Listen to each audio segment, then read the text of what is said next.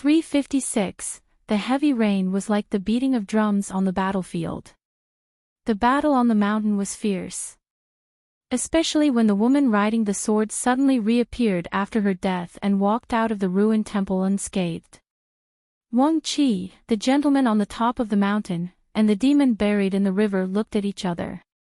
What kind of immortal supernatural power was this? Could it be that the beautiful woman with outstanding swordsmanship was a talisman puppet of the unorthodox Taoist sect? Or was it the unknown Mahist art of mechanism? But when did the talisman and art of mechanism become so brilliant?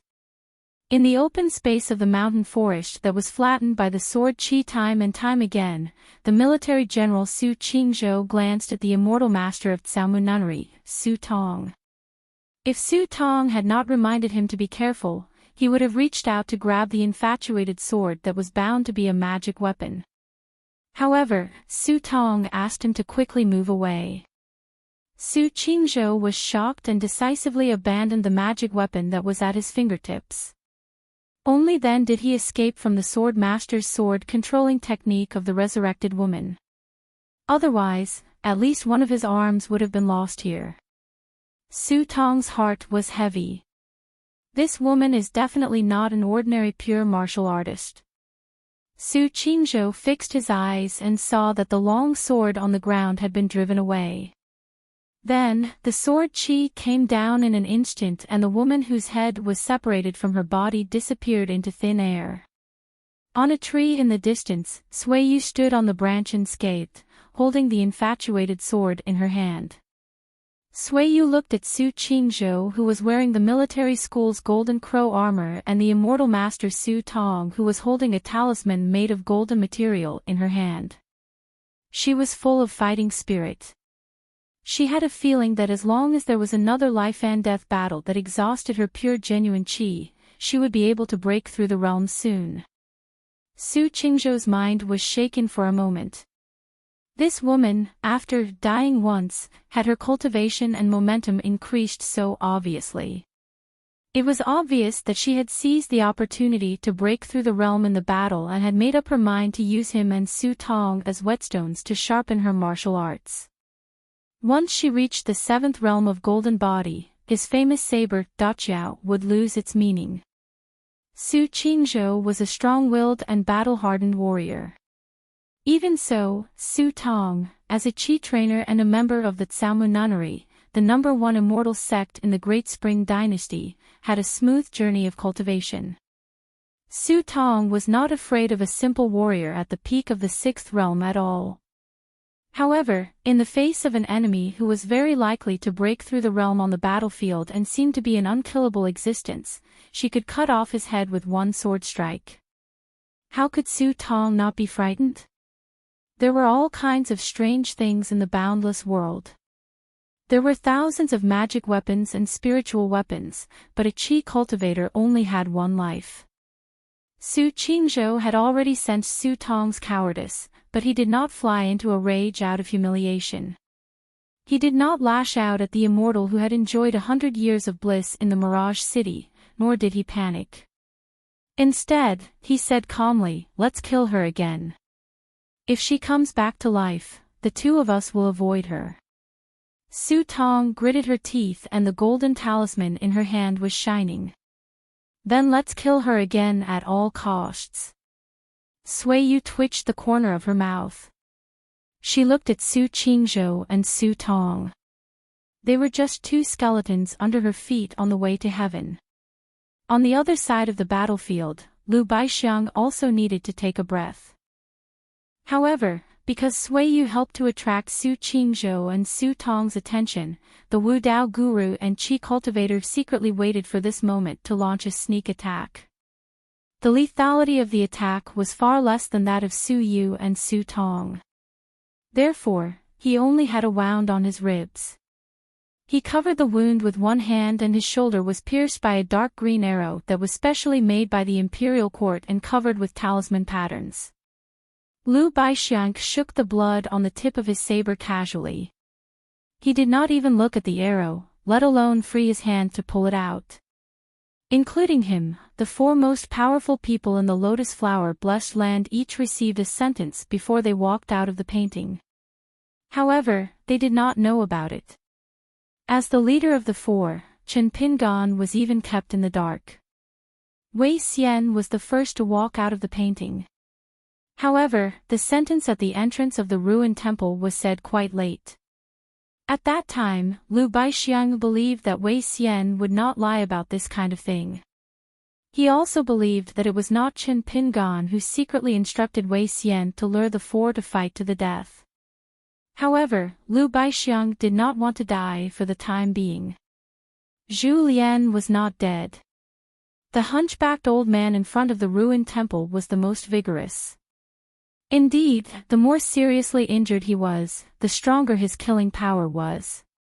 Although Liu Baixiang had never heard of the gold and copper coins and only knew that there were three kinds of divine coins in this world, snowflake, minor heat, and guyu. However, Liu Baixiang felt that his life was comparable to that of a gold and copper coin.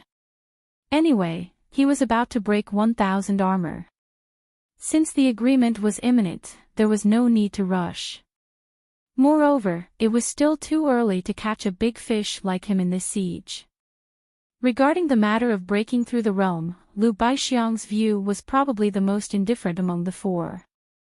Sui Yuyu was undoubtedly the most enthusiastic one because she was the most ambitious one. She wanted to fulfill the long-cherished wish of the lotus flower-blessed land, which was to ascend with a sword. The second mouthful of fresh and pure genuine qi flowed in Liu Baixiang's body like a river. Although it was not as good as the previous peak state, it was enough to deal with the killing for another 30 minutes.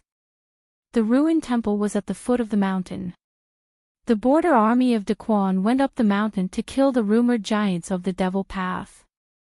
Gao Shizhen's face was pale because of the heavy rain. Finally, he could not persuade an old butler of the Duke's mansion to help him hold a big umbrella over his head. Gao Shizhen had just experienced great joy and shock.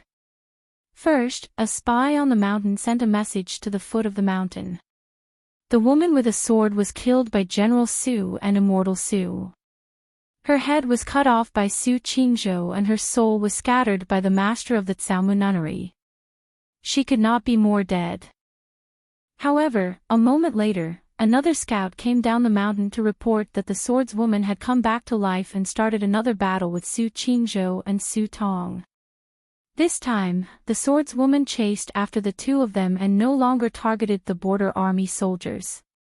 The desperate Duke of Daquan suddenly turned his head and looked at the soldiers who were silently climbing the mountain in the heavy rain not far away. He could vaguely see that some of them were young, about the same age as his son, Gao Shi. Some of them were experienced soldiers who were no longer young, like Gao Shizhen. About half an hour later, Gao Shizhen, who was in a heavy mood, received another bad news. The swordswoman withstood a slash from Su Qingzhou's saber and a punch from a golden-armored talisman puppet and pierced Su Tong's heart with her sword. Immortal Master Su, who should not have died on the spot, had used all his means. No matter how many elixirs he swallowed and how many immortal spells he cast to prolong his life, he still died. His entire heart had withered into ashes. After the woman with a sword died, her body disappeared again. When she walked out of the ruined temple for the second time, she had reached the Golden Body Realm, the seventh realm of martial arts. General Su had already retreated and left the mountain without permission. The first prince was furious and threatened to severely punish the Su family in Mirage City. Gao Shizhen did not say a word. Only the bone-chilling downpour in the winter night was like God's never-ending dream. The old butler, who had served the Duke's mansion for generations, comforted him softly. "Duke, as long as Mr. Wang doesn't do it himself, it means that it's not the time to make a final decision. Don't be too pessimistic." Gao Shizhen was expressionless. On the mountain, although Liu Baixiang was severely injured, except for the wound on his waist and the imperial arrow that pierced through his shoulder, his combat power was not affected much. He was still able to resist waves of attacks. Wei Xian, who was alone outside the ruined temple, could easily deal with some fish that escaped the net. The West Mountain Dew armor was indeed the armor of the military school that Su Qingzhou was extremely jealous of. It should be noted that the armor that Su Qingzhou wore was the second-class armor of the military school, the Golden Crow armor, which was much better than the Dew armor.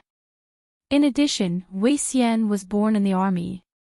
The founding emperor of the Nanyuan Kingdom, who rose from the bottom of the market, spent most of his life in the military and won the reputation of being the enemy of 10,000 people in the history of the Lotus Flower-blessed land. After that, the so-called unparalleled fierce general on the battlefield, no matter how famous he was when he was alive, was at most the second Wei Xian.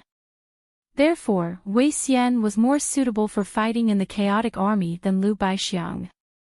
Imperceptibly, in the battlefield where the army was in formation, Wei Xian had an advantage similar to that of the Confucian sage in the academy. This was not a talent that a martial artist at the peak of the 6th realm could have. Perhaps even the gurus at the 8th realm and the 9th realm could not have this talent.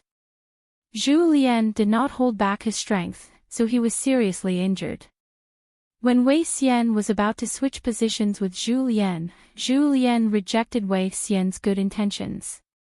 Once a martial madman was in a desperate situation, his ferocity was terrifying. Wei Xian still insisted on replacing Zhu Lian. He wanted to put on a good show of taking the head of the general in the midst of 10,000 soldiers. This was his forte. Although he would most likely have to pay with his life to kill the prince of the Great Spring, Lu Zong, Sui Yuyu had died twice. Wei Xian felt that it was not a loss if he could exchange his life for a completely unrestrained charge. Moreover, the guards at the border inn were guarding the door, and so was the door of the temple on the mountain. Did he not become a guard dog guarding the house? However, Zhu Lian's punch repelled a Qi cultivator's spiritual weapon and he took advantage of the momentum to retreat. His old body slid all the way back. His fists were already showing the white bones. Before Zhu Lian charged forward again, he grinned and said softly to Wei Xian behind him, "Kindly remind you that you can live if you die. The money spent is Qin Pingan's money. Whether you feel the heartache or not depends on the mood of the four of us. But I advise you not to die so easily. For the time being, I can't give you a reason. It's just my intuition.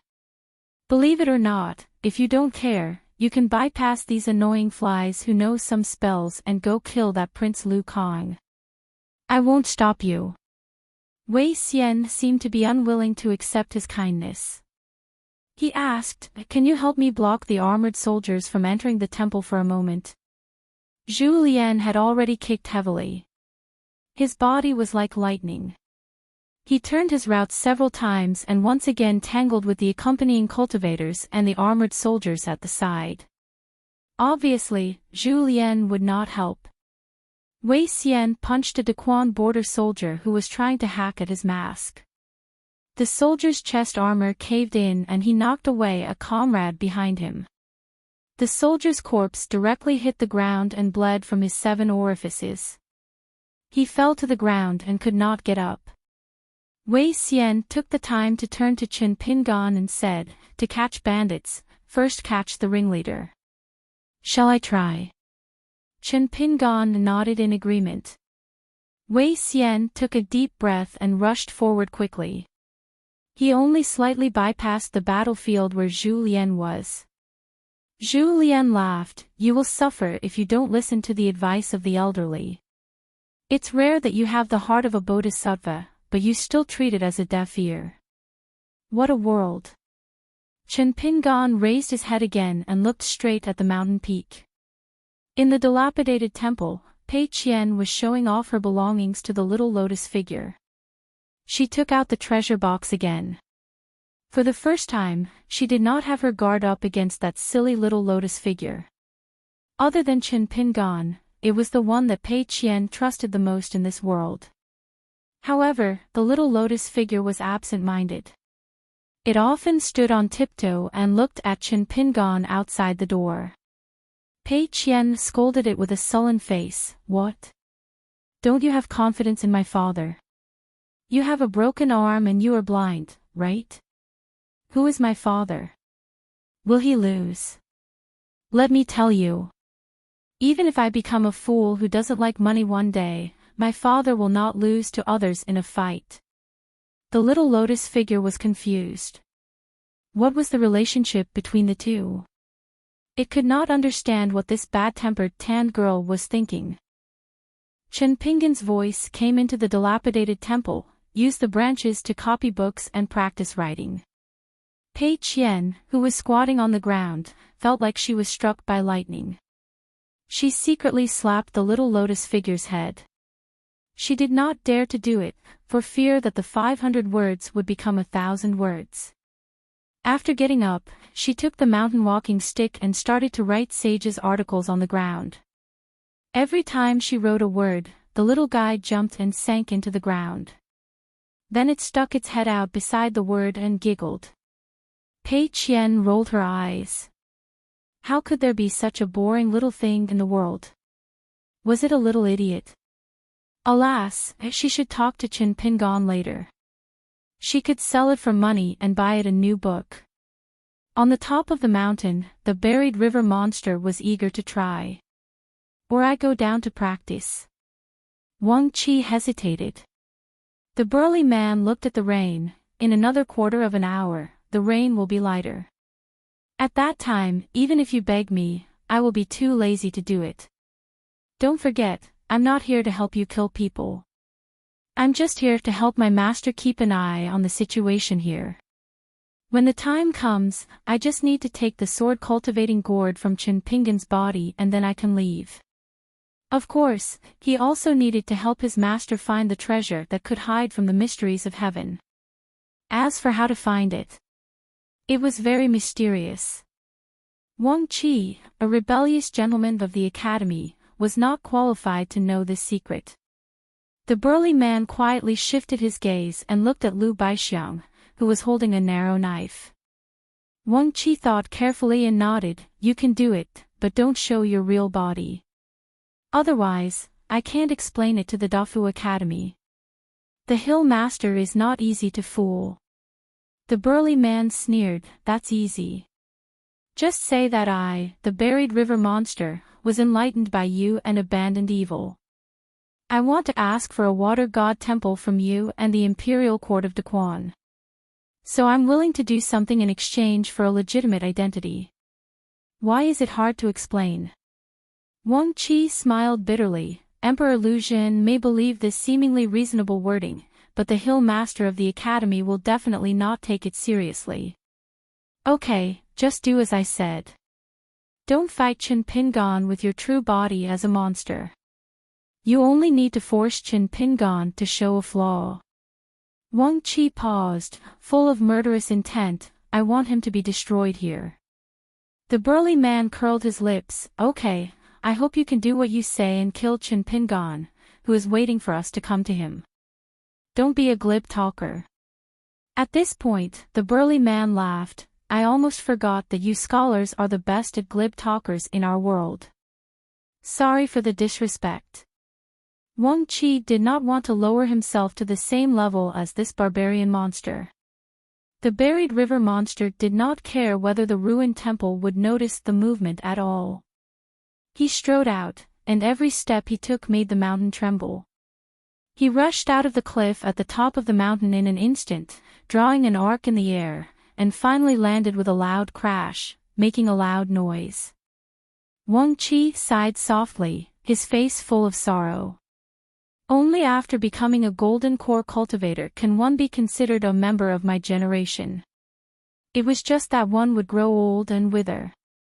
Even a golden core that he had painstakingly obtained would have a time when it would dim. How could he, Wang Qi, die when he had yet to fulfill his ambitions?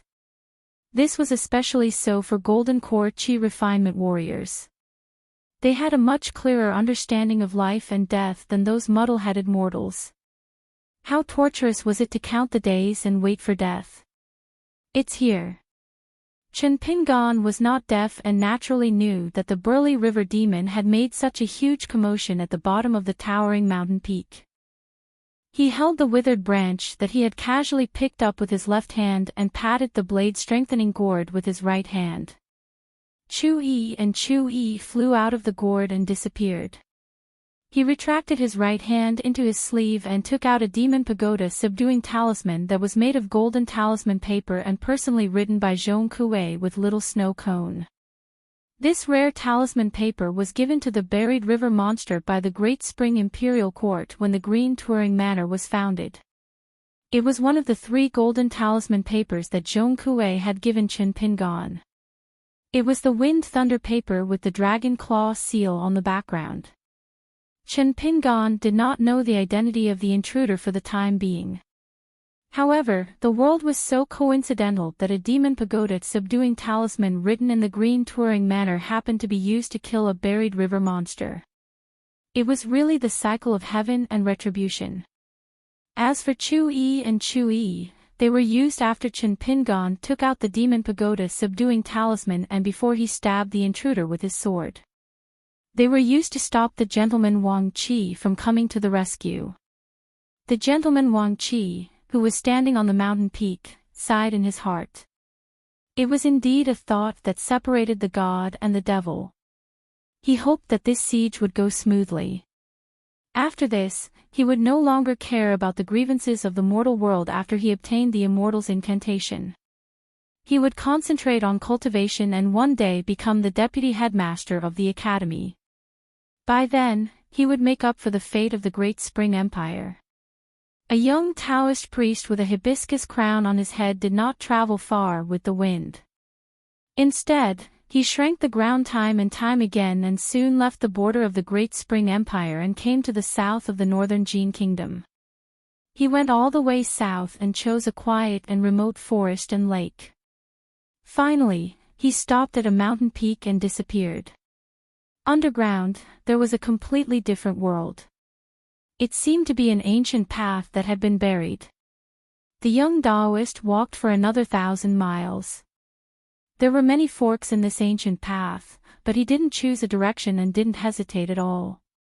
Along the way, the gloomy and magnificent underground phenomena did not stop the young Taoist priest for even a moment. Finally, he came to a dilapidated mountain gate. The plaque was crooked and half of it was broken, leaving only the 3 words, Blasphemy Palace. When he stepped in, a subtle sword chi suddenly appeared and disappeared.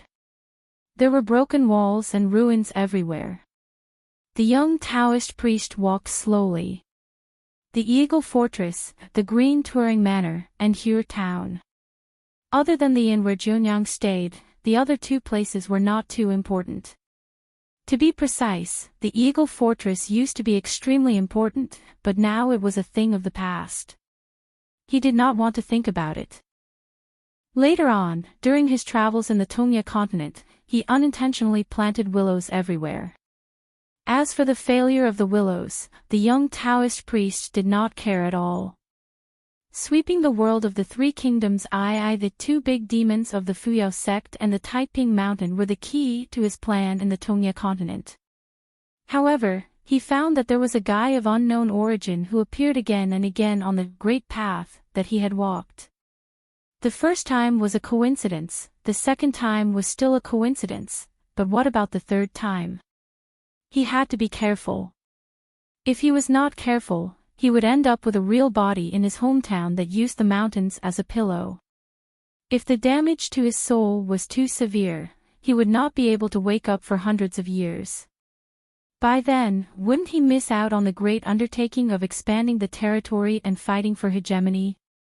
How would he be able to obtain an unimaginably fertile territory for his family's descendants? He kept telling himself this in his heart. At the end of the path in the abandoned palace was an old site that looked like the ancient dragon-locking platform. A ragged white ape covered in blood sat cross-legged. It could not hide its ferocious aura that flowed out majestically. However, whenever the strands of sword chi that were condensed to the point of materialization drifted out of the huge stone platform, they would be struck by snow-white lightning and disappear without a trace. It was the white ape carrying a sword on his back from the Taiping Mountain that had fled here. However, the term carrying a sword no longer existed. The old ape asked in a hoarse voice, "Why did you come here to find me? Aren't you afraid that both of us will die here?" The young Taoist priest walked to the edge of the dragon-locking platform. He did not walk up the stairs. He smiled and said, "Don't worry. There's an old thing in my hometown who has long asserted that you are a lucky person. You won't die." The old ape asked, "What do you want?" The old ape glanced at the guy who was wearing a Taoist robe and a hibiscus crown. The more it looked at him, the more depressed it felt. Years ago, on the Taiping Mountain, the guy somehow changed his appearance and caught the attention of a core formation stage cultivator of the Taiping Mountain as a young man who had lost his memories. After he was brought to the mountain, he snuck into the Hall of Ancestral Masters and was given a jade badge of his lineage. He was the most promising genius of cultivation in the Taiping Mountain to break the awkward situation of a shortage of young people before he became a female Taoist priest. Even the Hall of Ancestral Masters of the Taiping Mountain was shocked by the speed at which he entered the core formation stage and broke through the bottleneck of the nascent soul stage. They did not hesitate to find a treasure that could conceal the secrets of heaven for him in order to prevent the Tongya sect and the Yugui sect from harboring evil intentions. After successfully entering the nascent soul stage at a young age, he spared no effort on his path of cultivation to slay demons and devils. He had a very good reputation. One day, perhaps he felt that the time was right or he suddenly became enlightened, he found the white ape in the well prison and revealed his shocking true identity. He ordered the white ape, who was the guardian of the mountain, to deliberately release a big demon at the bottom of the well prison. After a battle, both sides were injured and their primordial spirits were damaged. A young earth immortal who was less than 100 years old was reduced to a dying old man. His vitality was declining and his body was decayed. He was even more miserable than a 1,000-year-old nascent soul stage cultivator. After that, the young nascent soul stage cultivator left the mountain to travel with the reason that heaven never bars one's road. There were also invisible natural barriers. At the peak of Sui Mountain, the old scholar who was so fond of his secluded disciple was only making incantations. Unless there was a refined item on the person who wanted to pay attention to it, it would be a different story. It would be much easier. However, if that person had an item that could conceal the secrets of heaven, it would be as difficult as ascending to the heavens. The young Taoist priest held the back of his head with both hands and lay back, leaning against the steps. In order to prevent Taiping Mountain from searching for the hibiscus crown on my head, I took the initiative to destroy its appearance. Originally, it could still last for another 50 to 60 years. Now that the scholarly sage who has been drawing a prison in the heavens year after year has come to the human world early, it's hard to say. The saint who accompanied the sacrificial temple will definitely find me if he looks for me. The three great demons of the Tongya continent, Here Town, Fusui sect, and Taiping Mountain, you sword-bearing white ape. There must be a mastermind behind this. Before they find me, I have to do something. Since my plan has failed and deviated from my initial expectations, I have to make them feel disgusted. For example, I can kill Qin Pingan and then Huang Ting. There's no rush, let's see how it goes. The white ape was silent. These schemes were really not his forte. The young Taoist priest smiled. Only by being found can I retain a sliver of a chance of winning. Of course, I can't let them find me too easily, otherwise the scholarly faction will be suspicious. I have to make that scholarly sage look for me a little harder so that they can find me bit by bit. That young man called Qin Pingan, or perhaps Huang Ting's death later, are the leads. Otherwise, if I run back to my hometown with my tail between my legs, I'll really lose everything. After returning there, I'll have to suffer. Maybe I'll be banished to that mountain range to fend for myself and then be forced to do hard labor for that blind man. When I think of this, I'm a little worried. The white ape thought of the ancient rumor in the wilderness and was a little frightened. The young Taoist priest clicked his tongue. I do miss my hometown a little. Here, my hands and feet are tied. I have to guard against the scholarly sage patrolling above me, and I also have to be wary of that mysterious Taoist temple master. It's really tough. If not for the latter, my plan in Tongya continent would be much easier. I wouldn't have to deliberately avoid him. Huang Ting is lucky to have been thrown into the temple by that bad-tempered ancestor of ours. If possible, I really want to see that stinky cow's nose. His words came to an abrupt end. Over at the ruined temple, Pei Qian suddenly covered his eyes and rolled on the ground. Between his fingers, there seemed to be sunlight and moonlight shooting out. After a while, a tall old Taoist priest appeared near the dragon-locking platform of the underground palace and sneered. Oh! On the sea to the west of Tongya continent. A great demon that was thousands of feet in size stirred up huge waves and fled frantically. Behind him, there were several figures following him. On the sea, there was a sword cultivator who was in a bad mood. He didn't want to be that bullshit Taoist protector, but deep in his heart, he was a little worried that the chaos in Tongya continent would affect the young man that Shao Qi had given all hope to. He really didn't want to appear in the human world, so he rode his sword on the sea to relax. He wandered left and right. Coincidentally, the sword cultivator's name was Left and Right. He saw the injured great demon that had tactfully changed its escape route. But he was in a bad mood, so he attacked with his sword. He killed it with one sword, too. 357, 10,000-word chapter. Wei Xian was wearing the West Mountain Nectar armor. After getting Chen Pinggan's approval, he tried to find an opportunity to kill Prince Lu Tsong while Wei Xian was holding back more than half of the cultivators following the army. He didn't care even if he had to sacrifice his life. After Sui Xiong killed the immortal master of Tsamu Nunnery, Su Qingzhou left the mountain without saying a word even though he knew that Lu Tsong would vent his anger on the whole family. He returned to Mirage City and discussed countermeasures with his grandfather, who was the great general of the West. As one of the top general families in the Great Spring Dynasty and had been rooted in Mirage City for several generations, the Su family was afraid of the first Prince Lu Tsong, but they wouldn't wait for death.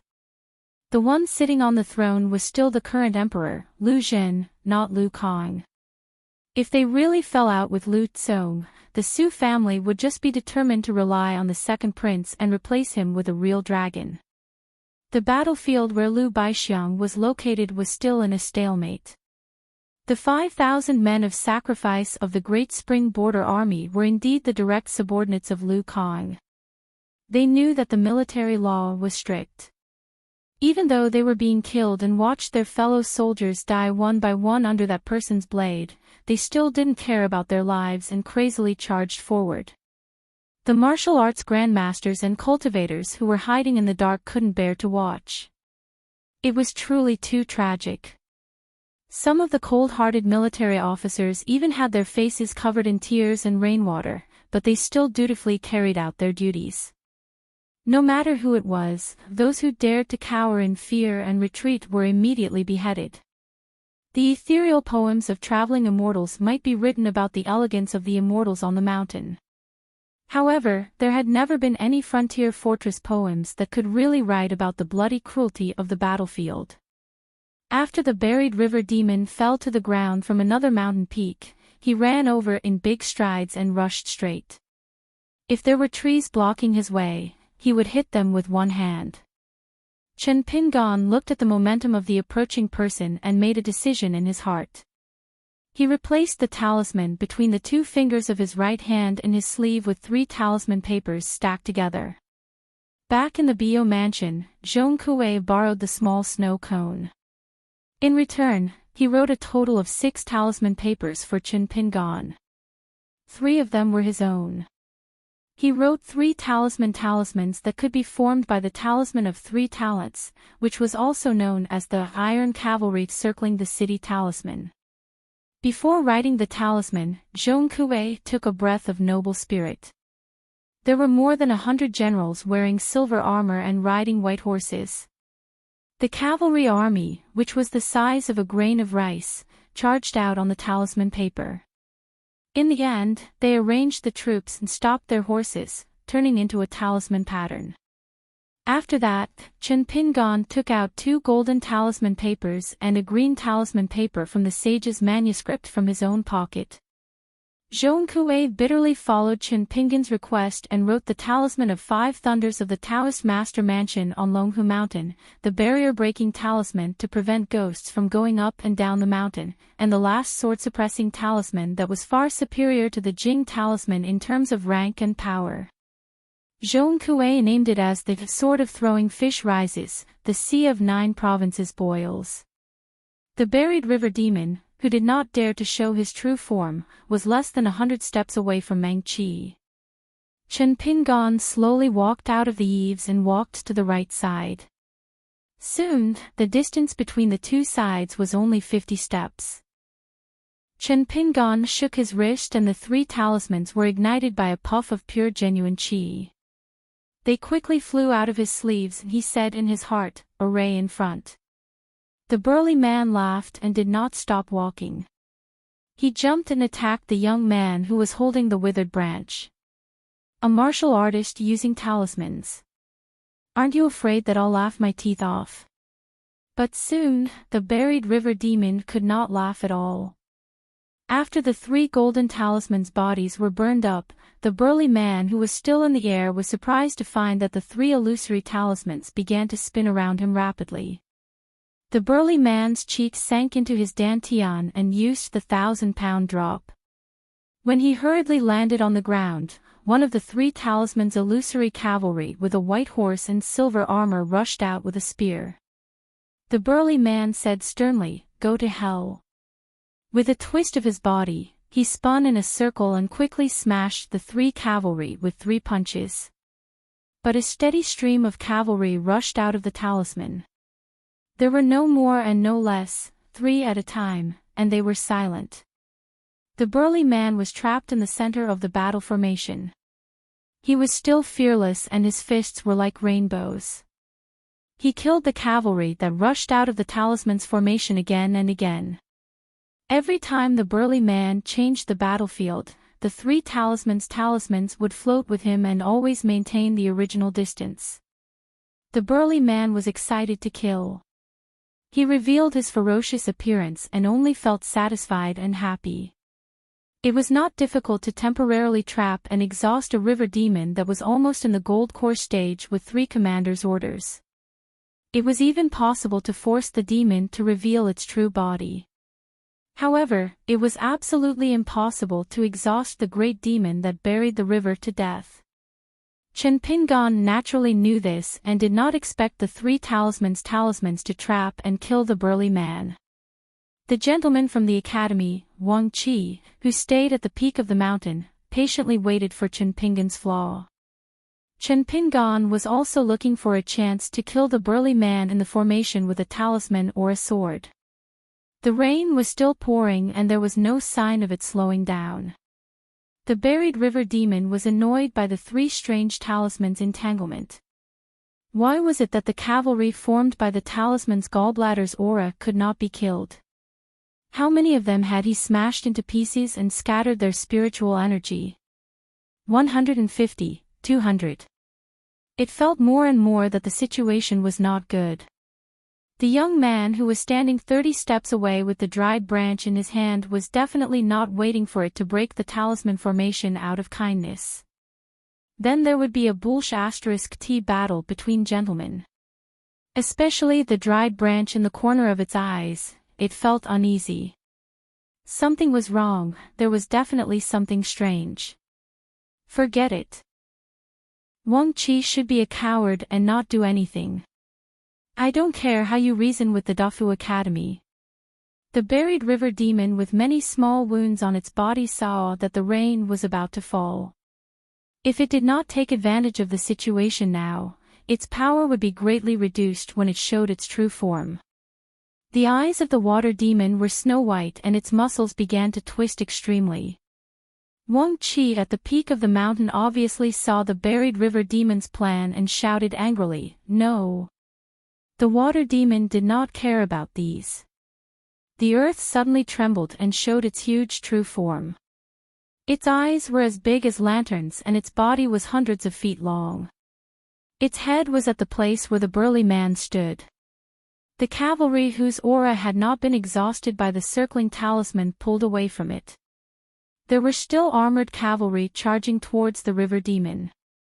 Some of the border soldiers of the Daquan who were hiding on both sides and waiting for an opportunity were directly bounced away by the body of the eel demon. When they flew out, they were bleeding from their 7 orifices. Dozens of people were either injured or killed. The heavy rain poured on the body of the river demon. After sliding down the mountain, it did not seep into the mud but quickly gathered into a stream. Chen Pingan recognized the identity of this great demon. It was the eel demon that was fighting with the water goddess at the bottom of the river.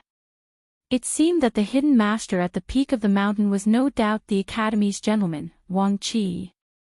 He pinched the Dragon Tiger Mountain talisman that Zhong Kuei said was 5 dragons holding the pearl with 2 fingers. After injecting his genuine qi, he threw it at the head of the buried river demon.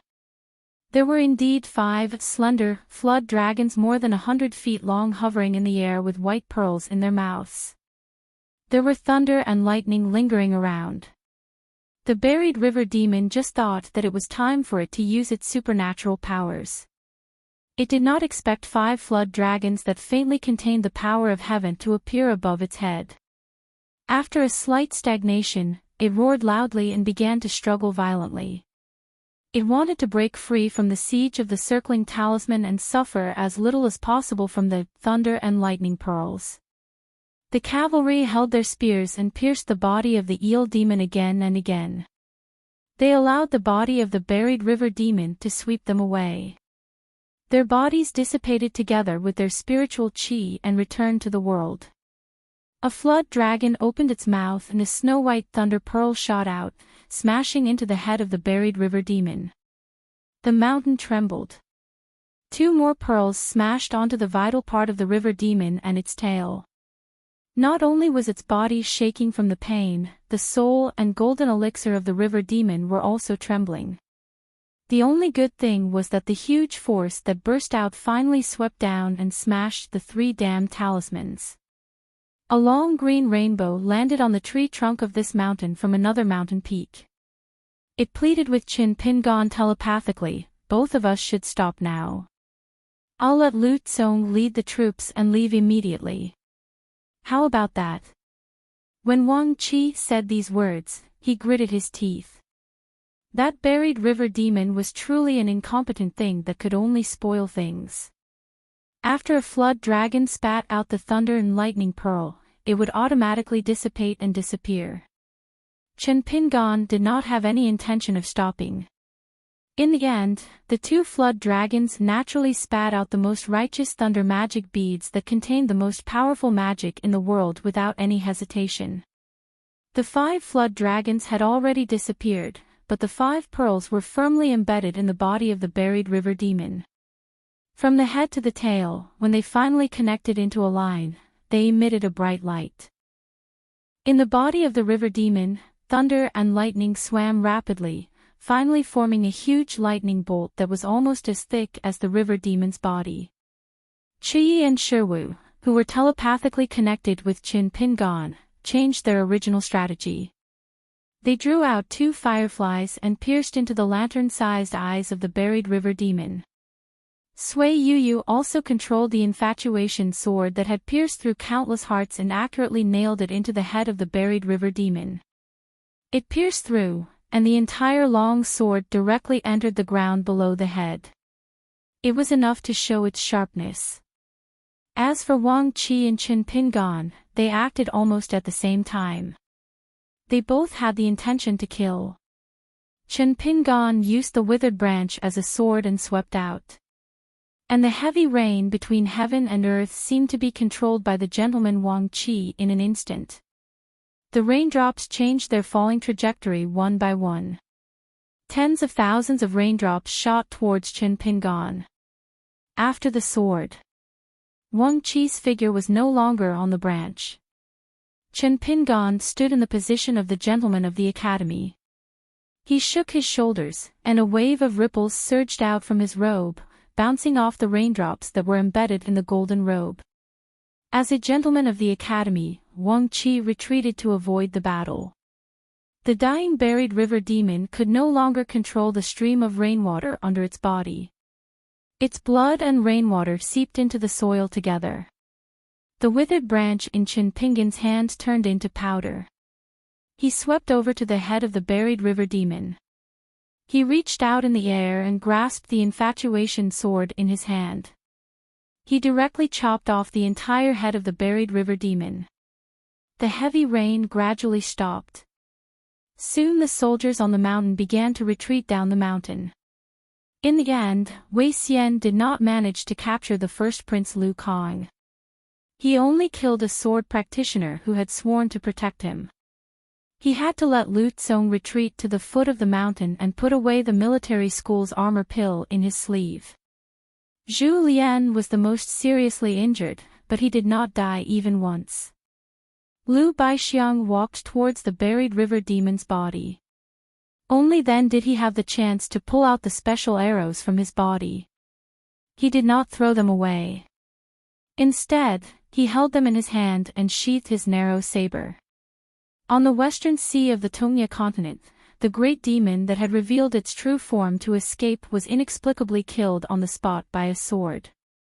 Its entire head, which was as large as a mountain, fell neatly into the sea after being sliced by a silk thread.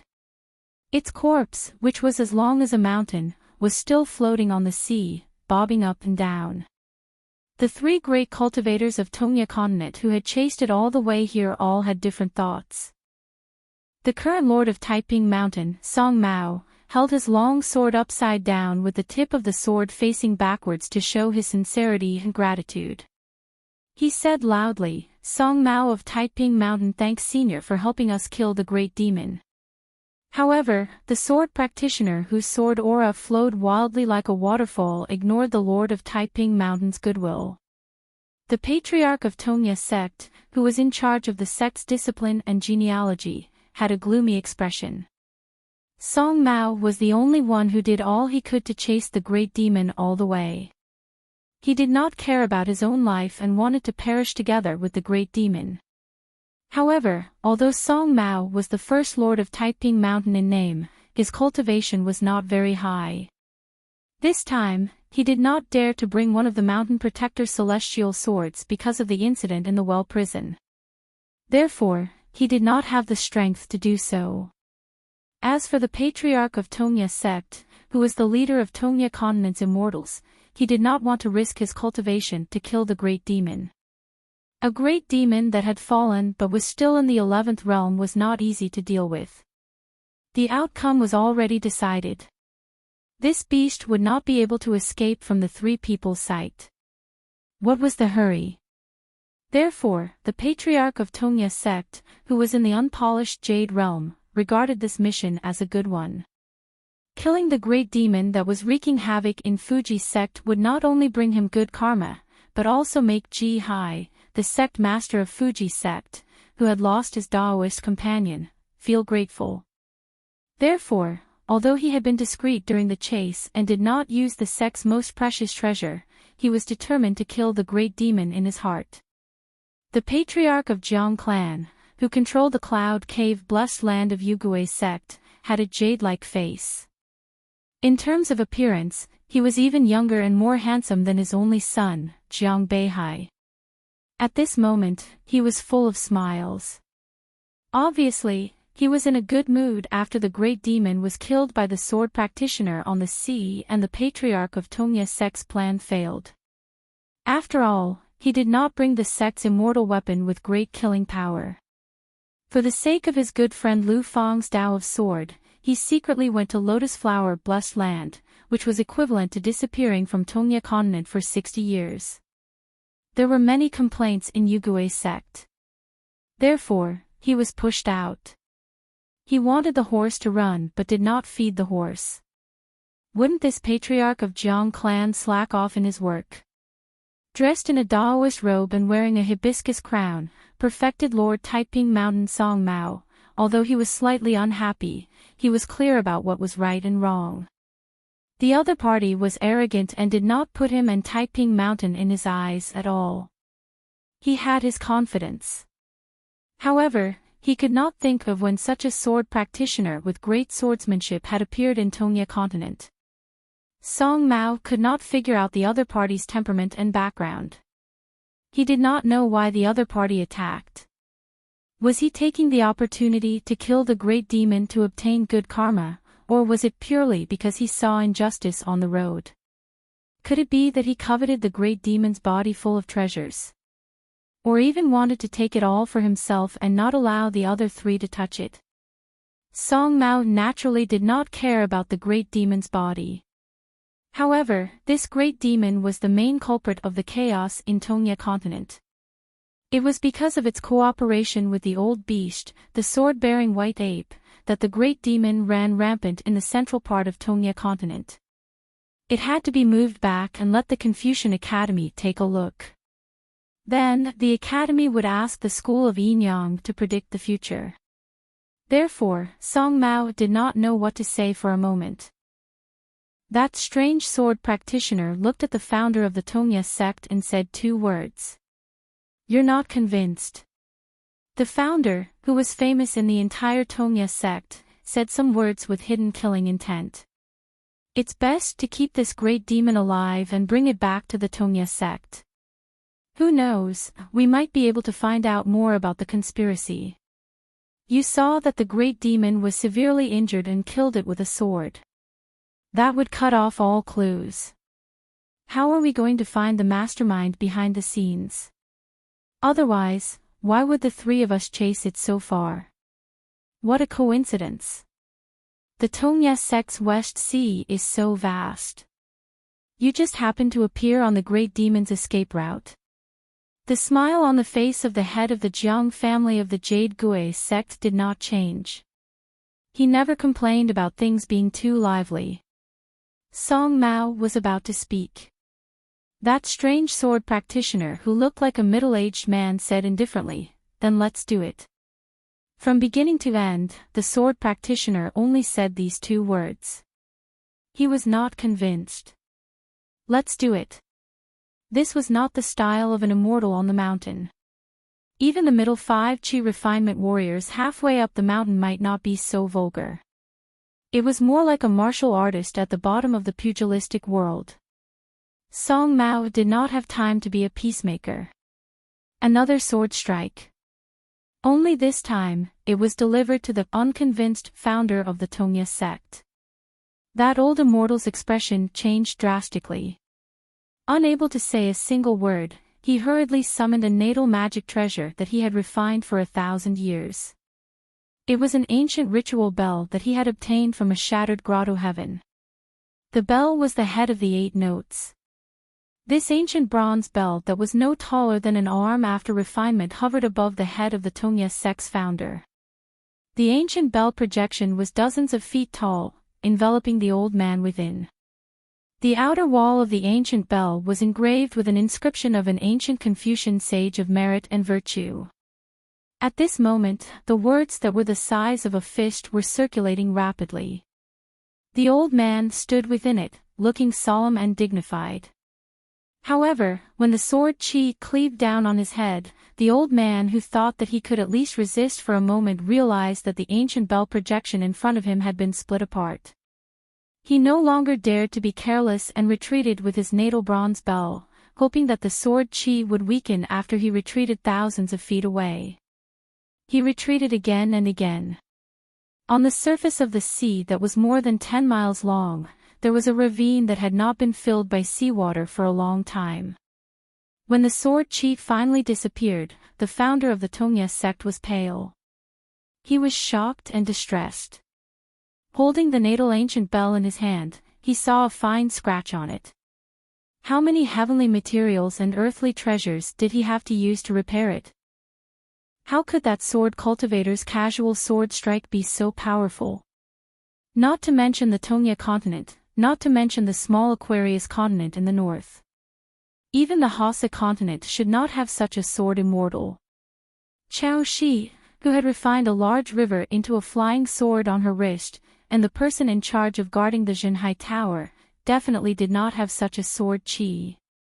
The sword cultivator pushed the old cultivator back with one strike. After rolling so far away, he was finally not an eyesore. He turned to the other person and asked, "Was it fun?" The smile on the master of the Jiang clan's face immediately stiffened. He cupped his fists and apologized, "Please forgive me for my rudeness."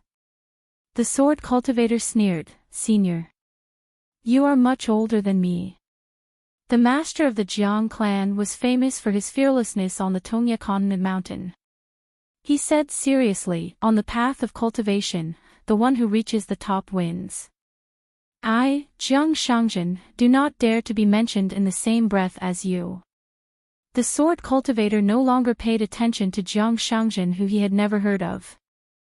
He looked at the old man who was further away with lingering fear. "You seem to have a treasure that is good at attacking." "Not bad. Can you let me have a look?" The founder, who had suffered a lot, knew the temper of this sword cultivator. He was more hot-tempered than the Lord of Heaven of the Taiping Mountain. He did not dare to show his sect's treasure stupidly. It was obvious that the sword cultivator would not give up. What if he said, "Since you have already taken it out, don't waste it. Let's exchange moves and see how powerful it is." Should he take it or not? If he did not take it, the people of the Yugui sect and the Taiping Mountain were watching from the side.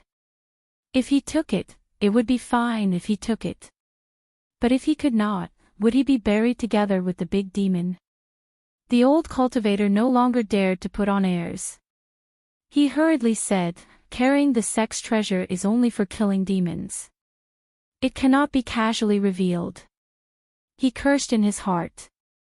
There was actually such a domineering and unreasonable sword cultivator in the world. What was the scholarly sage doing? Did he not care? Without waiting for the old cultivator to feel that he had shown weakness by conceding, the sword cultivator had a bit of a brain and should know when to stop. The sword cultivator asked, "If you don't take it out, how can you take my second move?" The founder of the Tonga sect was furious. "Do you really think I am a clay bodhisattva with no temper?" Jiang Shangzhen kept a straight face, but he was secretly happy. He had long been sick of the Tonga sect cultivator's annoying face. It was not only him. The entire Yugui sect was like this, especially their old sect master. The few times he got angry in his life could be counted on one hand, and it was almost all thanks to the Tonga sect cultivator. Lord of Heaven of the Taiping Mountain Song Mao said in a deep voice, "Demons are in chaos in the Tonga continent now. Senior Sword Immortal, please do not use your sword today." The sword cultivator retracted his gaze, "Then you will take this move." Song Mao said without hesitation, "Yes. Regardless of whether I can take it or not, the people of the Tonga sect and Yugui sect are here and will send a message to Taiping Mountain. I, Song Mao, am not as good as you. Even if I die here, Taiping Mountain will not hate you." After the sword cultivator muttered Taiping Mountain twice, he seemed to remember something and smiled for the first time. "You are indeed a cultivator of Taiping Mountain. Not bad. In the Tonga continent, you are the only decent ones. The rest are not worth mentioning." Song Mao was stunned and did not know what to say. The sword cultivator suppressed the sword chi all over his body, indicating that he would not use his sword again. Forget it, he remembered that Shao Qi once mentioned this Taiping Mountain. What did he say again? Had an ancient chivalrous aura. The sword cultivator said, "Just take the corpse of the great demon." Song Mao felt relieved. After sheathing his sword, he cupped his fists and said, "Senior Sword Immortal, thank you for killing the demon. The sword cultivator hesitated for a moment and looked at the three people, asking, does anyone know a young man called Chinpingan? Do you know where he is now? Song Mao and the founder of the Tongya sect were both confused. Jiang Shangjin quickly weighed the pros and cons in his mind and said with a smile, I happen to know. The sword cultivator asked, what do you mean? Jiang Shangjin told this eccentric sword cultivator through telepathy, concisely describing what he had seen and heard in the lotus flower blessed land. The sword cultivator nodded and said disapprovingly, the number one in the world in a small blessed land, is passable. Jiang Shangjin asked tentatively, Senior, do you need to take care of him? The sword cultivator squinted. Are you worthy? Jiang Shangjin smiled helplessly and said no more. The sword cultivator left. He was getting further and further away from the Tongya continent. He was too lazy to be anyone's guardian. When the sword cultivator was far away, Jiang Shangjin said with a cheeky smile, our vast world is indeed more interesting. Song Mao asked curiously, do you know this great sword immortal? Jiang Shangjin smiled and said nothing. The old cultivator of the Tongya sect who had carefully returned to the two snorted, this person's sword skills are good, but, Jiang Shangjin gloated, but what? The old cultivator swallowed the words that were about to come out of his mouth. He was really afraid of that guy's sword.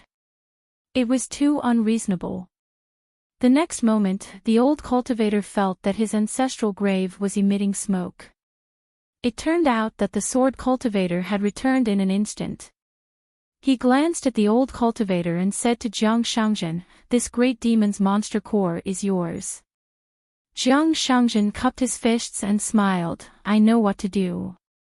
The sword cultivator left the mortal world again. In the side palace of the broken dragon vein in the Tongya continent, the white ape saw a tall old man in a Daoist robe. The young Daoist smiled awkwardly. The old Daoist smiled and asked, are you happy that your wish came true? The young Daoist said bitterly, I'm very surprised. The white ape sitting on the dragon-locking platform, although he couldn't make a plot that would bring chaos to half the continent like the young Daoist, but after thousands of years of cultivation, he still had a discerning eye. The master of the Daoist temple was said to be the old Daoist of the eastern sea that no one could find. If one wanted to enter the lotus flower blessed land, they could only find the little Daoist boy with the golden gourd on his back. A group of real earth immortals had to patiently discuss business with a little guy. The young Daoist stood up and asked, Old Daoist, are you here to enforce justice on behalf of the heavens and kill me? The old Daoist sneered, the sky has collapsed, how can I enforce justice on behalf of the heavens? I'm here to see who has the guts and ability to covet the Tongya umbrella that I gave away. The young Daoist suddenly said, is it the oil paper umbrella that the little girl casually held in her hand? He sighed, if I knew that Chinpingan was related to you, I wouldn't dare to offend you. Wouldn't that be asking for trouble? The old Daoist brushed past the young Daoist and walked up the dragon-locking platform step by step. I'm not interested in the mortal world. I won't kill you. It's time to let some people in the happy nest remember, or else they'll forget what those old bones did in the past. The young Daoist turned around and followed behind the old Daoist from the Eastern Sea Monastery with a smile. Thank you for your mercy, old senior. With the old Daoist's words. Even if his plan in the Tongya continent was leaked in advance, it could still be considered a blessing in disguise. After returning to the wasteland, at least he wouldn't be exiled to that mountain range to be a laborer for a blind man. He had to move mountains year after year and put them here and there. Others might find it fun, but which great demon wouldn't feel that it was better to die than to live? The key was that for some reason, the overlords of the wasteland didn't seem to want to work together to pull out this big nail and throw it to the great wall of Sword Chi. The old Daoist walked up to the dragon-locking platform and glanced at the white ape who looked as if he was facing a great enemy. He nodded. Little bastard, you're quite interesting. I'll go with the flow. Remember to take out your sword technique in the lotus flower blessed land. In an instant, the white ape of Mount Taiping, who had no immortal sword to carry, disappeared from the dragon-locking platform. The young Taoist's mind raced as he silently deduced. He asked, since the white ape is no longer here, why don't you get straight to the point? What do you want me to do? The old Taoist asked in return, what do you want to do? The young Taoist admitted, if I say it, I'll die on the dragon-locking platform. It's better if I don't say it. The old Taoist was a little disappointed. I've already given you a chance. You're a great demon at the peak of the true body realm, only a hair's breadth away from the 13th realm. You didn't even dare to kill Chen Pingan, so you missed a great opportunity. Back then, the Great Wall of Sword Cheese Chen Qingdu borrowed Chen Pingan's sword in order to transfer some karma to Chen Pingan. If you kill him, you'll be doing a great deed for the wasteland. As for me, I can also take the opportunity to take Chen Pingan into the monastery. Not only can I anger that old scholar to death, but I can also raise my own position in the praying mat. The young Taoist was shocked. The old Taoist smiled. It's too late now. The young Taoist stomped his foot, filled with regret. The ancient dragon-locking platform beneath his feet rumbled as lightning flashed and thunder rumbled in the pitch-black void outside. The old Taoist said, if you're a human, you'll have a good future as a school of vertical and horizontal. As for a school of yin-yang, your aptitude isn't too good. The young Taoist nodded helplessly. That's true. The old Taoist suddenly said something with deep meaning. Actually, if you juniors from 2 realms were born earlier and were lucky enough to live until today, many of you wouldn't be too bad. The young Taoist fell into deep thought. The old Taoist clasped his hands behind his back and made a grabbing motion. In the capital of the Nanyuan Kingdom of the Lotus Blossom Blessed Land, there was a drizzle. In the early winter, although the rain wasn't heavy, it was still a little annoying. A group of 4 people walked on the street. The young man in the lead was androgynous and very handsome. In the winter, he held a folding fan in his hand. He didn't open it and gently tapped his palm. In the eyes of the people of the Nanyuan Kingdom, if not for his good looks, he would be an elegant person. The 4 of them walked on the street. The young man looked left and right and clicked his tongue in wonder. There was a young boy named Xiao Qinglang. He had already walked out of his shabby alley to the street, but because of the sudden rain, he had no choice but to run home to grab an oil paper umbrella. When he reached the corner of the alley, he saw a group of people in the distance. His eyes were filled with hope as he stared at them. But when he vaguely saw the face of the young master, he was somewhat disappointed. Alone, he quickly walked toward the school. Teacher Zhong disliked people being late when teaching. Xiao Qinglang couldn't see the young man clearly. However, the latter saw through him clearly. As a banished immortal who had preserved his cultivation base and landed in the lotus flower blessed land with his true body and complete soul, Lu Tai had entered the ranks of the newest 10 people in the world the moment he landed. As for the 3 retainers behind him, they received the same treatment. However, they were limited by the fact that they didn't have a strong foundation in the world and were also young. Therefore, they were at most second-rate masters in the Jianghu. They were still some distance away from being first-rate masters. Huan Yin, who almost had a mental breakdown in that disaster, changed his allegiance to Lu Tai's young Taoist priest, Huang Shang.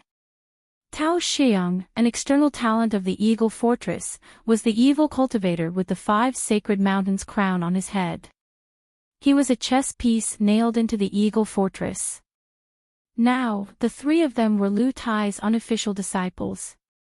Lu Tai came to a street adjacent to Zhuangyuan Alley. There was a martial arts school nearby. Lu Tai looked at a small house. It used to be the place where Ding Ying and Ye stayed after entering the capital. It was considered a stronghold of the evil sect in the Nanyuan kingdom. However, after the war ended, the imperial tutor Zhong Qiu had been keeping this house. Lu Tai smiled and said, "From now on, this is my private residence." He turned his head and instructed the three, Huang Shang, go to the Lake Mountain faction. How much you can learn from Eugenie will depend on your luck. As for Tao Xiang and Huan Yin, you two are free to wander around this blessed land. Tao Xiang can pay more attention to General Tang Tie, while Huan Yin can get closer to the armed Saint Qing Yuanshan. After 60 years, if you can't make it into the top 10 in the world, then obediently become nourishment for this blessed land. Good luck. I've already given you each a life-saving item. If you still drown in this small jianghu, I feel that it's a waste of money to bring you down here. Lu Tai waved his hand. The three of them respectfully bid farewell and left. Not far away stood a green-robed Confucian with white hair on his temples. He was the Master Zhong in Chao Qinglang's eyes. Today, it was not the naughty and sleepy students who were late. Instead, it was this stern old man who was late himself. Lu Tai smiled and looked at the imperial tutor Zhong Qiu. I'm friends with Qin Pingan. I've personally experienced the splendor of the imperial tutor, so I've chosen to settle down in the Nanyuan kingdom. Zhong Qiu nodded. In that case, I'll wait and see. I still hope that you won't be so reckless, even if you're Qin Pingan's friend. With a snap, Lu Tai opened his elegant bamboo fan and gently fanned the breeze and drizzle. The so-called peak state is the limit of martial arts in the eyes of ordinary martial artists. Sui Yuyu's expression was sorrowful, his murderous aura thickening. He hated Zhu Lian, but hated Qin Pingan even more. He could not suppress it. Zhu Lian chuckled and said, "I understand. Thank you, young master, for answering my questions." Qin Pingan suddenly stood up and walked straight out of the temple. Sui Yuyu, come with me. I have something to say to you. Inside the temple, Sui Yuyu's eyes were cold. Qin Pingan still did not look back. He stepped over the threshold. If you don't come out to find me in the time it takes for an incense stick to burn, I will burn the painting. You don't have to return the 2 golden essence copper coins you owe me. Only then did Sui Yuyu walk out of the temple expressionlessly. He quickly followed the figure walking on the mountain path. Qin Pingan followed behind Sui Yuyu. He did not seem to care whether or not she would explode and kill. He said slowly, "If your state of mind is broken, how can you practice the sword in the future? Sui Yuyu, if you only have this much wisdom, I think you don't need to practice the sword at all. Anyway, without old Taoist Donghai's restraint, you won't be able to reach the top." Sui Yuyu's fingers moved slightly. Qin Pingan continued walking slowly in front. He said indifferently, "You will die. If you really want to die, I have something to say to you before you die." Sui Yuyu was silent. After a quarter of an hour, Qin Pingan and Sui Yuyu returned to the temple one after another.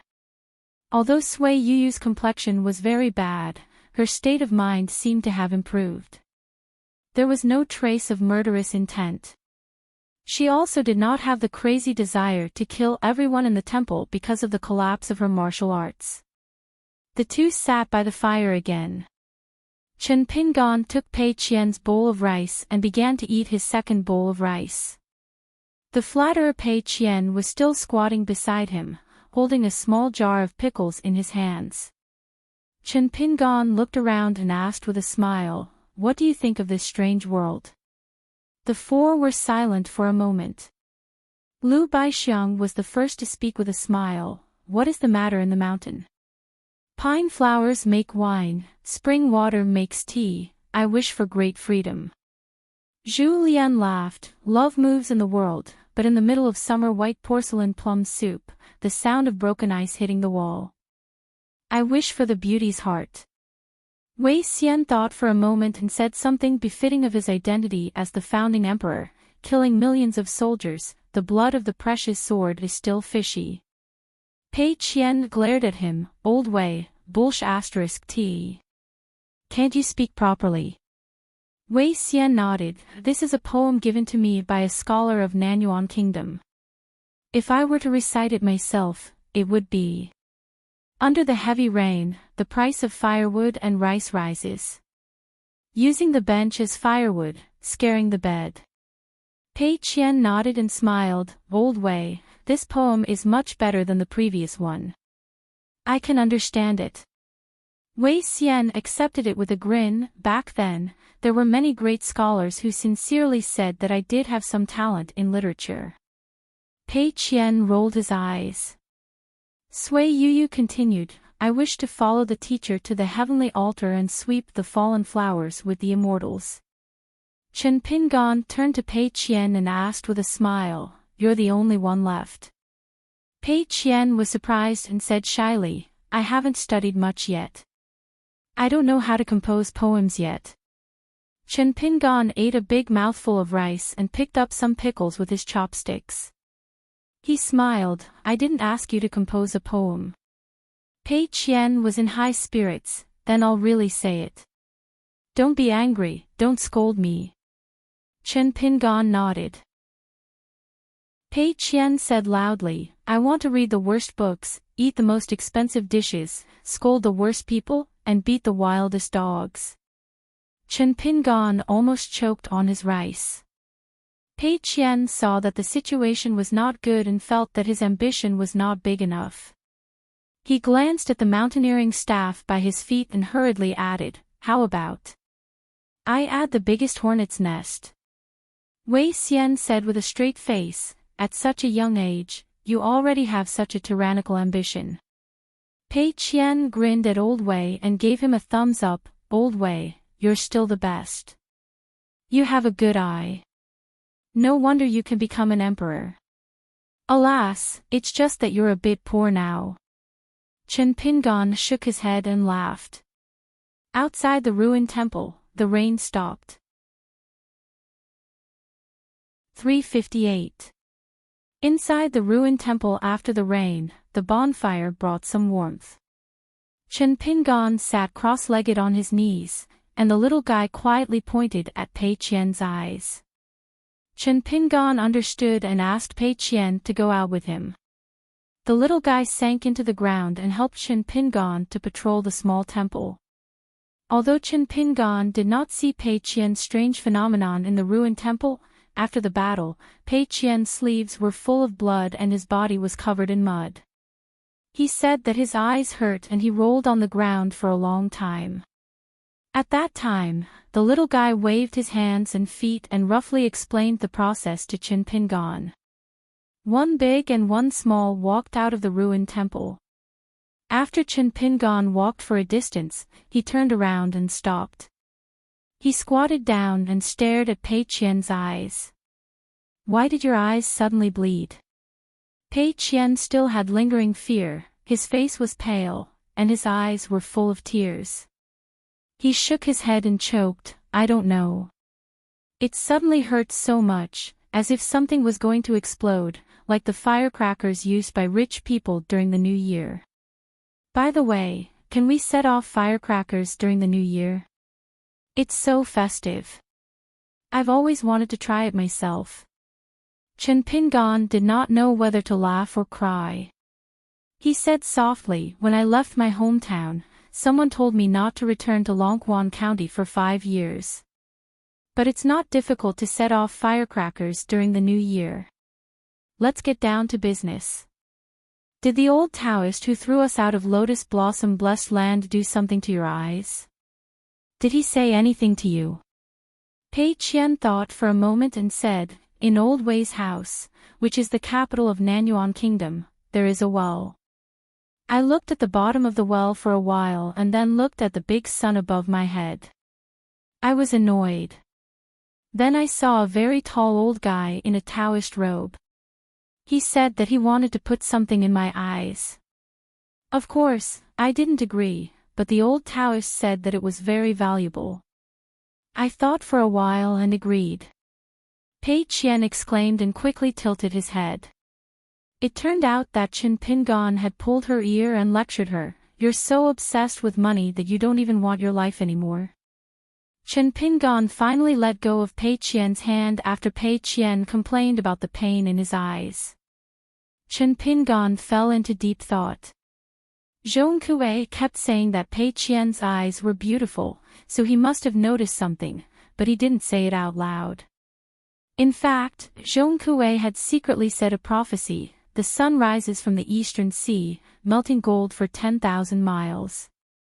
When the moon sets behind the western hills, the night apes rise. Qin Pingan muttered to himself, "You can't really put the sun and moon of the lotus flower blessed land into Pei Qian's eyes, right?" At the very least, Pei Qian could see the little lotus figure under the ground and see through the abbot's supernatural power that isolated heaven and earth. After the incident of the young Taoist priest of Taiping Mountain giving him the jade token of the Hall of the Patriarchs, Qin Pingan felt that once bitten, twice shy. However, for the old Taoist priest of the Eastern Sea Temple who claimed to know the sage of literature and was the first person in the world to hear about the order's theory, even if he really wanted to plot against Qin Pingan didn't have the ability to break through the situation. He could only take one step at a time. The reason why it was a plot and not a sinister plot like the jade token of the Hall of the Patriarchs of Taiping Mountain, and not because Qin Pingan admired the Abbey Dean of the Eastern Sea Temple, but because cultivators at the level of the old Taoist priest or the hierarch, Lu Qin, had long disdained to use plots and tricks. They were all open and above-board schemes, striving to be compatible with the mysterious great way of heaven and earth. The old housekeeper whispered, "Master." Gao Shizhen took a deep breath and turned to look at the god of mountains and rivers, the local lord of the Zhongshu government. "If you have something to say, say it." The old man in white plucked up his courage and stepped forward. He bowed to Qin Pingan and said with a smile, "Immortal Master Qin, I have to help Duke Shen clean up the body. I may send some mountain spirits and ghosts. I am worried that those unpresentable things will make a big noise and disturb your rest in the ruined temple. So I came to inform you in advance. I hope you will be generous and not be calculative with me." Qin Pingan nodded and said, "Just do it." The old man said timidly, "I dare to ask one more question. How do you plan to deal with the body of the big monster? Do you need me to order the mountain spirits and ghosts to do things for Immortal Master, such as skinning the skin and pulling out the tendons, absorbing the essence blood of the great demon's core chamber, and smashing it into bottles and jars?" Qin Pingan, who had only taken one monster pill from the buried river monster, smiled and said, "Then I will trouble you, Lord of the Land. After it is done, I will give you some rewards to thank you." The old man was flattered and said that he did not dare to let the Immortal Master spend money. He almost burst into tears. How could there be such a kind and generous immortal in the world? Gao Shizhen snorted and turned to go down the mountain. Qin Pingan walked to the ruined temple alone. The buried river monster was only one step away from forming a golden core. The last crystal green monster pill was the size of a date pit. Was it because of the 5 Thunder Talisman of Dragon Tiger Mountain? Because of the 5 Thunder Talisman, the monster pill was flickering with lightning. However, tonight's battle with the buried river demon was a sure bet. Qin Pingan had to pay a total of 3 pieces of talisman paper with dragon claw inscriptions for a fake Oris pill that had yet to mature. In order to destroy the set of talismans written by Zhong Kuei, he had to pay the price of the 5 dragons biting the pearl talisman made of golden material from his own pocket. Even now, Qin Pingan's heart still ached. When he walked to the ruined temple, Immortal Master Qin, who was wearing a white robe with a jade hairpin and a red wine gourd, kept murmuring to himself. As for the 2 copper coins that Sui Yuyu had spent on the 2 battles, Qin Pingan didn't want to think about it at all. After entering the ruined temple, Wei Xian took the initiative to ask, "Do you want to go back to the Mirage City and beat them up? Lady Lu of Daquan has lost her courage and won't be able to do anything. Maybe that academy gentleman will sell everything he has and take the initiative to ask for peace, begging us not to leak the news." Chen Pingan thought for a while and shook his head. "Let's go to the Tian Ke Peak. I will send a message to the Academy of Defu and Taiping Mountain. We don't have to worry about the rest. Zhong Kuei and the Academy must know about Wang Qi's actions, especially his collusion with the monster race. Now that the Taiping Mountain is in chaos, we should take the ferry back to the old dragon city in the Aquarius continent." Liu Baixiang and Sui Yuyu were in charge of the night watch. Zhu Lian, who was the most severely injured, went to the stream and changed into a clean set of clothes. He sat cross-legged next to the fire and slept soundly. Pei Qian was impressed. Although Wei Xian, who had taken off the sweet dew armor, did not need to keep watch at night, he went to the outside of the ruined temple. He squatted down at the battlefield where the martial madman Zhu Lian was fighting with the cultivators accompanying the army. He stared blankly at the messy footprints. Chen Pingan was sitting at the foot of the wall, sleeping. His expression was normal. Pei Qian, who couldn't sleep, knew that Chen Pingan was not in a good mood. Was it because of the loss of money? Was it because of the loss of the 2 talismans from Zhong Kuei? She wanted to beat up the little lotus with her mountain walking staff. It was all because of the loss of money. She fell asleep in a daze. Only she had a small tent made of cowhide. At daybreak, Wei Xian sat on the doorstep. Outside the dilapidated temple, there was an old man dressed in white who had been laughing for 2 hours. He held an old cane in his hand. Further away, there were a few weak mountain spirits and ghosts. They looked very comical. They carried 2 large bags on their backs, and there were even some who were carrying porcelain bottles and pots. The old man came to the open space outside the gate before dawn. He didn't say anything and just took a group of people with him. Zhu Fan Qian knocking on the door. Zhu Fan Qian Chin.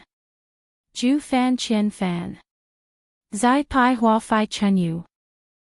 After Chen Pingan opened his eyes, he got up and walked to the threshold. He saw the lord of the land, who had been waiting for him for a long time. He quickly walked over and gave the old man a small piece of money as a reward. The old man, who was in charge of the mountains and rivers within several hundred miles, was so scared that he didn't dare to accept it, as if he had just seen a bowl of rice that would be sent to the execution ground after it was finished. Chen Pingan had no choice but to drop the matter. He cupped his fists and thanked the Lord of the Earth once again. The white-robed old man smiled like a blooming flower. After bidding farewell, he walked 2 to 3 li before wiping the sweat off his forehead. A mountain spirit with a human body but a rat's head quickly flattered, "Lord of the land, I didn't expect you to be so respected that you could make the immortal master be so courteous. If such a heroic deed were to spread out, it would be terrible. In the future, who would dare to speak loudly to the Lord of Earth within 1,000 miles? The old man in white coughed and walked slowly. He felt that the old rattan cane in his hand suddenly became lighter. He put on an act and said, "Win people over with virtue, win people over with virtue." Chen Pingan looked at the big and small luggage piled up at the gate and sighed. The near-hand object that Jing Dafeng gave him in the old dragon city could finally be put to use. The flying sword 15 was a square-inch object. Although it was easy to use, it was not big enough. The wordless jade tablet was a near-hand object that even the Earth Immortals coveted. It was actually extremely rare. Previously, Chen Pingan was reluctant to give it to Chen Pingan because of his nostalgia. The square-inch object and the near-hand object were known as the smallest cave by the cultivators on the mountain. They could only be found by chance. As a great cultivator who had reached the peak of the 12th state, Cui Dongshan only carried a near-hand object with him. Pei Qian, who was tired from walking, suddenly raised his head and said in surprise, "Look, there is a boat in the sky." Chen Pingan reached out and pressed Pei Qian's finger, whispering, "Have you forgotten the marriage of the mountain god?" Pei Qian quickly nodded and promised, "It won't happen next time." Chen Pingan said with a smile, "Even if there is a next time, it doesn't matter. After all, you are still young. But you can't relax because of this." Pei Qian smiled brightly. "I will be 11 next year. I am not young anymore." Chen Pingan asked with a smile, "Then will you carry my bamboo box?" Pei Qian said with a bitter face, "But I am only 10 years old this year." Chen Pingan hit him with a chestnut. Pei Qian dodged nimbly, moved a few steps, and laughed. Zhu Lian looked at the two with a smile. Tian Ke Peak was the tallest peak, and the surrounding peaks bowed their heads. So it was very eye-catching. Just approaching the top of the mountain, clouds began to curl up, and the specific scenery could not be seen clearly. After entering the boundary of Tian Ke Peak, one would pass through a stone arch bridge. Below it was a clear stream with a gurgling sound, and fish leisurely swimming. Chen Pingan stopped just as he stepped onto the bridge, and looked to the south. After climbing the mountain, he did not know when he would be able to step on the ground of Tongyi continent again. After the Great Demon's rebellion, would the fuming sect's yelling street, with all kinds of strange things, disappear?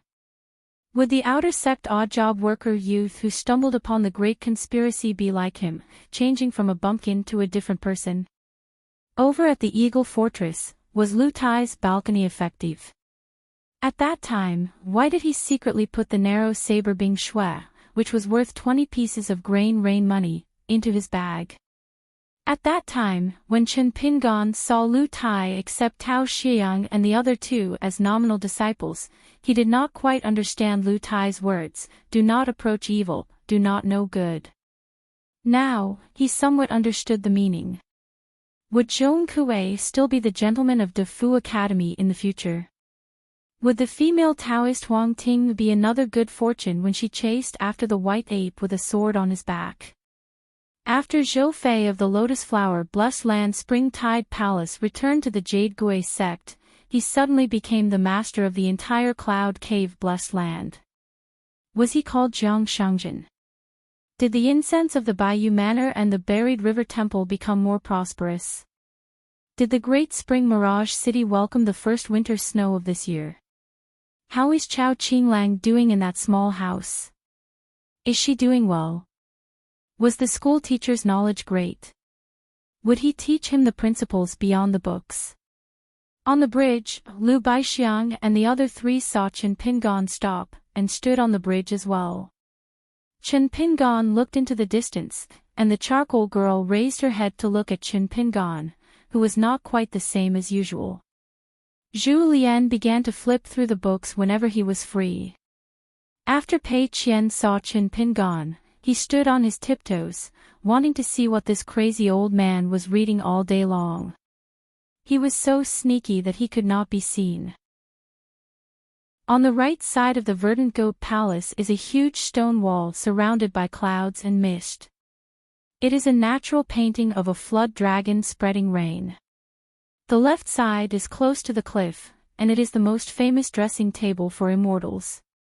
An ancient green vine is rooted at the edge of the cliff. Its branches and leaves are luxuriant and spread all the way down. The head of the Verdant Goat Palace, Lu Yong, is an old nascent soul stage cultivator who devotes himself to cultivation and ignores worldly affairs. He is not well known, and he only pays attention to refining elixirs in his life. In the eyes of the Qi trainers on the mountain, he is the most extreme literary cultivator. His combat ability does not match his identity as a nascent soul stage cultivator. In the central part of the Tongya continent, some Earth immortals of the Jindan stage who are good at fighting do not take the Verdant Goat Palace seriously. Because the immortals' ferry on the heavenly fault peak is not small, and earth immortals often come and go, the chi trainers of the Verdant Goat Palace are often bullied. Yesterday, a very important guest came to the Qingyang Palace. After the guest's name was announced, the disciples of the Mountain Gate hurriedly ran to report. Lu Yong actually left the elixir furnace room at the risk of destroying a furnace of elixirs. He personally accompanied the great practitioner around the heavenly fall peak, trembling with fear and sweating like rain. It is no wonder that Lu Yong is so humble. It is because the Verdant Goat Palace has offended the other party's sect in the early years. After all, the Verdant Goat Palace is closer to the Tongya sect, and the Tongya sect is the leader of the immortals in the Tongya continent. Often, when the disciples go down the mountain to cultivate, they pass by this ferry. In a conflict, an ignorant elder of the Dragon Gate realm in the Qingyang Palace sided with a direct immortal master of the Tongya sect. This is not a big deal, it is human nature. But who knows that the young cultivator of the lower 5 states who humiliated the Verdant Goat Palace is actually a disciple of the Yugui sect, who is not well known. And the key is that the person's surname is Jiang.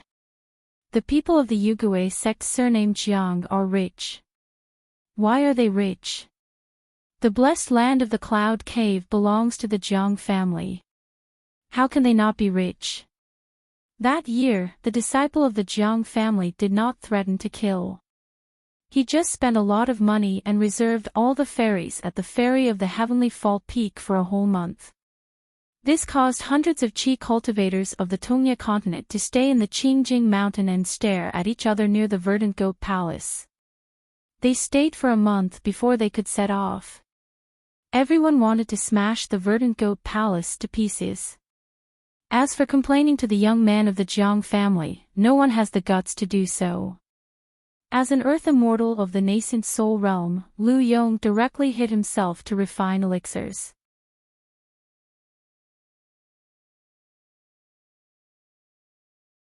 It sounded like there were quite a lot of paths, but how many people could really reach the top? The great path did not mean that the path was very wide. The higher one went, the narrower the path under one's feet.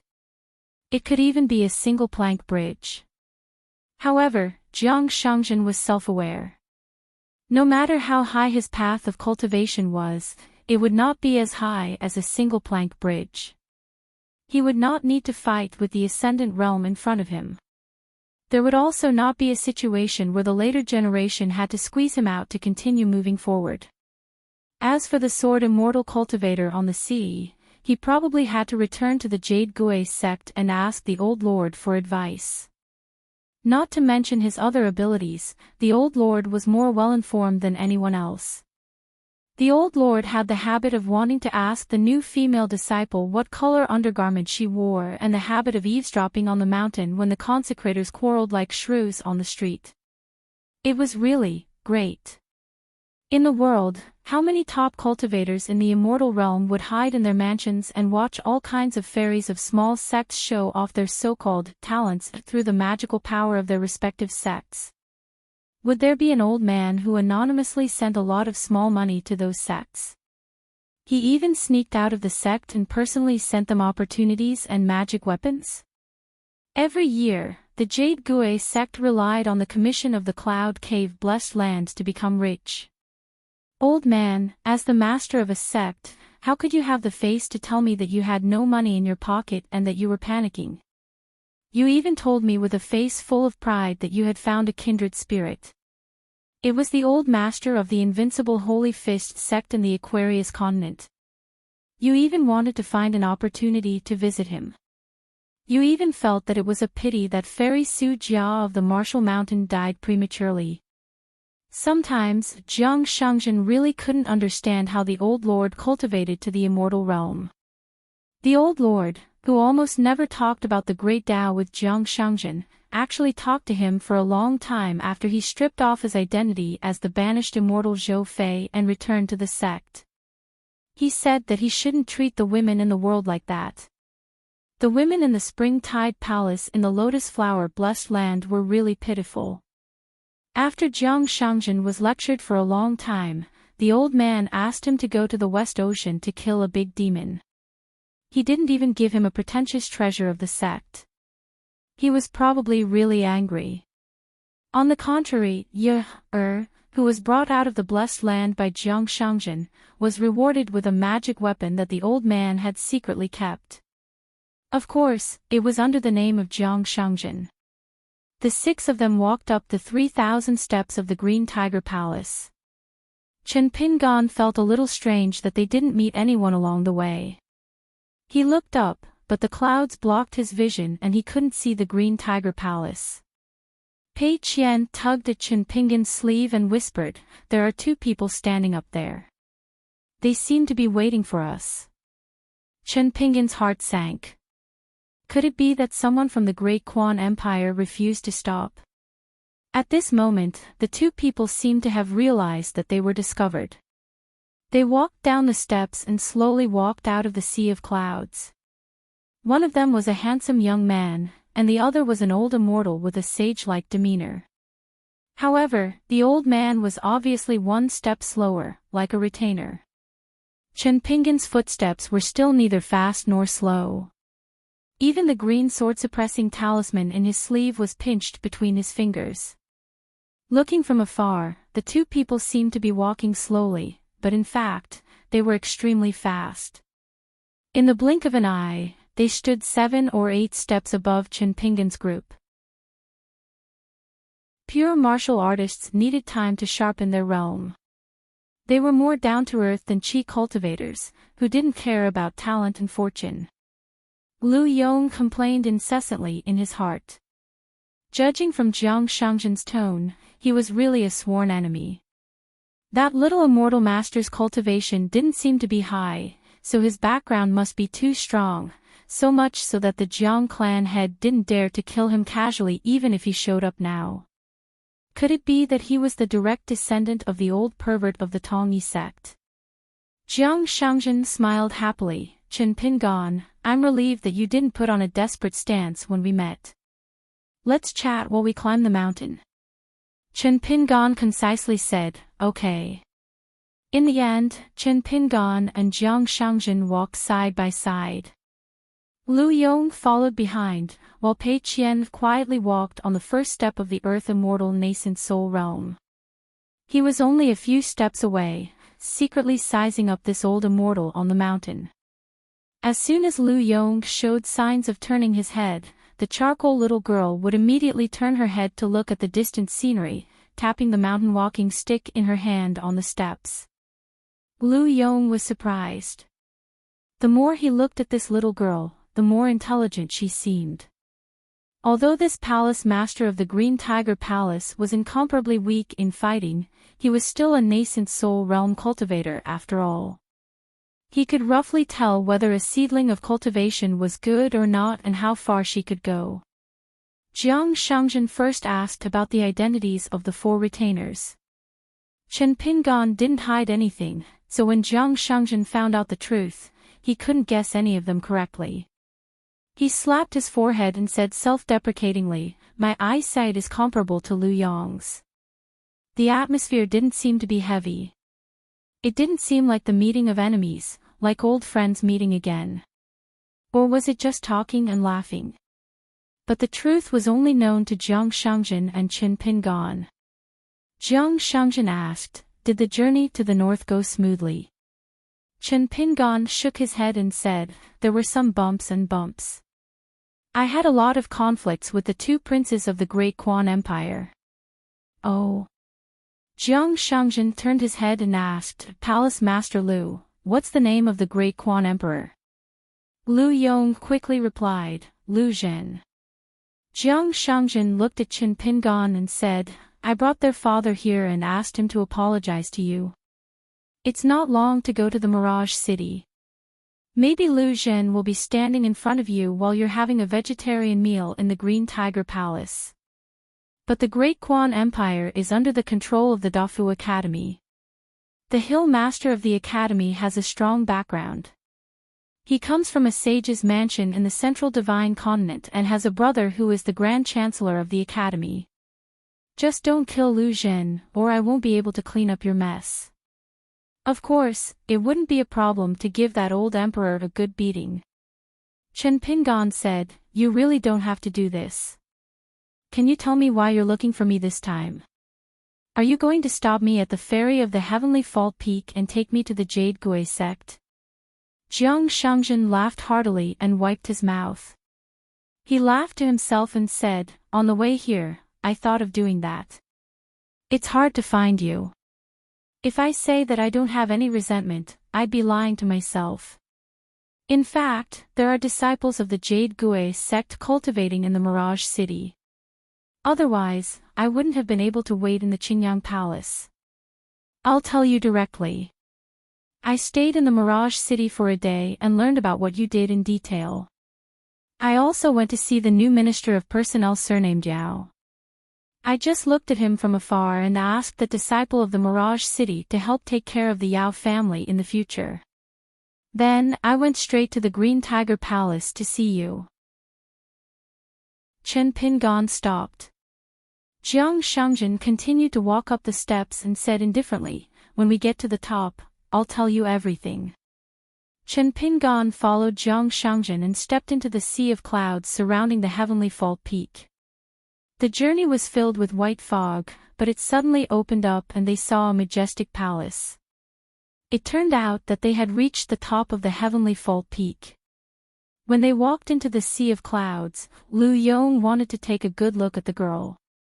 He didn't expect that when he turned his head, Pei Qian would turn his head and avoid him. Lu Yong was even more surprised. The sea of clouds surrounding the peak was not ordinary. It was the protective formation of the Green Tiger Palace.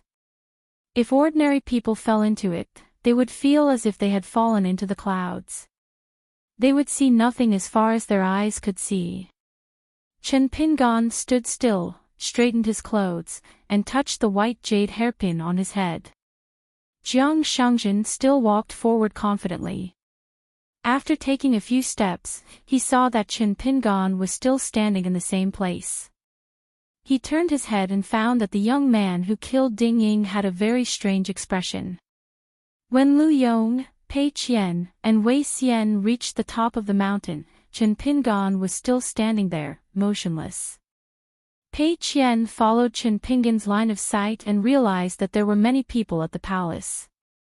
They seemed to be curious about who could make the palace lord and the big shot of the Jade Gui sect welcome them personally. Most of the people watching from the Green Tiger Palace were young Qi refinement warriors. Most of them were teenagers. There were also many children about the same age as Pei Qian. Pei Qian asked softly, "What's wrong?" After Chen Pingan came back to his senses, he pressed Pei Qian's head gently with one hand and smiled. In the beginning, I was exactly like them. I stood at the door and looked at others. Chen Pingan continued to walk forward and followed Jiang Shangzhen directly to the immortal ferry in the direction of the stone wall where the flood dragon rain was. Lu Yong looked at the disciples of the Green Tiger Palace. They were all a joke. He waved his sleeves and said in a low voice, "All of you, go back and cultivate." What a scandal! Outrageous! After passing through the stone wall where the flood dragon was hidden in the clouds, they walked 3 to 4 miles and arrived at the ferry of the Heavenly Fault Peak. It was a huge ship that was suspended by the cliff. Countless green birds were flying under the bottom of the ship. It was as if they were using their wings to lift this huge floating ship. Lu Yong had mixed feelings. This ferry should have left for the old dragon city of the Treasure Vase continent yesterday. However, it was stopped by the family head of the Jiang family. His method was very simple. He threw money. As for whether you and Zhou Shi will meet in the future, and what will happen if you do, we'll talk about it later. Pei Qian glanced at Chen Pingan and that guy, then didn't look anymore. The mountain god's marriage was the first time, and pointing at the ferry above his head was the second time. Nothing should happen more than 3 times.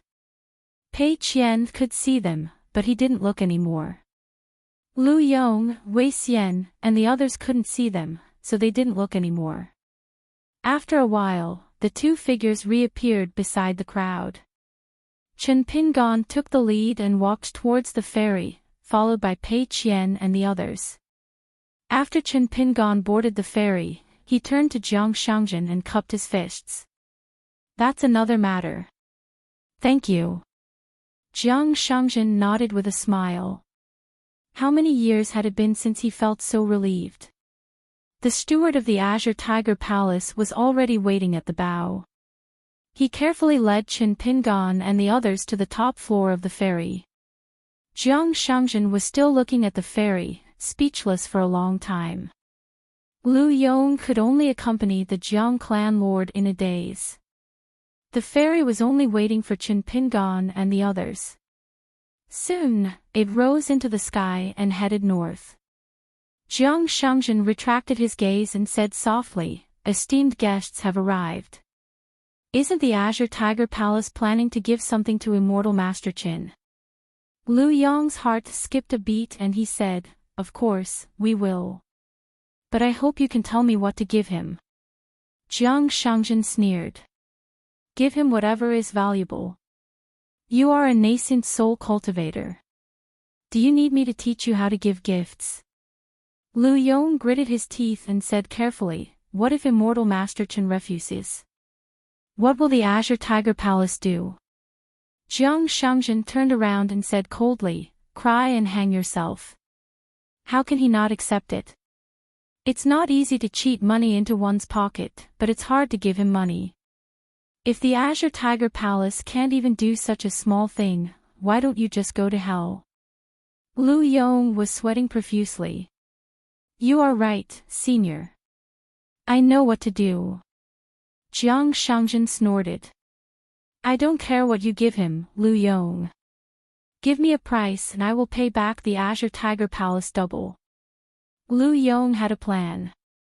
Unexpectedly, Jiang Shangjin narrowed his eyes and said gloomily, "Don't try to be clever with me over such a trivial matter. You should pay as much as you deserve. You, Lu Yong, and the Green Tiger Palace are not qualified to make me owe you a favor." Lu Yong nodded his head quickly. Jiang Shangjin suddenly laughed self-deprecatingly and patted Lu Yong's shoulder. He said amiably, "I just figured something out, so I plan to stay in the Cyan Tiger Palace for one more day. You can pick a few disciples that you like, and I will personally talk to them about cultivation. If there are really good cultivators among them, I will give the Azure Tiger Palace a place to go to the Cloud Cave Blessed Land. Don't forget, no matter how good their talents are, don't be an eyesore to me. When teaching others, you have to be pleasing to the eye." Lu Yong was overjoyed. He finally bowed and thanked from the bottom of his heart. Lu Yong will remember senior's kindness. On the path of cultivation, fortune and misfortune always went hand in hand. Misfortune, whether one could bear it or not. Fortune, whether one could bear it or not. It was all about one's own cultivation. For example, even if it was Jiang Shangjin who was a top immortal, Zhou Fei, who was a banished immortal, he could only die in the Lotus Flower Blessed Land if Ding Ying wanted to kill him. After climbing to the top floor of the ferry, the 6 of them each took a first-class room. Of course, Chen Pingon's room was even bigger. Wei Xian and the other 3 took the jade token and key and tacitly followed Chen Pingon. After closing the door, Pei Qian threw away his walking stick and ran around the rooms.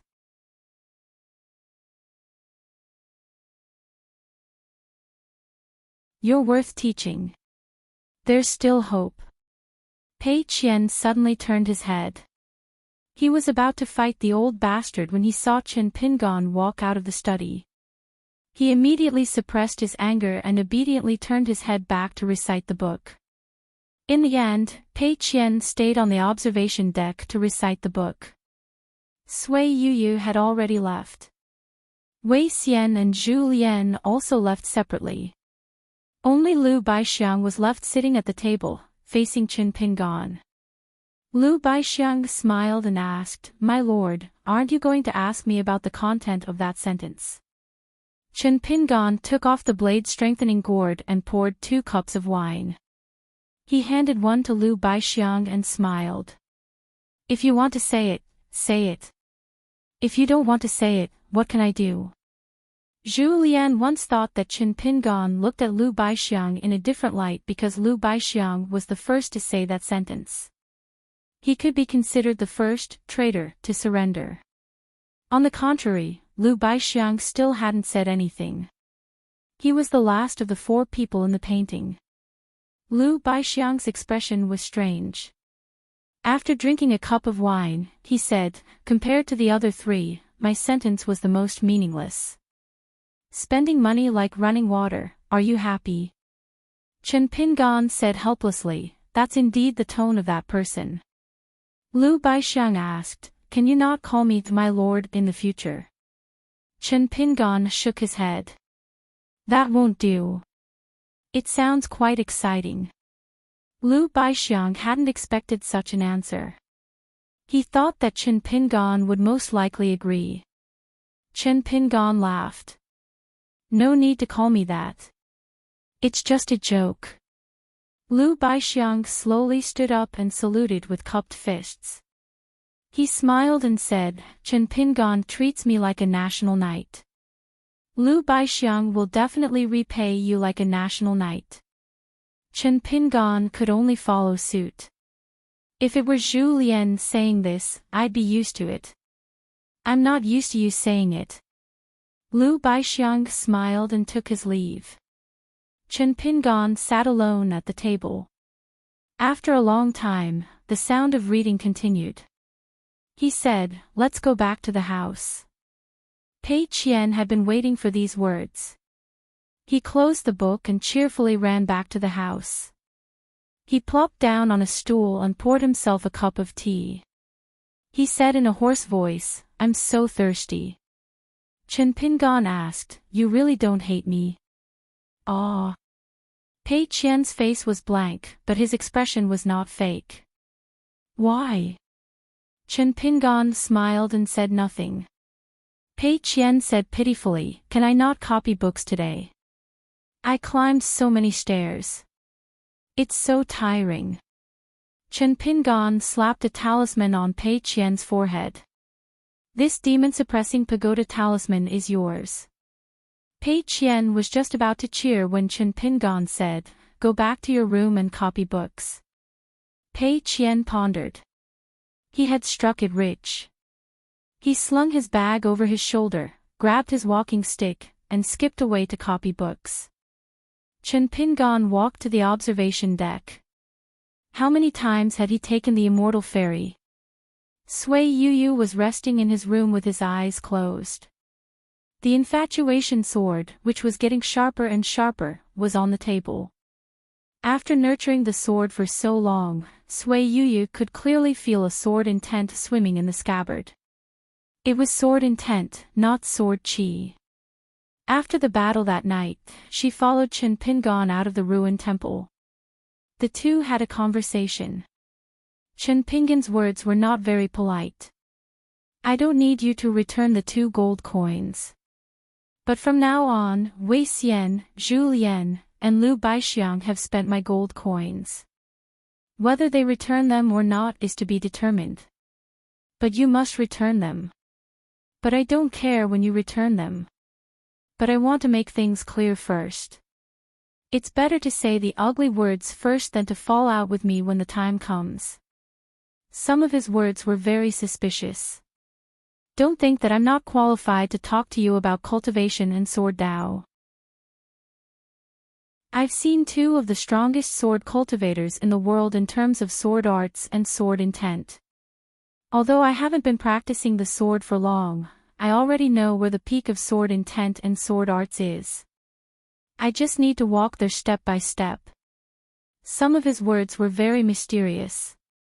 The most important thing in cultivation is the heart-knocking pass. The 4 of you were once the strongest in the world in Lotus Blossom Blessed Land. You have your own path to walk, and you will walk it very firmly. For example, you, Sui Yu, want to be a sword master. The more ambitious you are, the more desperate you are now. But believe me, there's always a way out. In the end, Sui Yu asked Chen Pingan why only she had to repay the gold coins. That guy, with a serious expression, replied, I have a girl I like. The next time I go to her, I'll have to check my assets. If it doesn't match up, and it's because of another girl, how am I going to explain it to her? At the Great Wall of Sword Chi, the battle came to an end. In the night sky, 2 moons hung high in the sky. Walking on the horse path, Ning Yao sat on the wall facing the old and new thatched huts. Her skirt knife and scholarwood sword were stacked on her knees. She was in a daze. The eldest sword immortal, Chen Qingdou, came to Ning Yao's side and sat down cross-legged. Since you're temporarily free, there's something I can tell you. Ning Yao turned her head in puzzlement. The old man smiled. I was planning to give that long chi sword to you in the future. The old man waved his hand and interrupted Ning Yao. But the demon's attack this time was extremely strange. I was afraid that giving it to you would be a disaster. It just so happened that Chen Pingan wanted to rebuild the longevity bridge, so I got him to carry the long chi sword to the Daoist temple in Tongye Continent. Before I borrowed the sword, I told him in private that there were many benefits to carrying the long chi sword, but the disadvantages were even greater. He had to bear the karma between Ning Yao and the demons.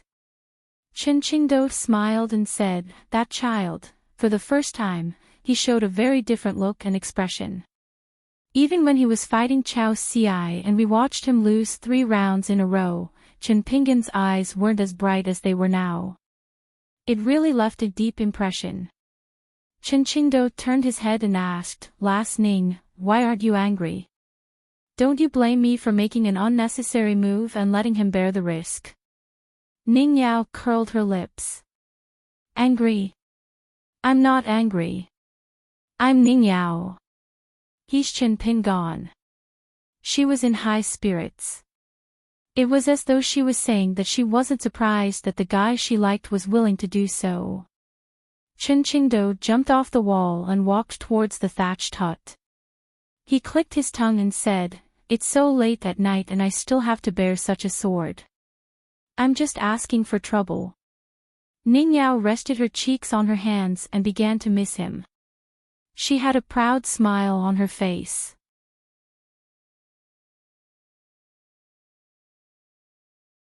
"360.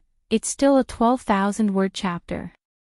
A new chapter has begun. P.S. Announcing a new reader group.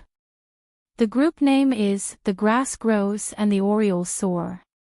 Group number is 165511024. In addition, the second issue of the journal has been released on the public account. You can go and take a look. My WeChat public account is Fenghua1985. Before the ferry from the Heavenly Fault Peak to the Azure Tiger Palace arrived at the Aquarius Continent's Old Dragon City, there were still 3 ferries that they needed to stop at. The northernmost one was the Everlasting Spring Ferry outside the Tongyi Sex Mountain Gate. It was like spring all year round. However, Chen Pingan only wanted to reach the Old Dragon City safely.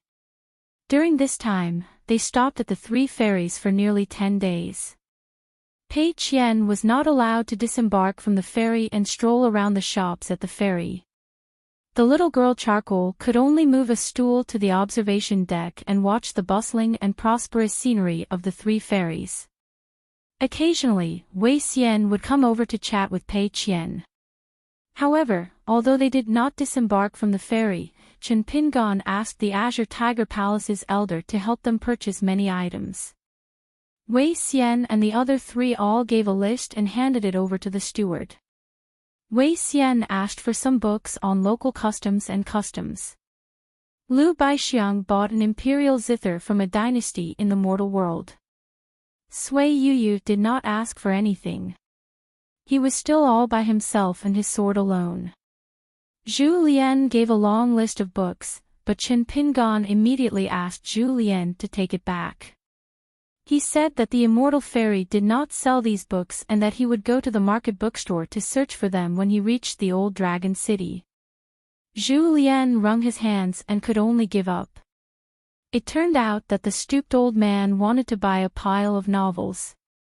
Just by looking at the titles on the paper, Chen Pingan felt his scalp tingle. He was unwilling to hand it over to the fairy steward. He really could not afford to lose face. In addition to practicing the mountain-quaking fists walking, standing, and sleeping stances, Chen Pingan also did not neglect the sword techniques recorded in the Sword Technique Proper Manual. In any case, he could practice the two together. Next, he studied the Immortal's incantation. Although the incantation was extremely high quality, when it came to refining weapons in the world, the most frightening thing was that even the cleverest housewife could not cook without rice. Even if one had good craftsmanship, they would not know where to start. As for the flying swords number 1 and number 15, because they were not life-bound flying swords that Chen Pingan had refined himself, he only needed to nurture them. He also had the sword nurturing gourd, ginger gourd, which could save him a lot of time and effort. However, once he refined his life-bound artifact, the amount and value of the heavenly materials and earthly treasures required was truly astonishing. The higher the quality, the more bottomless the hole. The Taoist master of the Taoist temple, the old Taoist from Donghai, had asked Liu Baixiang to pass on the phrase, "spend money like water," to him. Apart from ridicule, it was also an undeniable fact. Now that the longevity bridge was more than half completed, the gate of the mansion was wide open to welcome guests from all over. The more abundant the spiritual qi was in the blessed enclave, the more dangerous it was for Chen Pingan. That was why Chen Pingan fell down on the stone arch bridge near the heavenly fault peak in Qingjing Mountain. At that time, he was still unable to completely control the golden wine robe to block the torrent of spiritual qi. The spiritual qi clashed with the pure genuine qi of a martial artist in his body, causing him to lose control. If it was not Sui Yuyu and Wei Xian, Chen Pingan really wanted to beat them up. Pei Qian carried the stool back into the house and sat beside Chen Pingan. He asked worriedly, "What's wrong?" "We don't have enough money to spend." It was an unintentional remark, but it happened to hit the nail on the head. Chen Pingan looked at Pei Qian. Where did this girl learn how to comfort people? Pei Qian thought that Chen Pingan was starting to despise him for being a money loser. He was so scared that he almost burst into tears. He wrinkled his tanned little face and said, "Don't throw me off the boat. I won't complain about eating fish and meat every day. A bowl of white rice and 3 chopsticks of pickled vegetables will be enough to satisfy me." Chen Pingan smiled and said, "It has nothing to do with how much you eat. You're still growing. How much money can you get by eating a few more bowls of rice?" Pei Qian wiped his face and instantly smiled brightly. "When we reach Laolong City, will we have a place to stay? If you do, then you can spend less money." Chen Pingan nodded and said, "Yes, I have a friend there who is relatively rich. But let me say this first. His generosity is his business. It's not a reason for you to casually ask for things."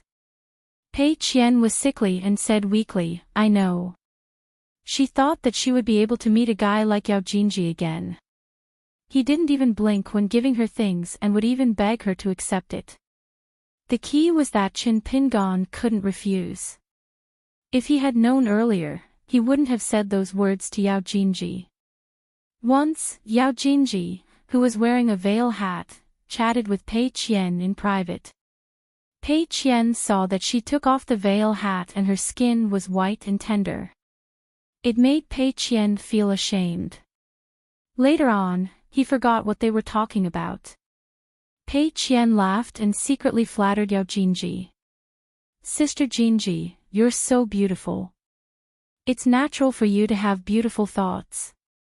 Yao Jinji didn't get angry. She just smiled and stretched out her slender fingers and lightly tapped Pei Qian's forehead. Day after day. From the beginning of winter to the winter solstice, the fairy had already left the territory of Tongyi continent and was on the sea between the two continents. It was estimated that it was the end of winter when they stopped at the island outside Laolong City. During this time, Lu Baixiang saw Qin Pingan practicing the boring stances in the room. He asked, "This stance is very ordinary. Why do you insist on it?" Qin Pingan replied that the foundation of one's success was not the height. Lu Baixiang was deep in thought. After Lu Baixiang left the room, Pei Qian quietly asked Qin Pingan what he meant.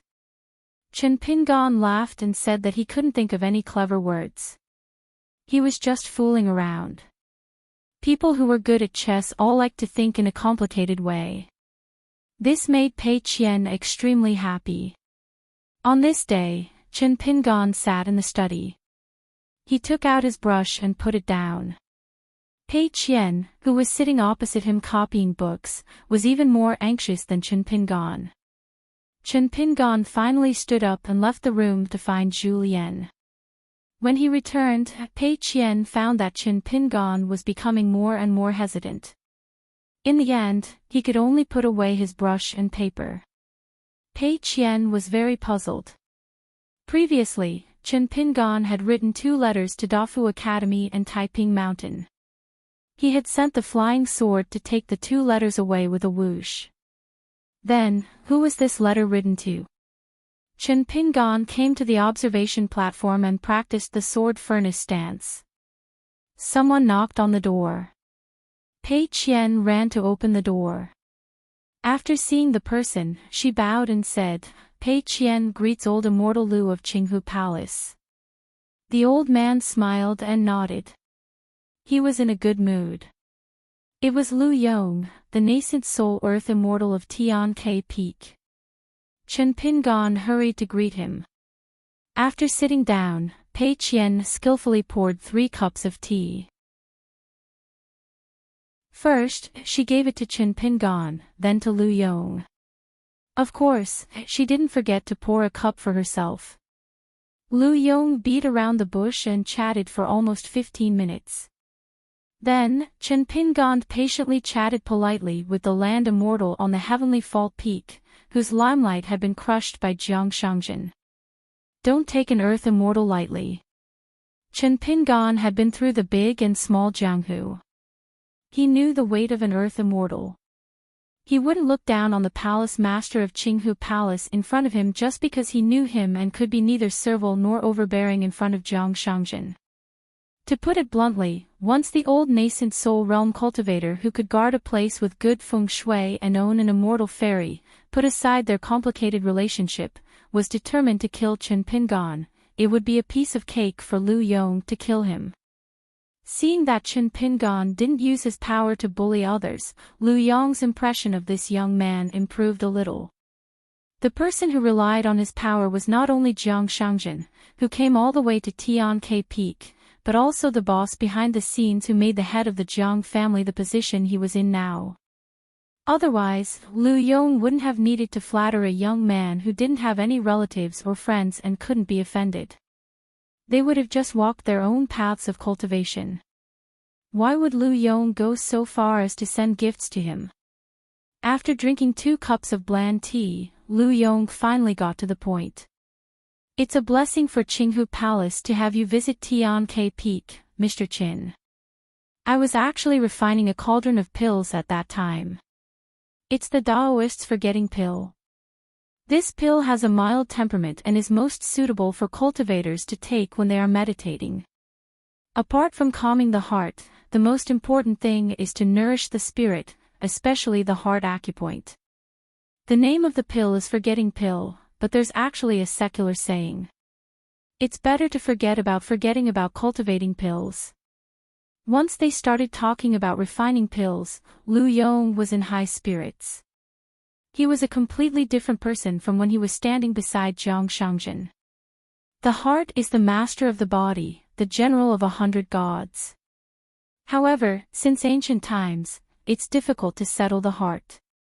Buddhism has a saying that the heart monkey is unstable and the horse gallops in all directions. Therefore, when it comes to cultivation, there's the saying of tying the horse at the spiritual mountain and locking the heart monkey at the jade mansion. The forgetting pill I'm refining is extremely difficult to refine. Even if I'm lucky enough to refine it, I can only refine 3 or 4 pills at most out of 10 pills in one cauldron. The reason why it's still popular among the earth immortals in Tongyi continent is that it has a wonderful feature that other immortal alchemists don't have.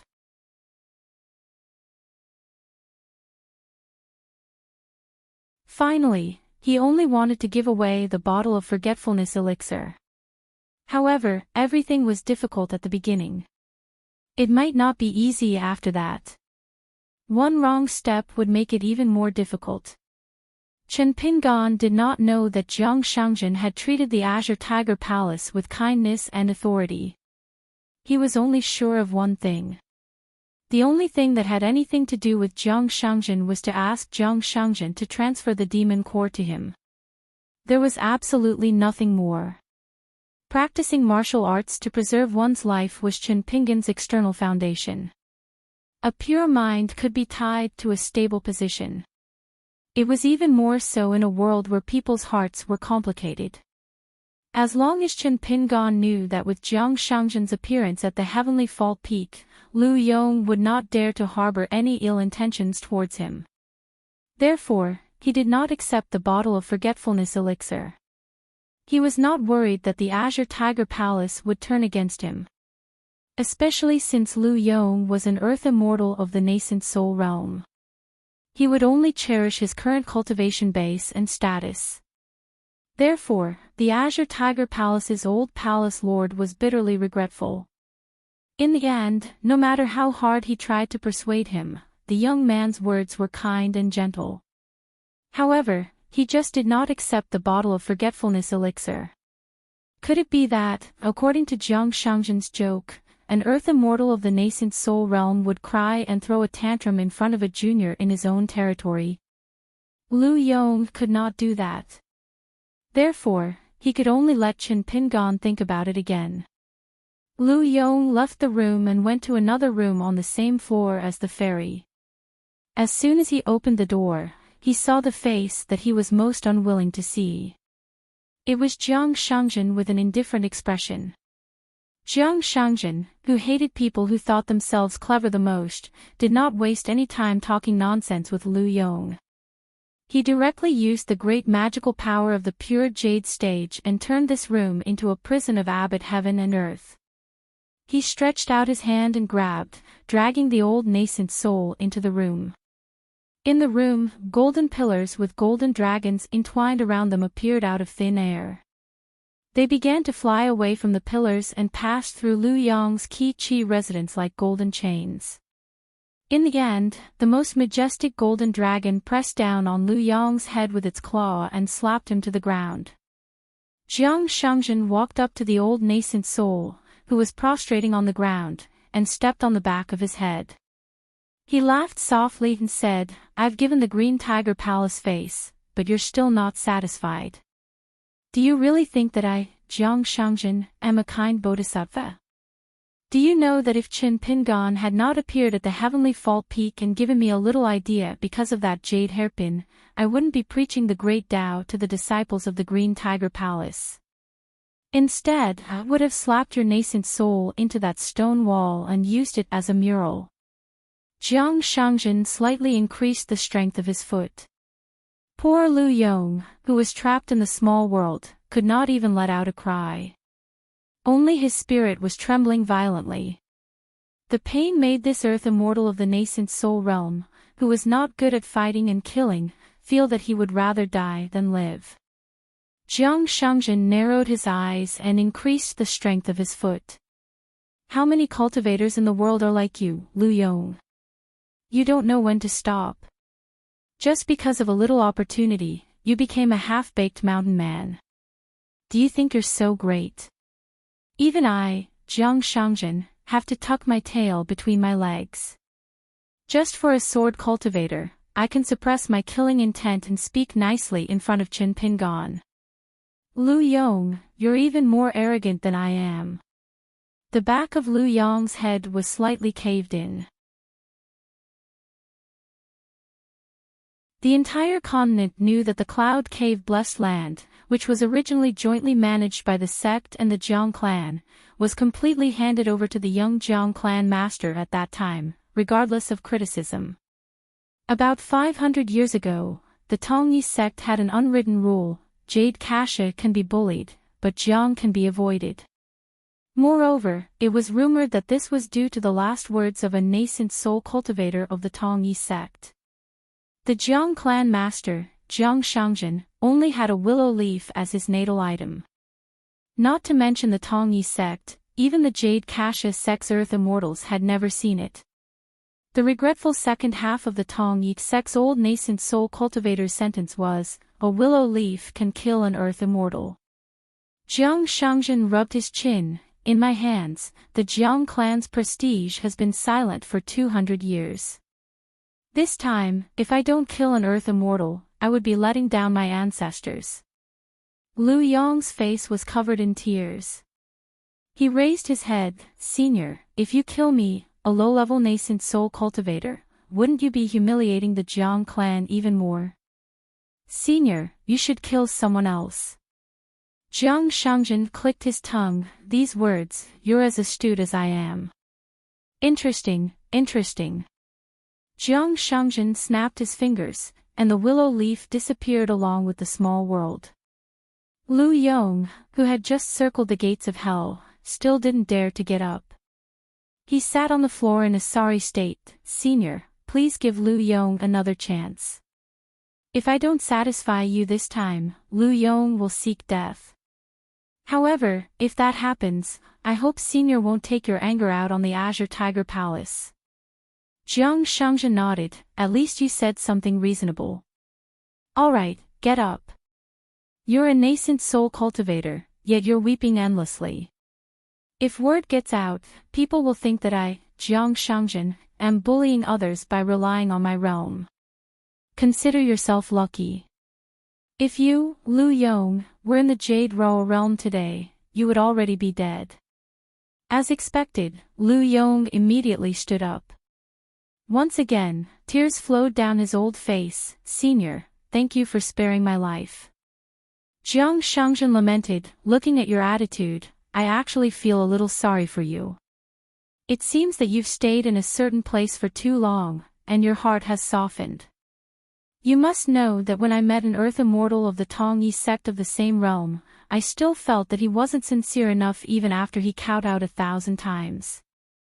I still rewarded him with a willow leaf and cut off the head of the nascent soul in his body. This time, when I return to the sect, I have to find something troublesome to do." Jiang Shangjin waved his hand. "Go out. You've delivered the item, and we'll consider this matter settled. You don't have to worry about me settling accounts with you. That disciple of the Azure Tiger Palace can still go to the Cloud Cave Blessed Land." Jiang Shangjin's mood improved for no reason. He laughed and said, "That's right, this is called a separate matter." Lu Yong walked backward out of the room. After closing the door, he suddenly realized that this room was the place where he would stay on the ferry. However, he didn't dare to knock on the door again. He directly asked for an ordinary room from the ferry manager. In the night, Lu Yong went back to Chen Pingan's room. After sitting down, he didn't say anything and took out 3 small, quaint porcelain bottles. Under Chen Pingan's puzzled gaze, Lu Yong stood up and said, "The porcelain bottle in the middle contains 6 forgetting elixirs. The other 2 bottles contain 6 fire dragon elixirs and rain spreading elixirs. There are inscriptions at the bottom of the bottles. The main ingredient of the former is the remains of a fire dragon, and the latter is the unique moss on the wall of the mountain gate. It's suitable for all chi cultivators below the Earth Immortal realm. If taken together, the effect is excellent and it can strengthen the soul. It has the reputation of golden body painting, especially for chi cultivators who are stuck at the threshold of the Golden Core realm. Without waiting for Chen Pingan to refuse, Lu Yong said in a low voice, "If Child Chen doesn't accept it today, Lu Yong won't dare to force you. But the next time you pass by the Heavenly Fall Peak, please remember to burn 3 incense sticks for me at the ruins of the Green Tiger Palace." After finishing his words, Lu Yong disappeared directly. Pei Qian widened her eyes. Was there such a way to give gifts in the world? She didn't want to learn this. Chen Pingan stood up and looked around. "Jiang Shangjin, come out and meet me." Jiang Shangjin stood at the observation deck and waved with a smile. After waving, Jiang Shangjin leaned back and directly flew out of the observation deck. He crashed into the sea of clouds on the side of the ferry and left gracefully. Chen Pingan reached out and rubbed between his eyebrows. Headache. Lu Yong anxiously went to the room where Jiang Shangjin reasoned with himself. After knocking on the door, no one answered. He boldly knocked again, but there was still no response. After waiting for a long time, he pushed the door and entered. Jiang Shangjin was no longer in sight. There was only a large pile of rain money on the table. Lu Yong sat at the table in a daze. After a moment of silence, the old Yuanying raised his hand and fiercely wiped away his bitter tears. He made up his mind. This time when he returned to the Heavenly Fall Peak, he would only do alchemy for the rest of his life. He would never deal with these temperamental cultivators again. On the other side, Chen Pingan called the 4 people in the picture scroll to discuss this matter. Without any concealment, there were only the 3 porcelain bottles on the table. Wei Xian's meaning was that there was no problem with the pills and they could rest assured. Lu Baixiang's suggestion was that the methods of the mountain were impossible to guard against. To be careful, they could just sell them at a sky-high price when they arrived at the old dragon city. Sui Yuyu didn't speak. This was not something she was good at. Zhu Lian was the most straightforward. He smiled and said that he would take a compromise and earnestly asked the young master to reward him with a fire dragon pill and a rain pill to see how they tasted. If he didn't die suddenly before they arrived at the old dragon city and it really had the effect of nourishing the soul, then it meant that the pills in the 3 porcelain bottles were no problem. At that time, he could decide whether to eat them himself or sell them to scam others. Chen Pingan just put away the 3 porcelain bottles in the 15 flying swords. That night, Zhu Lian secretly knocked on the door and begged Chen Pingan to sell him 2 pills from the Green Tiger Palace. He owed the money first. Chen Pingan said helplessly, "Zhu Lian, are you really not afraid of death?" The hunchbacked old man laughed and sat at the table.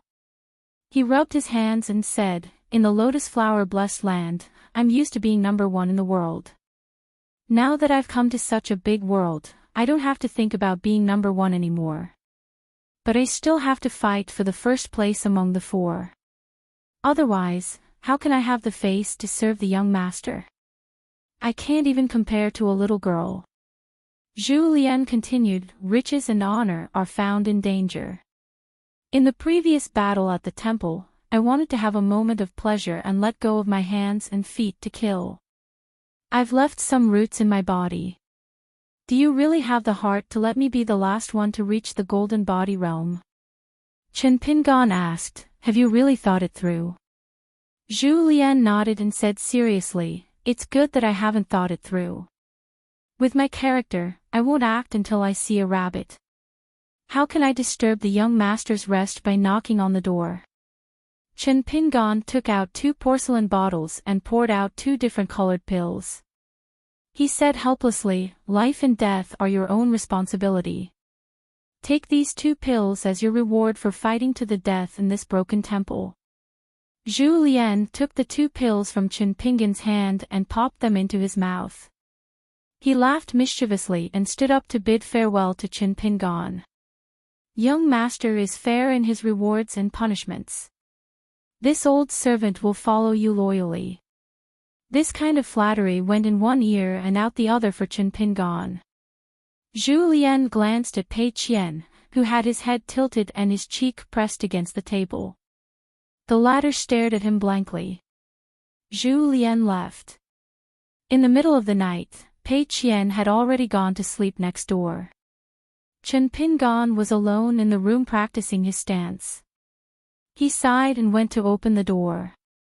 Sui Yuyu was standing outside the door.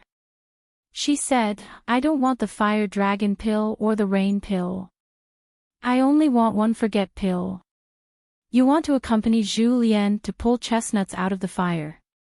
Do you want to die for love or what? You don't even want to wait until we reach Old Dragon City. I think it's a waste to give you a whole bottle of forget pills." After Chen Pingan finished speaking, he did not even let her in and slammed the door. Sui Yuyu stood expressionlessly outside the door for a long time. Finally, he left silently. Half a day later, the wind was calm and the sea of clouds was beautiful. They were still a month away from the southern tip of the Aquarius continent, the gigantic city that looked like a dragon extending its head into the ocean. Chen Pingan went to find the steward of Cyan Tiger Palace in charge of the ferry. He asked if there were any supreme-grade pill cauldrons to sell. The steward said there were.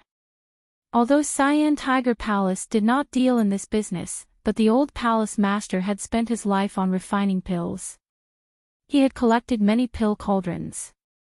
Since young Master Qin was a friend of Cyan Tiger Palace, he dared to ask the old palace master. But whether the old palace master was willing to part with his treasures, he could not guarantee.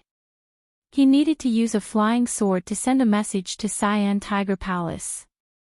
Chen Pingan cupped his fists and thanked him. The self-proclaimed handyman of the Golden Core realm did not know much about the inside story.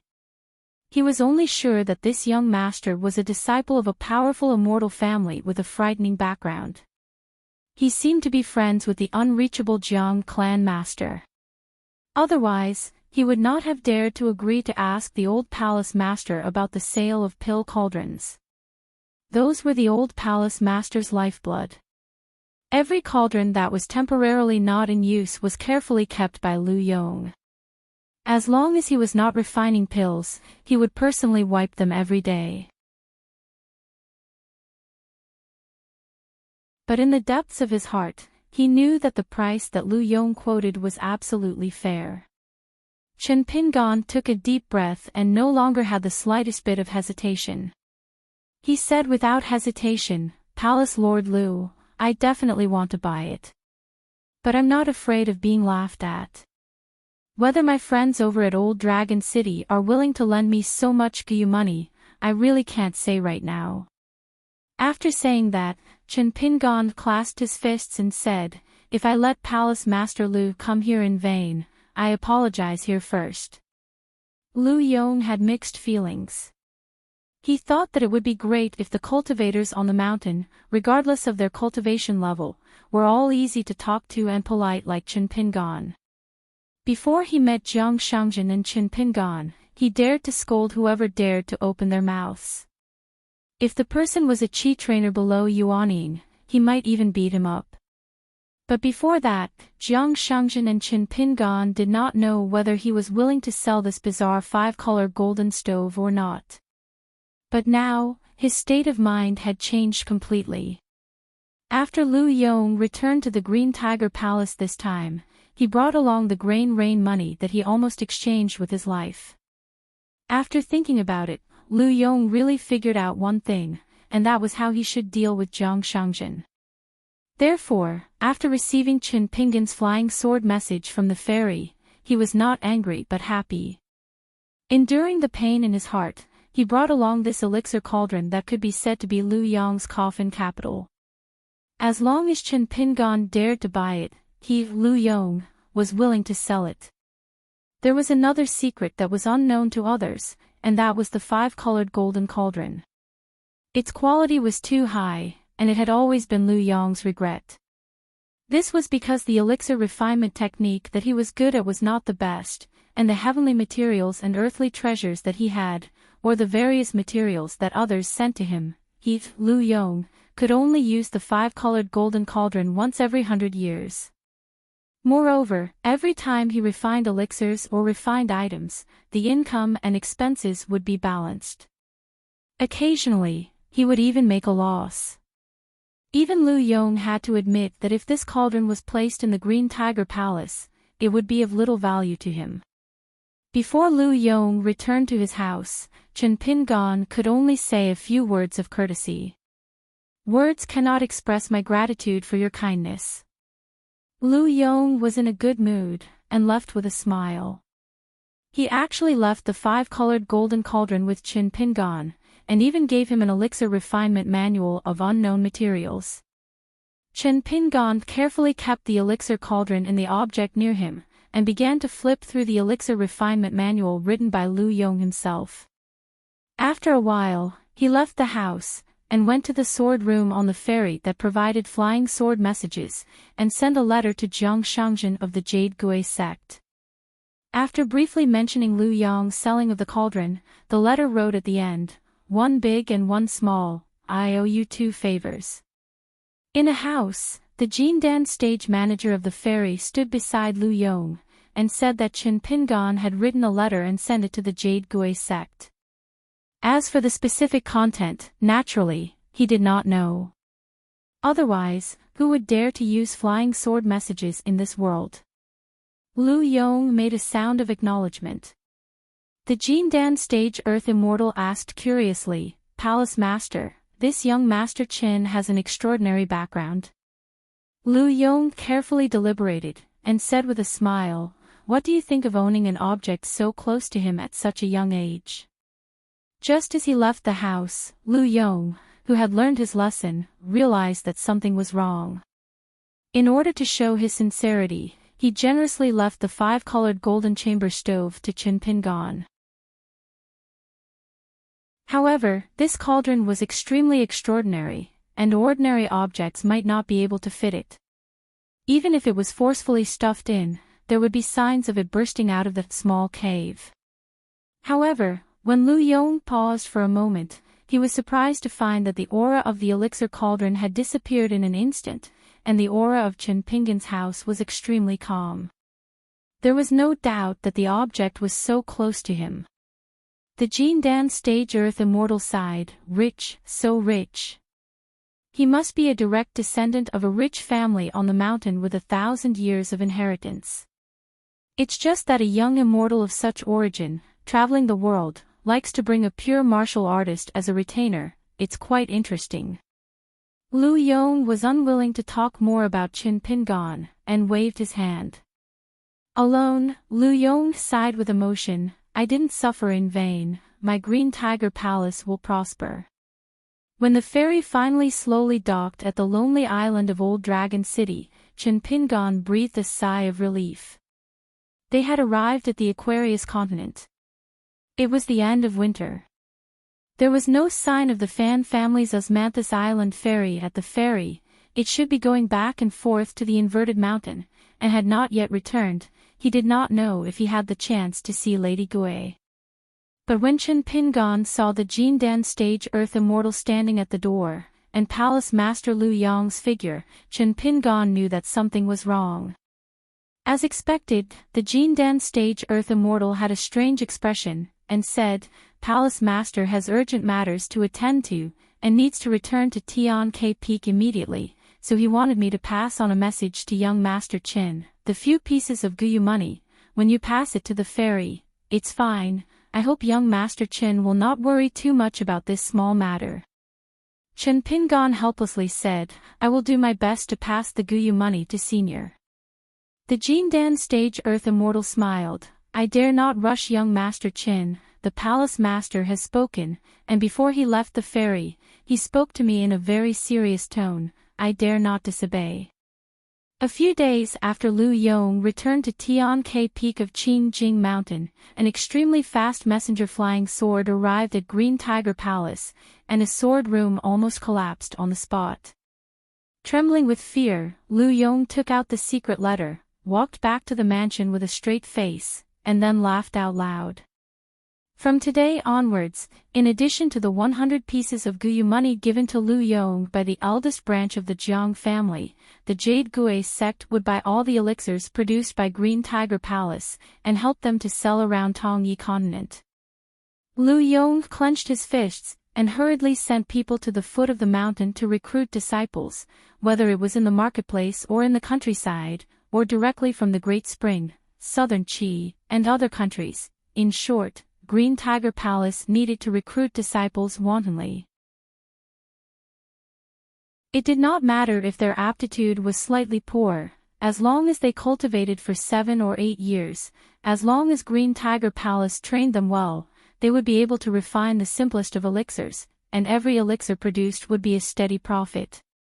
Lu Yong went to the ancestral hall, and when he was burning incense in front of the ancestral masters hanging on the statues, he said softly, "Ancestral masters, please bless Green Tiger Palace, and let it be passed down for thousands of years." Chen Pingan carried the bamboo box from the ferry to the shore of the ferry. When Pei Qian was left with the last step, he purposely put his feet together, and landed on the ground in a jumping posture, puffed out his chest and said, "Treasure Vase Continent, I am coming." There seems to be a little girl who likes to wear red cotton padded jackets, and her name is Li Baoping. Now she is stupidly studying in that Cliff Academy, and she dares to call my father Junior Marshal uncle, just you wait. Wei Xian and the other 3 walked down the ferry, and stood on both sides of Chen Pingan. Zhu Lian bowed and asked, "Young master, where are we going next?" "Directly into the city." Chen Pingan already had a plan in mind, and said with a smile, "At the ferry, there are Fan family members waiting on the Osmanthus Island ferry, we will go and find them. I am friends with their family successor, a guy whose parents' names are very good, a good friend." Zhu Lian praised, "Young master's friends are indeed extraordinary." After Zhu Lian ate the 2 pills from Green Tiger Palace, not only did his bones and muscles heal, his soul was also greatly nourished, and he benefited greatly. But Chen Pingan did not ask when he would be able to smoothly enter the golden body stage, and Zhu Lian did not say. Lu Baixiang and Sui Yuyu thought of the same thing at the same time, to be called a good friend by Chen Pingan. It was not easy. Wei Xian said to Pei Qian, "Don't forget the string of sugar figurines you owe me." Pei Qian's eyes turned quickly, and said pitifully, "I am so poor, I don't have any money right now." Wei Xian said with a straight face, "If this was back in the day, deceiving the emperor and offending his superiors would result in losing your head." Pei Qian secretly pointed at Chen Pingan, and then raised his small arm, his thumb and index finger sticking together, and whispered to Wei Xian, "Look at how my father is friends with others, and look at how you are friends with me, old Wei. Old Wei, don't you feel even the slightest bit ashamed?" Wei Xian laughed, "Brothers should settle accounts clearly. Otherwise, even after conquering the country, you won't be able to sit on the dragon throne." Pei Qian kicked Wei Xian, and complained, "Being friends with you is so boring." Chen Pingan turned his head. Pei Qian hurriedly squatted down and patted Wei Xian's trousers. "Old Wei, you're really too much. You're already an adult, but you're still so dirty when you meet people. Let me pat the dust off for you." Chen Pingan, relying on his memory, took the lead and walked towards the Osmanthus Island ferry. When he thought of the 50 grains of grain rain money on him, Chen Pingan's footsteps became somewhat heavy. Young people should be carrying tall grasses, flying orioles, and willows on their shoulders, right? But I'm not a young man anymore. Using Pei Qian's catchphrase, it was worry. 2. 361. Chen Pingan led Pei Qian and the others to the Fan family at the ferry on Osmanthus Island. Last time, the Jindan sword cultivator Ma Ji had driven the carriage while Fan Air had sent them off. Chen Pingon had directly boarded Osmanthus Island, so he did not have much contact with the Fan family at the ferry. However, when Chen Pingon reported his name, the steward of the Fan family seemed to have heard a great piece of news. He had Chen Pingon wait a moment before immediately sending a message back to Old Dragon City. He also quickly called for several elegantly decorated carriages and personally escorted Chen Pingon and the others onto the carriages. He was so respectful that Chen Pingon was somewhat confused. As the hub connecting the two continents, Old Dragon City, which was even more prosperous than the capital of a great dynasty, had two immortal ferries. The 6 intercontinental ferries of the 5 major families of Old Dragon City were located on this isolated island 30-some li away from Old Dragon City. When Chen Pingon first came to Old Dragon City, the ferry was to the west of Old Dragon City. To enter the city, one had to pass through a stupefying 300 li long street. That street was the ancestral property of the Sun family. The head of the family, Sun Jushu, was a young man who had almost become a friend and then an enemy.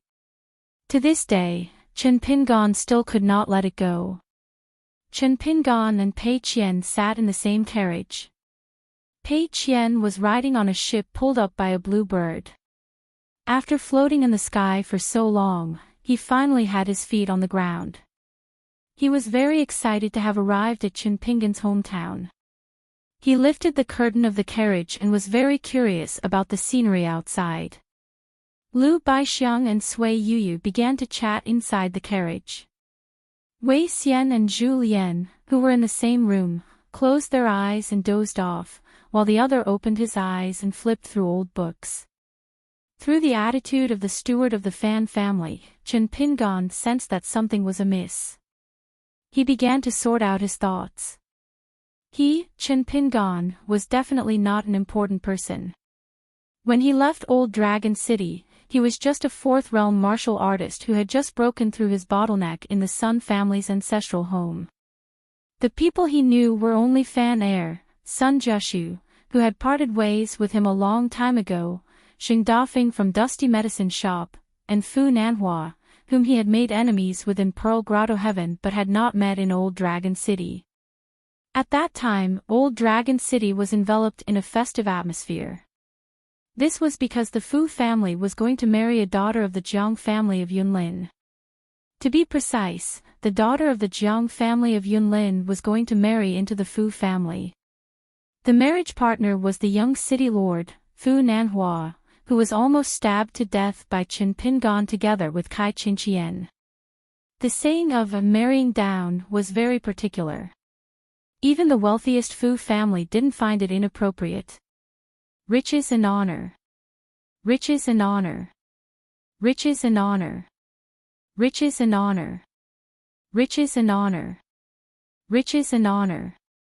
This was because the latter meant that the inheritance was orderly, the family was rich, and the backing was only at the top. Of course, people like the Jiang family of Jade Gui sect of Tongyi continent, or even the Lu family of Baifeng continent, who were so rich, spending money was harder than earning money. The Jiang family of Yunlin was one of the first families to move to the Aquarius continent. Their mansion was located at the shore of the ocean in the southeast.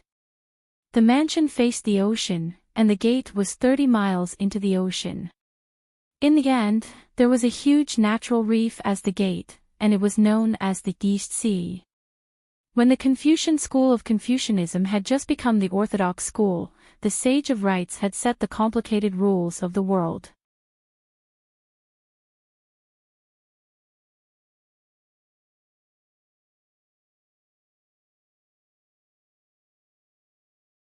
He held the wine gourd and said softly, at that time, the Fu family was at its peak in Old Longqing. First, the family head, Fu Feng, bought a new half-immortal weapon from another continent. Then, the daughter of the Yunlin Jiang family married into the family. Even if the Fu family did not want to lose face and was willing to settle things peacefully, how could the Jiang family let their daughter become the laughing-stock of the continent just after she got married? So, that yuanying old woman appeared and saved the half-dead Feng Donghai. But she did not fight personally. She only told Mr. Jing that if he had the ability, he should finish off the men of the Fu family and then fight with her. Fan Er leaned against the wall of the carriage and held the back of his head with his hands. After that, I heard from my father that the Jiang family's old woman's yuanying was very complete.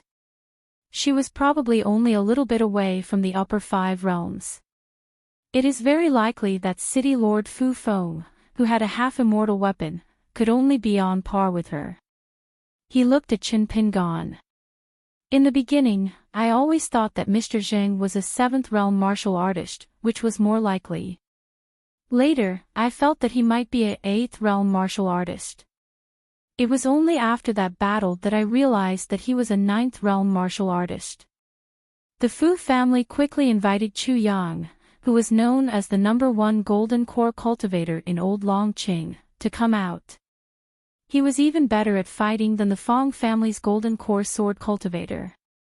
It was said that Mr. Zheng was finally no longer an opponent he could defeat with one punch outside the Fong family. Fan Er stretched out a hand and raised 3 fingers. He defeated Chu Yang with 1 punch and severely injured him with 2 punches. I never thought that Chu Yang would benefit from this disaster and successfully enter the Yuanying realm. But he was still defeated by Mr. Zhang's 3rd punch. Chen Pingan drank a mouthful of wine. Fan Er's eyes suddenly became moist.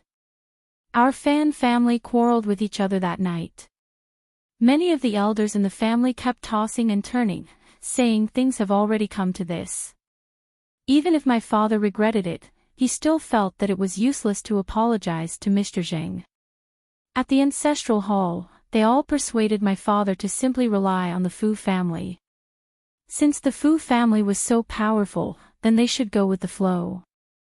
As long as the alliance of the other 4 families was broken, even if the Fan family's vitality was greatly damaged, they would not need to rest for 100 years.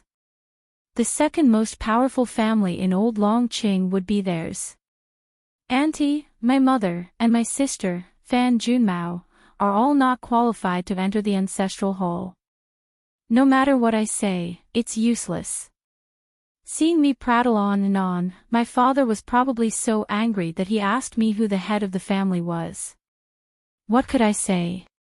Chen Pingan asked, what was the conclusion of the Fan family's ancestral hall in the end? You hardened your heart and abandoned Jing Dafeng, who was seeking his own death, to rely on the Fu family, who had schemed against you, to attack the other 4 families. Fan Er's eyes were blank. It should have been like this, but then they suddenly changed their minds. My father said to pass a message to everyone, saying that they would discuss it again. No one knew the reason. I went to ask Aunt and my mother, but they could not tell what my father was thinking. Fan Er continued, after defeating Chu Yang with 3 punches, the latter returned to the Dragon Ascension stage to recuperate. He did not continue to pester Mr. Zheng. However, the Fu family had lost so much face in front of everyone. How could they let it go? Hence, after Fu Donghai and the chief consecrator, Chu Yang, a 3rd person walked out. He was the nascent soul patriarch, Ming Yang, who was holding a half-immortal weapon that had been passed down in the Fu family. Because it happened at the doorstep of the Fu family and a half-immortal weapon appeared, the Qi refinement warriors of the Fu family worked together to cover the battlefield. We only know that when Mr. Zheng walked out, he was covered in blood. He walked alone on the street, raised his arm, and gave a thumbs up to the Fu family behind him. Fan Er said softly, on that day, the Sun family betrayed their trust and actually turned to the Fu family at the last minute. The Fong family, which was not very powerful, contacted the Ho family and chose to nominate the Ding family as their leader. The backbone of the Ding family was obviously the direct descendant of the Tongyi sect with an extraordinary background. In fact, very soon, a ferry from the Tongyi sect came to the shore. There were not many people, and only 2 people alighted. However, after that, the alliance of the 3 families led by the Ding family was even more confident than when the Sun family was still around. Tongyi sect. The first sect on the mountain of the Tongyi continent. Compared to the Jade Gui sect that Jiang Shangzhen was in, it was located at the north and south ends of the Tongyi continent. The Tongyi sect was obviously superior. According to Jiang Shangzhen, when the three of them chased after the great demon of the Fushang sect, if not for that sword, it would definitely be one of the ancestors of the Tongyi sect who took the great demon's life with the sect's treasure. TF Boy's love is eternal. Chen Pingan had a rough idea of the situation in Old Dragon City. Zheng Dafeng's unreasonable hand, which no one had expected, had greatly accelerated the change in Old Dragon City's situation. To put it nicely, the various surnames had surfaced. To put it bluntly, they had revealed their true colors. Zheng Dafeng was the enemy of the entire city. Just for a young girl who worked in the medicine shop. Chen Pingan took one last sip of wine. Fan Er smiled bitterly. Of course the Fu family would not give up. The head of the family, Fu Jiang, personally went out and had a half-year agreement with Mr. Zheng. The two sides would fight at the Dragon platform in the early winter of this year. However, just before the battle, the Tongyi sect disciple who lived in seclusion in the Ding family personally went to the dusty medicine shop. Outsiders do not know what happened. Regardless of whether the original intention was to rope him in or threaten him, Mr. Zheng fought with someone on the street outside the dusty medicine shop. Some people said that Mr. Zheng fought 1 against 3. Some said that he fought in pairs. In any case, he was heavily injured. Thus, Fu Jiang sent word to the dusty medicine shop that the battle would be postponed until the end of the year. There are only a few days left. Fan Er sat hugging his knees, unable to say another word. He lifted the curtain and looked outside.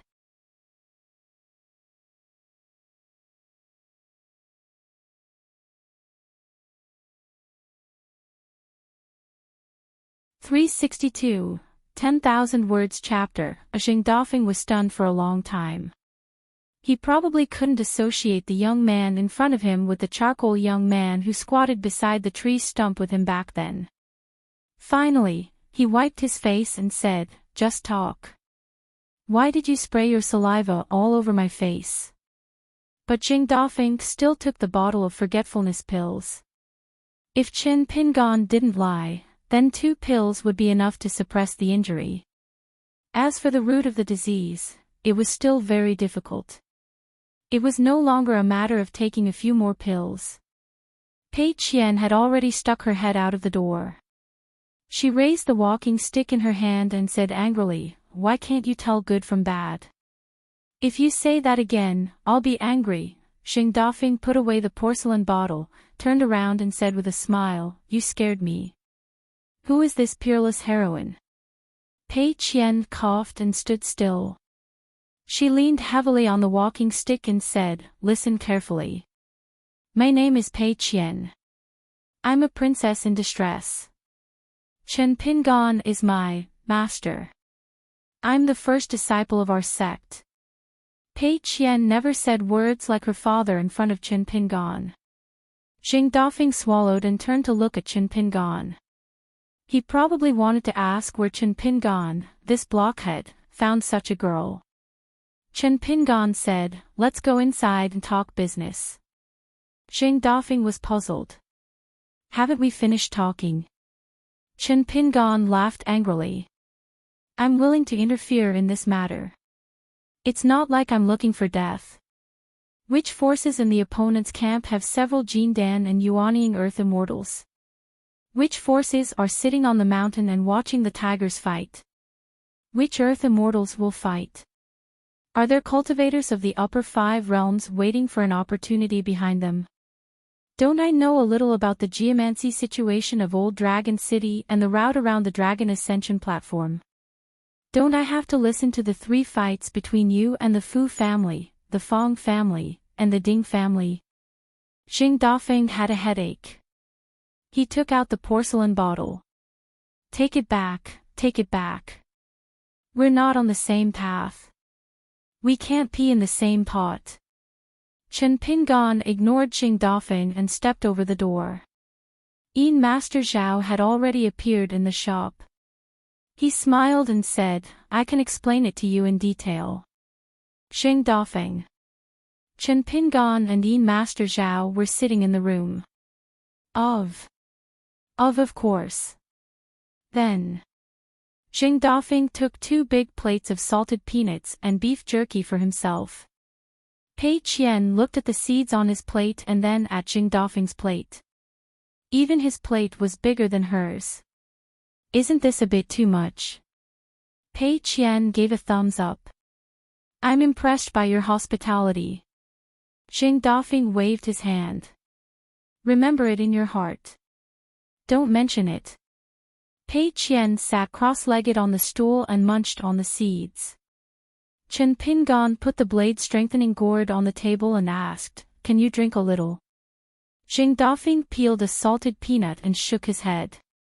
I don't drink alcohol. I can't drink for a while. Yin Master Zhao said slowly. 6 days later, at the Fu family's dragon platform, Xing Dafeng will have a fight to the death with Fu family. That means there will only be one person who can walk down alive. If Xing Dafeng is dead, it will be simple. We will go up and help to collect the body. There is no danger.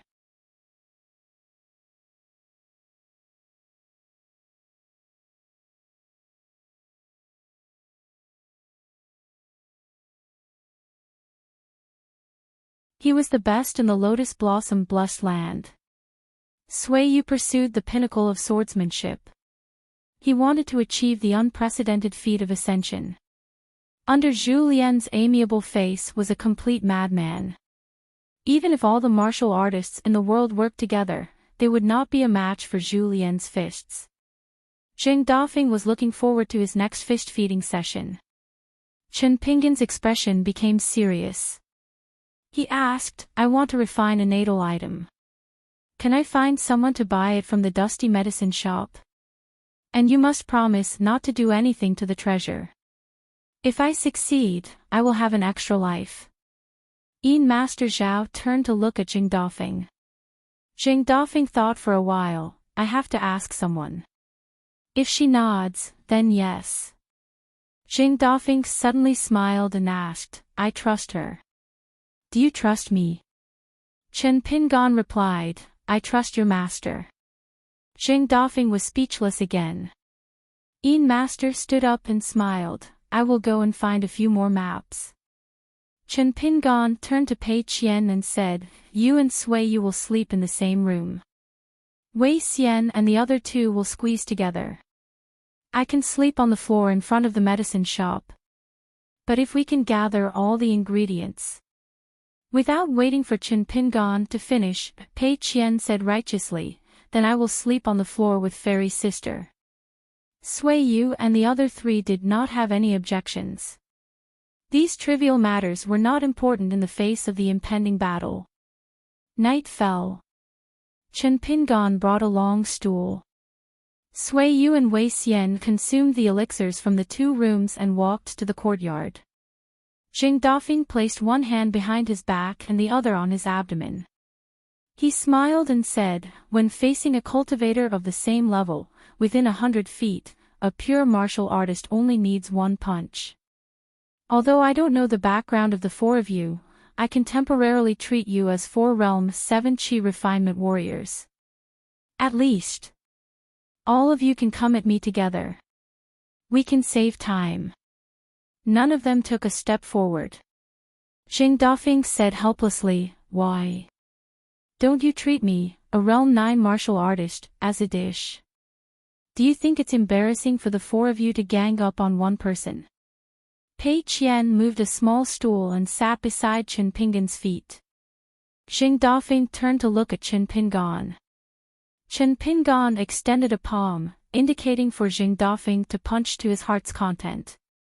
Since you are so polite, I won't stand on ceremony.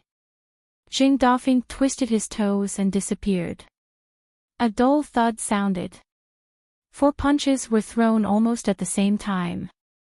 Sui Yu, Wei Xian, Lu Baixiang and Zhu Lian, who were standing at the top of the stairs under the eaves, each took 1 to 3 steps back. Jing Dafeng clicked his tongue and said, "You have a good foundation. Chen Pingan, where did you find these retainers and maidservants? I want a few of them too, especially those who look like this big sister." Sui Yu was the first to attack. Zhu Lian bent his body and leaped over.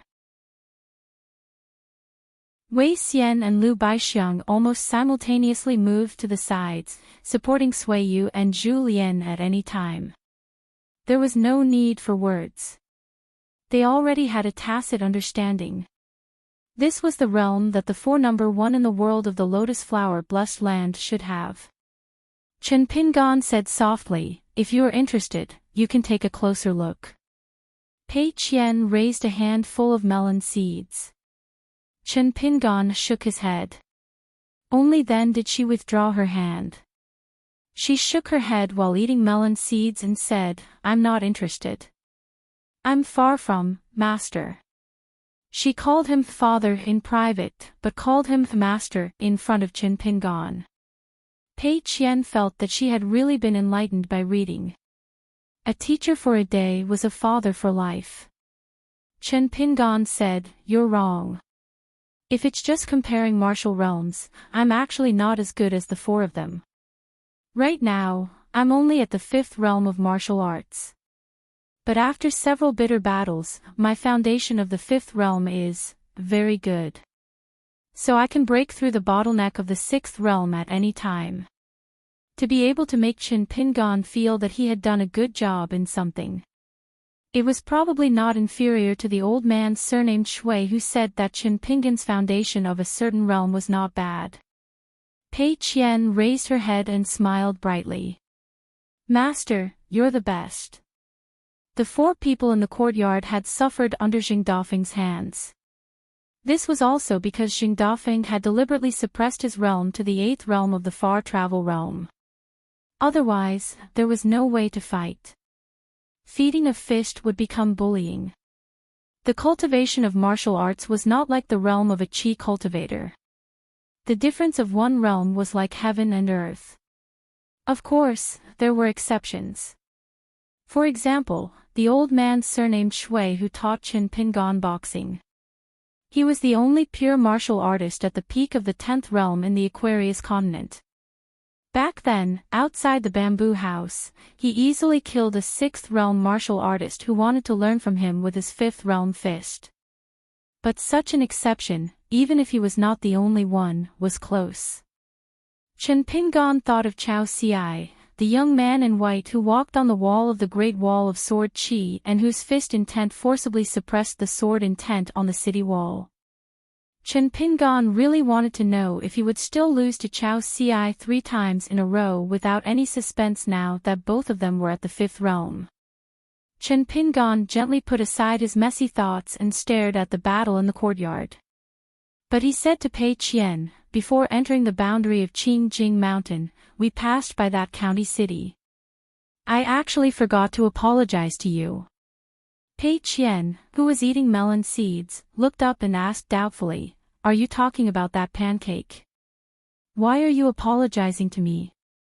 At that time, Pei Qian had dragged Old Wei, who was half a friend, to buy some food, while Chen Pingan and Lu Baixiang were browsing the bookstore.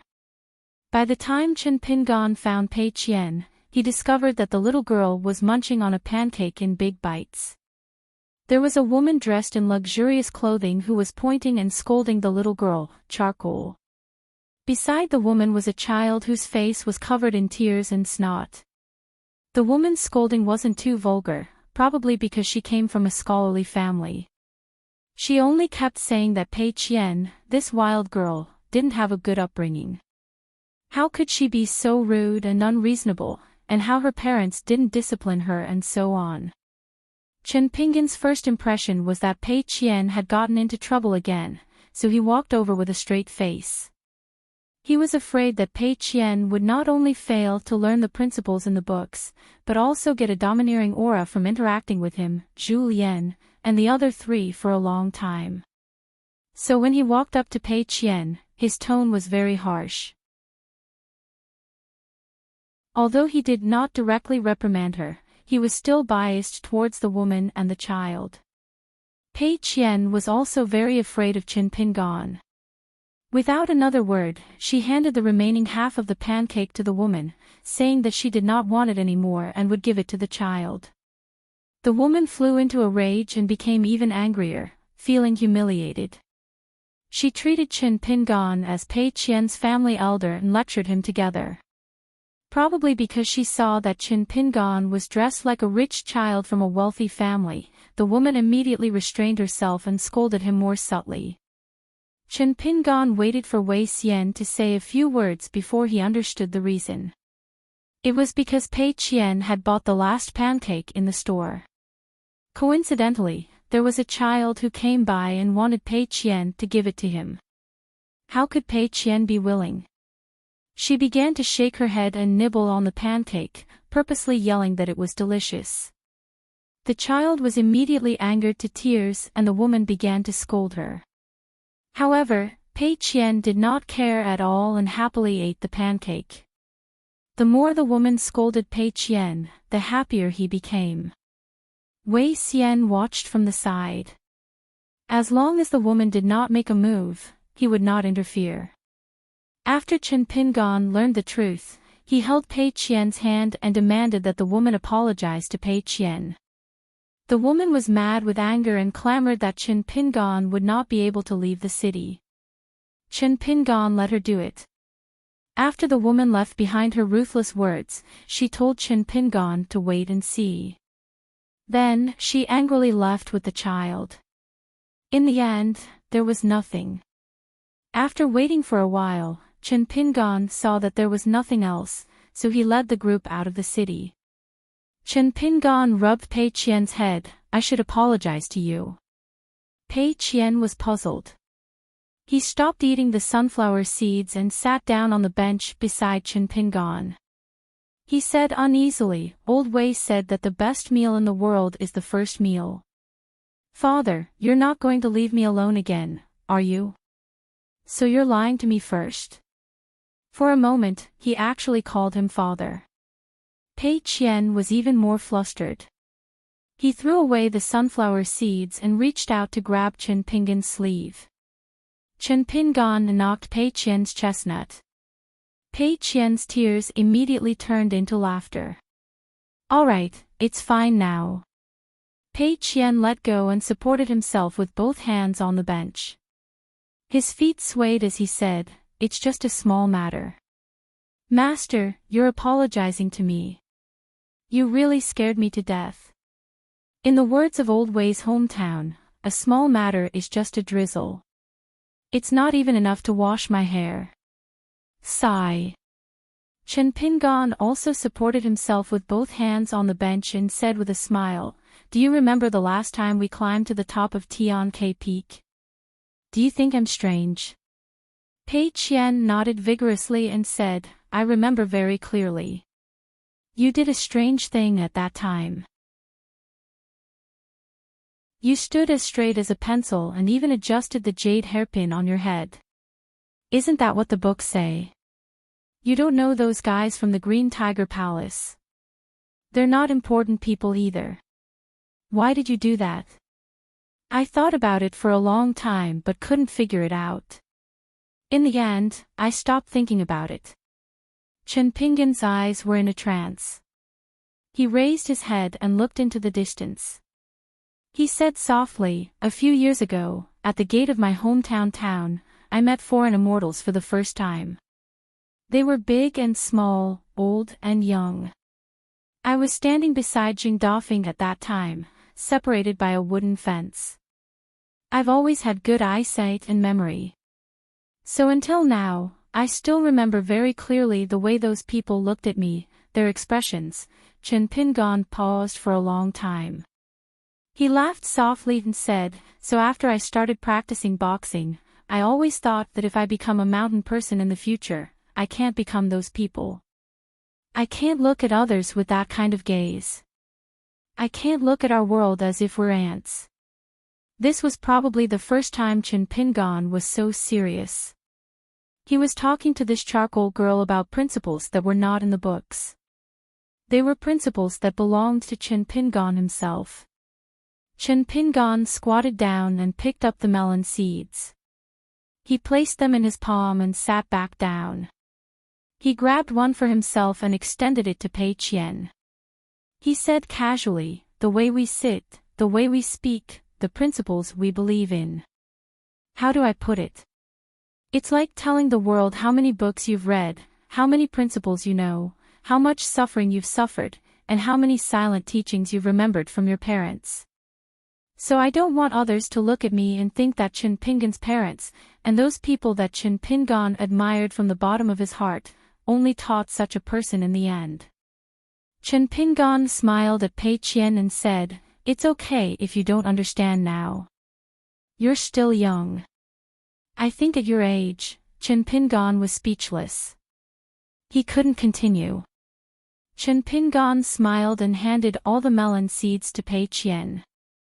He said to himself, "Mr. Qi's husband is right. I can't do it. I'm already past my age. So I hope you can do it." Little Bao Ping from Cliff Academy and Chao Qing Lang from Lotus Blossom Blessed Land can do it. On one shoulder is the willow tree, on the other shoulder is the tall grass, and on the other shoulder is the flying orioles. Isn't that great? Whenever I think of this breeze and moon, I feel very happy. Pei Qian exclaimed and chuckled. "Father, where can I find a good person like you if I go out alone in the future?" Then the little girl began to worry. "Not long ago, I was on the ferry and couldn't go to the ferry to play. I secretly had an idea. I thought that when I grow up and master the peerless swordsmanship, I would ask you, 'Dad, Dad, give me a horse. I'll go out and wander the martial world.' But then I thought that a horse might be a little expensive. Dad, you might not be willing to give it to me. Alas, a donkey would be fine too. A mule would be fine too. The martial world outside is waiting for me. It's waiting for me." The little girl sighed. "I don't want to go out and play now. It's boring. They're all bad people. If not, they're not good people." Chen Pingan also shook his legs and said with a smile, "But didn't you meet me in the martial world? Right?" Pei Qian thought for a long time and said softly, "But I don't want to meet anyone else." 1.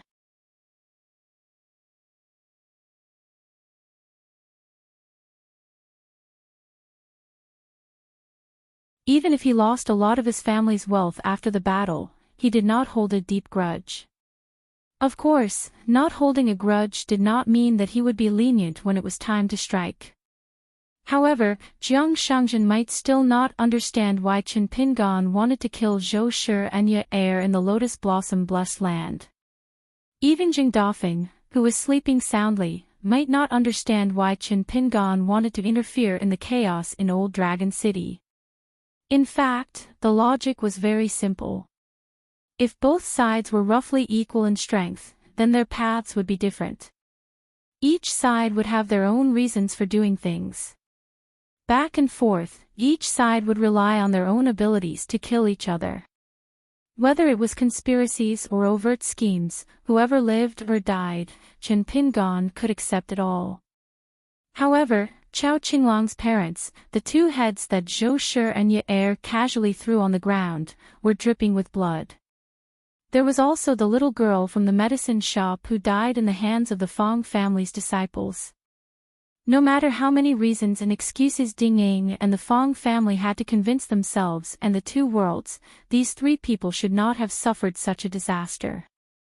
At that moment, Chen Pingan did not know that Qi Jingchen had once drunk the inferior wine in Li Huai's house and told Li Er that only a true hero could punch someone stronger. He only knew that before Alliance ascended, he had once told all of them that any true powerhouse should take the freedom of the weak as the boundary. There were thousands of joys and sorrows in the world, each with their own difficulties and blessings. There were no two identical leaves in the world, nor would there be the same river. However, some principles were interconnected. Lu Tai told the poor woman in the Eagle Fortress that the world was boring, so it was better not to come. Chen Pingan pondered over it. It was not that the world was boring, but that there were too many unreasonable people. When good people suffered losses, they could only comfort themselves that it was a blessing to suffer losses. They could only tell themselves that it was better to offend a gentleman than a villain. On the other hand, evil people did evil but did not know evil. Chen Pingan sat on the bench and was still thinking about every detail in the main room. The Yin god of the Zhao family was familiar with the forces in Old Dragon City, so Wei Xian and Lu Baixiang were on one side. The Yin god put himself in the shoes of the Fu family and used different angles and different forces to attack the dusty medicine shop. Wei Xian and Lu Baixiang dealt with each move accordingly. Zhu Lian was flipping through one of his rarest erotic novels under the eaves. It was a new book that he bought not long ago, but he read it over and over again until it became an old book. Now, he was muttering that it was a work of conscience, a work of conscience. It turned out that the rough engraving and the name of the book was fake. On the last page of the book, there were a lot of titles of good works by people of the same field. There were also a few comments that added the finishing touch. Therefore, the old man closed the book again tonight and said sincerely, "Good people have a peaceful life." Speaking of this, the old man turned to Chen Pingan and smiled, "Young master, I have offended you. I will be careful in the future." Chen Pingan smiled and waved his hand, reminding him, "Remember to keep that matter a secret for me." Zhu Lian said guiltily, "It's my fault. I have been feeling uneasy these days, so I didn't dare to reveal anything." Chen Pingan did not reply. Previously, on the ferry at Tianke Peak, Chen Pingan thought about sending a letter to the Storkin to ask the innkeeper to help deliver it to the sword-hugging man. He wanted to see if he could send it to the Great Wall of Sword Chi for Miss Ning. However, every time he started writing, he was in a dilemma. He did not know how to write the letter. In the end, he went to find Zhu Lian, who could say, "The world is full of emotions." In the end, he did not expect that Zhu Lian, who was thought to be a romantic, was actually an old pervert in Sui Yuyu's eyes. Some of his suggestions either gave Chen Pingan goosebumps or made him break out in cold sweat. In the courtyard, Sui Yuyu unsheathed his sword and flicked it with his fingers. She listened to the tinkling sound. This woman, who was the least likable in the group, had a smile on her face for the first time.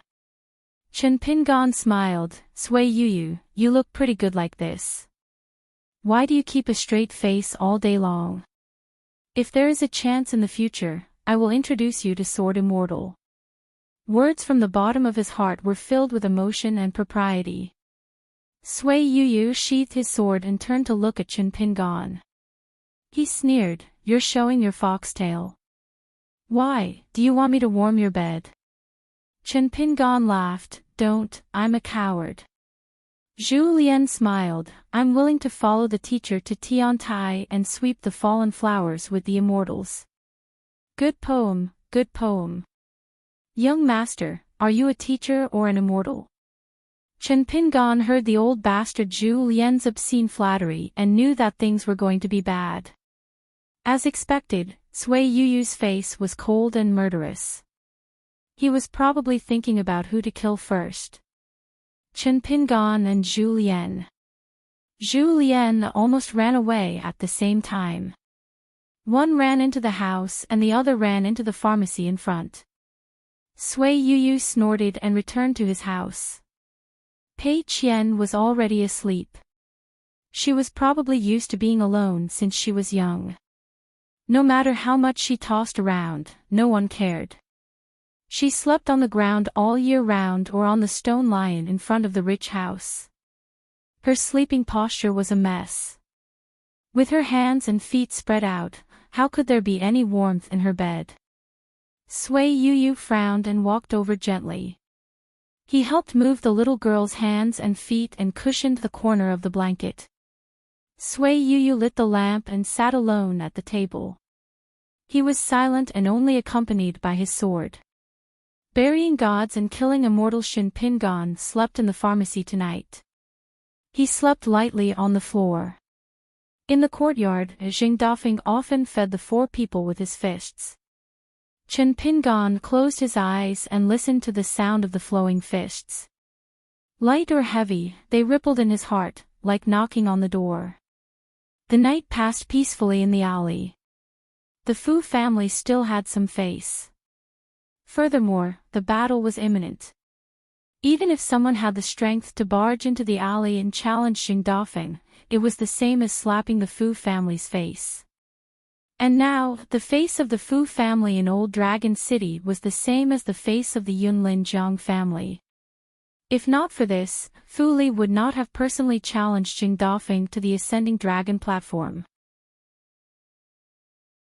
As for how many immortal weapons Fu Li could use, it was the most important thing in the discussion in the main room. For a Fu family disciple to be able to use a half-immortal weapon that was extremely difficult to control and could even cause a backlash, this was a strange thing. But as time passed, the outside world silently agreed. Chen Pingon woke up early in the morning. Jing Dafeng was squatting at the door of the main room and drinking porridge. Pei Qian was squatting at the side and whispering. Who knew when their relationship became so good? Inside the room, Lu Baixiang was playing the zither, with the rhythm of high mountains and flowing water. Wei Xian was practicing the six-step stance that he stole from Chen Pingon. Sui Yu was not much better. He was practicing the sword furnace stance. Zhu Lian was more kind. He brought a large bowl of porridge for Chen Pingon, saying that he wanted the young master to try his cooking. Chen Pingon sat on the bench and drank the porridge. The sky was slightly bright and he felt refreshed. He went to open the door of the shop in front. The dusty medicine shop was open for customers. As for whether there were any customers, there really were early in the morning. After Chen Pingon opened the door, he started practicing his martial arts in the alley. When he reached the corner of the alley, he turned around and went back and forth.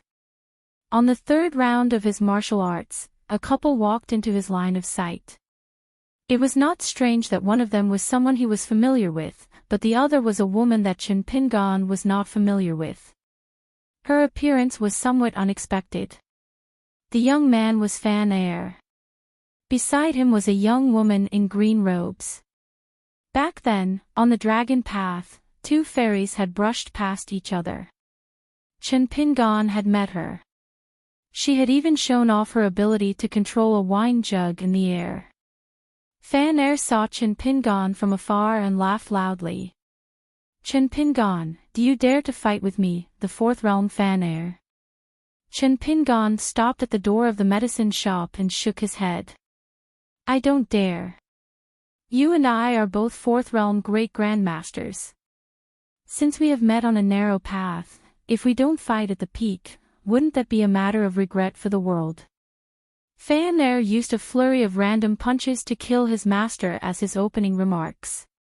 His mouth babbled as he charged at Chen Pingon, baring his fangs and brandishing his claws. Chen Pingon put a hand to his forehead. He could only slowly walk forward and cooperate with this Fan Er in a battle at the peak between great grandmasters. Fortunately, Fan Er had only run a dozen steps before the green-robed woman grabbed him by the collar and threw him behind her. Don't make a fool of yourself here. If you want to play, go play at the dragon platform. Fan Er walked obediently behind her and winked at Chen Pingon. Chen Pingon stopped and asked in confusion, You are Fan Er's sister, Fan Junmao. Fan Junmao also had a wine jug at her waist and did not stop walking. She smiled coldly and said, I don't want to have a younger brother like you, but I can't stop my father and second mother from being lovey-dovey. Fan Er was heartless and secretly happy. Chen Pingon sighed in his heart and then felt relieved. Only Fan Junmao with this kind of personality could make Fan Er truly like and respect her. If she was a virtuous and quiet daughter of a large family, he would still like her, but Fan Er would not admire his sister so wholeheartedly. Fan Junmao had no intention of walking into the drugstore. She pointed with a finger. Fan Er, go inside and wait. Fan Er yelped and ran into the drugstore. When he brushed past Chen Pingan, he risked death to remind him, "My condolences." Chen Pingan said in surprise, "Miss Fan, you can't be." Without waiting for Chen Pingan to finish speaking, Fan Junmao nodded and said, "You guessed right, it's me. The last time we met, you went south and I went north. The place we went was your hometown, Liju Grotto Heaven. The person we met was that old Yang. He didn't care too much about Jing Dafeng and had him fend for himself in Old Dragon City. However, he specifically mentioned you.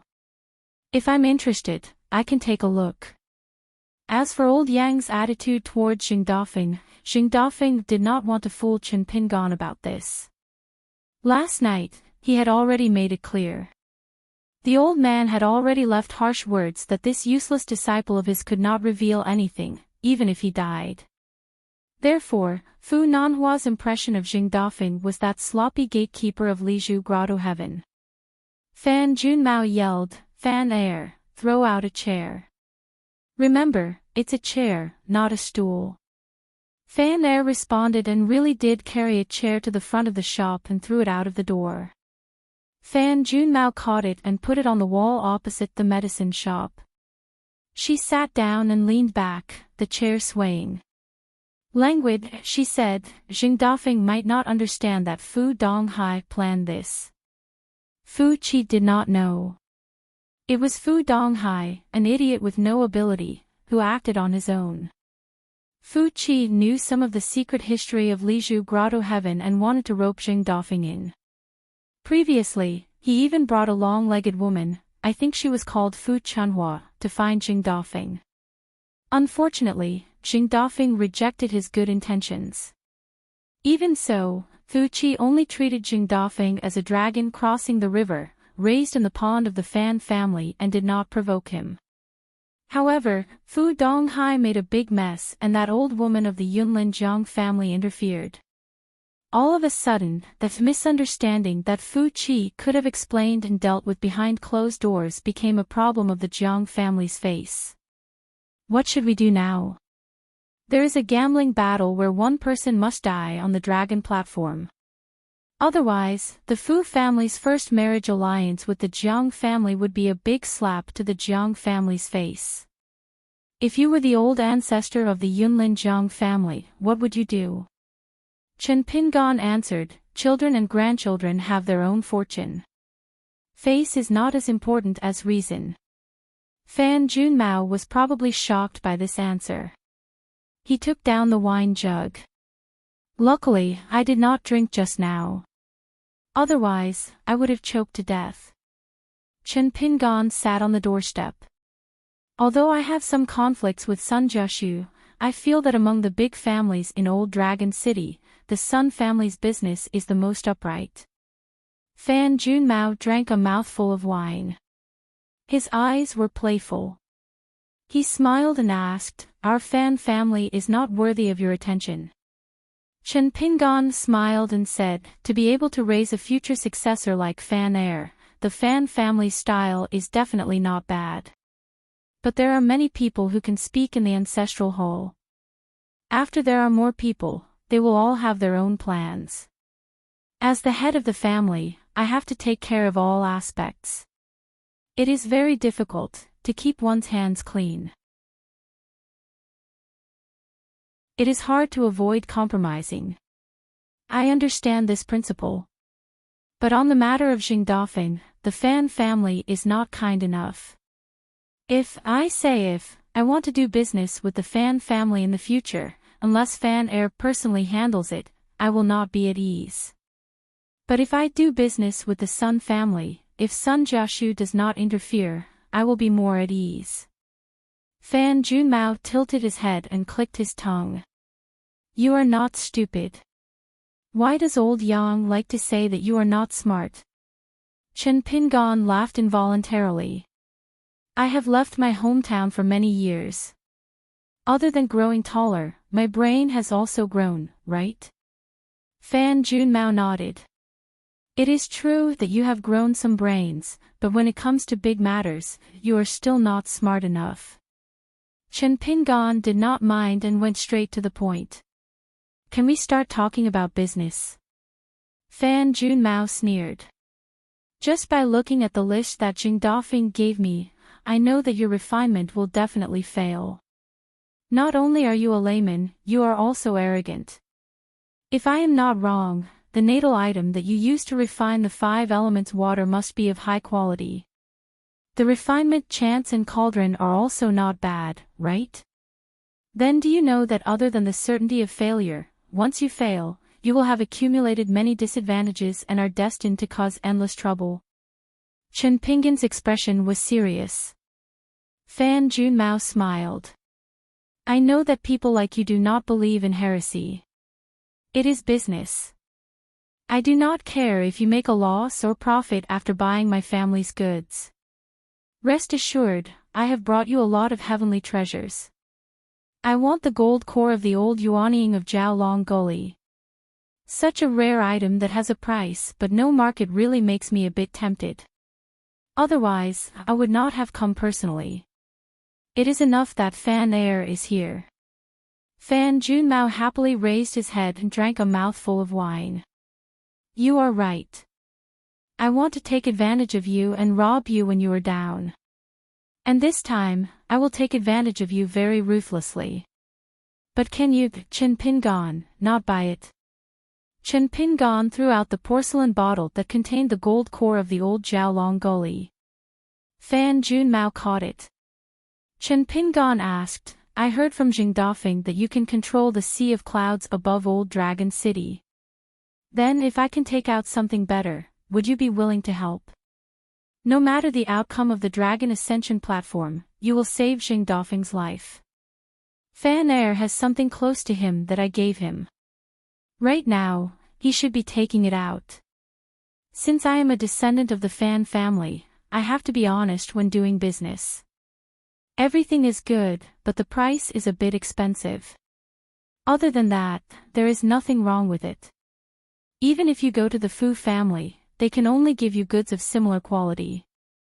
After saying this, Fan Junmao gently tossed the porcelain bottle in his hand and said with a smile, even if I break the rules and choose to attack, I estimate that there is only a 50% chance that I can save Jing Dafeng's worthless life. Moreover, I don't want to do that at all. Chen Pingan was just about to speak. Jing Dafeng was already sitting on the doorstep. With Chen Pingan on the left and right, they became the 2 door gods of the dusty medicine shop. Jing Dafeng smiled. Okay, there is no use begging her. Fan Junmao nodded. With a flip of his wrist, the porcelain bottle disappeared. Indeed. Chen Pingan was once again forcefully interrupted by Jing Dafeng. This time, Jing Dafeng even shook his head at him, indicating that he should not take out that item. Fan Junmao's eyes lit up. There really is something good. Take it out and let me take a look. If I feel that it is worth it, it is not impossible for me to help. After all, it is not a bad thing to fight fiercely.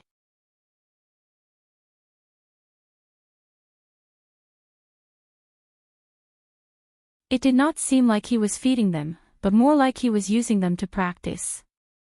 Fan Air ran out of the shop with a smile and sat beside Chen Pingan. The things are all in the house. Chen Pingan grunted. I don't think I will refine my natal item, but I want to refine another small thing. You should go back early. This is not a place to stay for long. Don't cause trouble for the family. Fan Air did not dawdle. I will find another chance to come back to the medicine shop.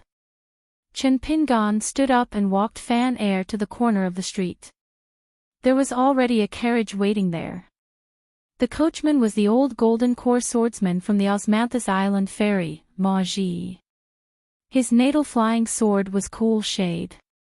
In the cultivation of swordsmen, chi refinement warriors were old immortals abode for 60 years, while immortals abode for 100 years was still young. At the time, the old swordsman Maji had complained to Chin Pingan. If the Fan family was willing to take out half of their family fortune and do their best to worship him, a golden core swordsman, he could become a nascent soul swordsman. Chin Pingan did not walk out of the alley. He smiled and waved at the old swordsman. Maji also smiled and nodded. That night, Chin Pingan lay on the roof. He held a jade pendant in his hand that he did not often take out. He stared at it in a daze. Under the moonlight, it was sparkling and translucent. Chin Pingan did not have much money now, but his family was not small.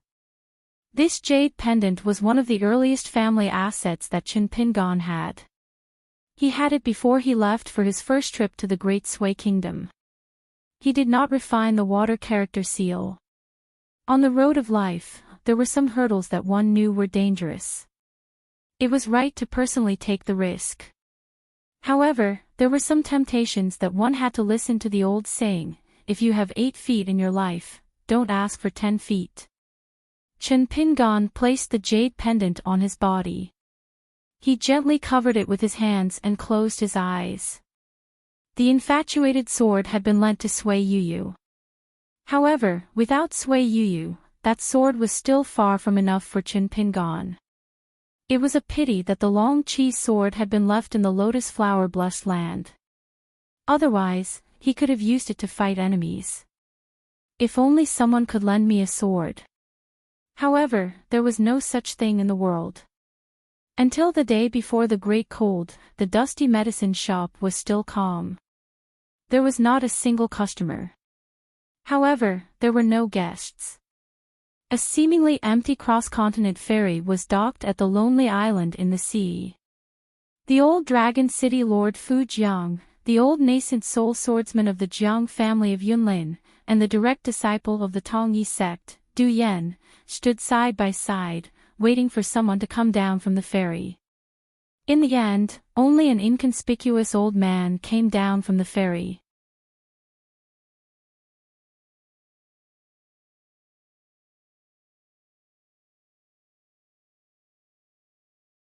Even now, he could only look at it but not use it. Its existence in itself was a thought. To be precise, it was one of the few thoughts that Chin Pingan, this bumpkin, had. To avenge his parents. To promise Ningyao to be the great sword immortal. The 60-year agreement with Sister Sword Spirit. One day, he would be able to speak to the 4 worlds with dignity. Chin Pingan wore a new pair of boots that Pei Qian had sent to him secretly. Before dawn, Pei Qian got up in the dark and went to Chin Pingan, who was sleeping on the floor in front of the medicine shop. She held the boots in her hand. Chin Pingan curiously asked her where she got the boots from. Pei Qian said that she borrowed a few taels of silver from Zhonyang and others at the inn.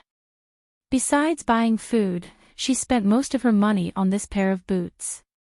She wanted to give them to Chin Pingan as a gift, but later, the people in Foxtown scolded her and Chin Pingan wanted to drive her away, leaving her alone in the inn. She was angry, so she buried them. Later, Chin Pingan changed his mind and took her to Mirage Scene City. She secretly dug them up at night. At that time, Zhong Kuei was watching by her side and said that it was a cenotaph. She walked all the way to the ferry in Mirage Scene City, then the ferry in Qingjing Mountain, and then to Old Dragon City. She was afraid that the cenotaph would make Chin Pingan angry, but she had a guilty conscience, so she didn't dare to take it out. At that time, one big and one small, the big one sat on the mattress on the floor and began to put on his boots. He was somewhat happy, but he didn't praise the skinny little girl much. However, what he wanted to say was probably in his young face and those clean eyes. The little girl squatted at the side and asked, "Does it fit?" Chen Pingan nodded and said, "It does." However, after Chen Pingan put on his boots, he jumped up a few times and turned hostile. He told Pei Qian and the Yin spirit of Zhao to stay in the dusty medicine hall and not follow them to the Dragon Ascension platform. Moreover, the Yin spirit would leave the medicine hall at some point in time, so Pei Qian did not need to be afraid. As long as she did not leave the medicine hall on her own, she would not be in danger. Pei Qian was, of course, displeased. These days, she had been diligently practicing the crazy demon sword technique. However, when she saw how serious Chen Pingan was, she drooped her head and said, "Oh." At this moment, Chen Pingan looked at Jing Dafeng and asked with a smile, "What do you say? Let's go." Jing Dafeng took a deep breath of his pipe and hung it at his waist. He strode towards the courtyard and said, "Let's go." The group left the dusty medicine hall and walked in the alley. They got on the carriage sent by the Fan family. Fan Er and the old swordsman Ma Ji were not there. Fan Er had come to the medicine hall again before. The two of them sat on the roof and drank. Chen Pingan told him not to appear near the medicine hall on the day of the great cold. Fan Er said he knew the gravity of the matter and would not act willfully. Pei Qian brought a small stool and sat in front of the dusty medicine hall. She bent down and hugged her knees. Under her feet was the trekking staff that she had been with for a long time. She stepped on the soles of her shoes and gently twirled it, rolling it around. On the other side of the threshold, there was an oil paper umbrella. Chen Pingan had asked her to bring it along. Even if she was in a dusty pharmacy, she had to bring the umbrella with her. The Yin spirit of Zhao did not move for now. Jing Dafeng only needed to break the tobacco pipe and it would appear next to him. If it appeared too early at the Dragon Ascension platform, the other side might already have a plan to deal with it. Near the Dragon Ascension platform, there was a saying that there were hidden dragons and crouching tigers. Those who were qualified to stand there were all high and mighty deities in the old dragon city. They were all cultivators and grandmasters who enjoyed the worship of the five families. The Yin spirit stood beside the charcoal girl and asked, worried about Chen Pingan. Pei Qian said softly, "My father is so powerful." The Yin spirit of Zhao, who walked out of the small temple in the Li Zhu grotto, smiled and said, "He is powerful, but he is a little stupid. It has nothing to do with him, but he still wants to get involved." For the first time, Pei Qian did not jump up and scold him. She muttered to herself, "Isn't that right? Otherwise, why would he bring me along? I am a money-losing person. My father is already so rich, but he is still a miser. He never spends money extravagantly. He would break a copper coin into 8 pieces." The more she spoke, the more worried she became. Pei Qian straightened her back and took out the yellow paper talisman from her sleeve. She placed it on her forehead and raised her head. She puffed out her cheeks and blew on the pagoda demon suppression talisman. 3 carriages traveled from the inner city to the outer city. Jing Dafeng sat alone in the carriage at the very front. He closed his eyes and rested. The fist intent that he had been suppressing actually showed signs of overflowing. With every jolt of the carriage, there would be stellar energy floating. However, it would quickly rush back into Jing Dafeng's body every time he breathed. A peak martial artist of the 9th realm naturally had his own bearing. Chen Pingan was supposed to sit with the lackey Zhu Lian, who liked to call himself an old servant. However, Sui Yuyu beat him to it. Zhu Lian was tactful and went to sit with Wei Xian and Lu Baixiang with a smile. Inside the carriage, they sat facing each other. Sui Yuyu asked, "You see Lu Baixiang in a different light. Is it because he was the first to reveal the heavenly secret and said something?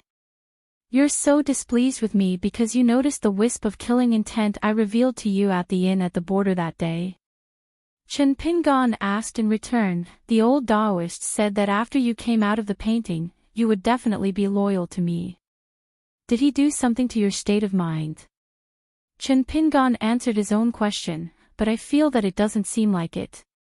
It wasn't just because you revealed your killing intent to me that time. In my eyes, the four of you are still living dead. Humans have their own ups and downs. No matter how calm their hearts are, no one dares to say that they have not changed their original intentions on the path of cultivation. So I am very curious why that old Taoist dared to say that I can use you without worry. Sui Yu also asked in return, you don't trust the heavens of our lotus flower blessed land? Chen Pingan shook his head. On this matter, I trust the old Taoist.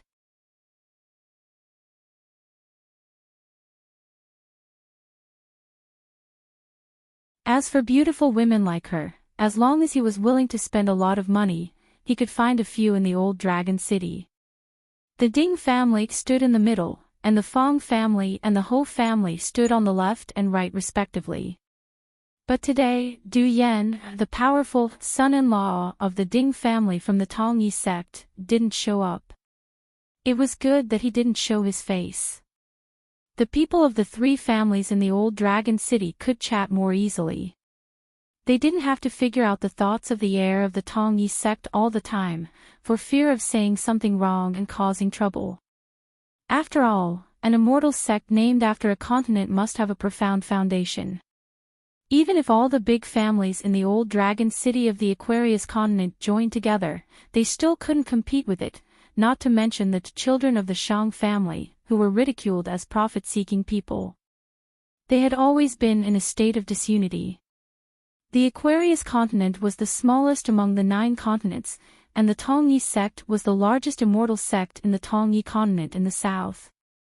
The Fong family and the Ho family all felt lucky that the noble Du Yan was only a woman with the surname Ding, so he protected the Ding family instead of the legendary ancestor behind him who was interested in the old Dragon City. The Fong family was in the worst situation now. Jing Dafeng almost broke through their mansion. However, the child of the Fong family, who was the culprit today, was very arrogant and didn't look depressed at all. He was talking with a scoundrel of the Ho family. How could he not feel good? That madman Jing would soon be beaten to death on the dragon ascending platform. He had already prepared a large sum of money. Once he returned to the city, he would hold a big banquet. As long as it was a woman who had worked as a waiter in the dusty medicine shop, regardless of age, beauty, or ugliness, they would all be thrown into the lowest brothel in old Dragon City to be prostitutes. Didn't you, Jing Dafeng, mobilize so many people just for a slut in the mud? Do you regret it now? The Sun family and the Fan family were far away from the Fu family and the Fong family. Besides, only a few people from the 2 families came to join in the fun. The master of the Sun family, Sun Jeshu, didn't show up. The Fan family only sent an old man who was in charge of the incense burning in the ancestral hall. The others were all talented children of the collateral branches. When the 3 carriages came into view, the big families of the old Dragon City didn't make any noise. They didn't point or talk. Even the child of the Fong family who was sure Jing Dafeng would die on the dragon climbing platform held his breath and stopped smiling. It didn't matter if they were good or bad. Those who could stand on this side more or less represented the face of the family. Not many of them were real fools. Just like this battle.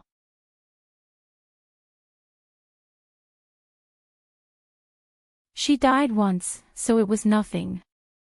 As long as the Great Tao continued, she could come back again.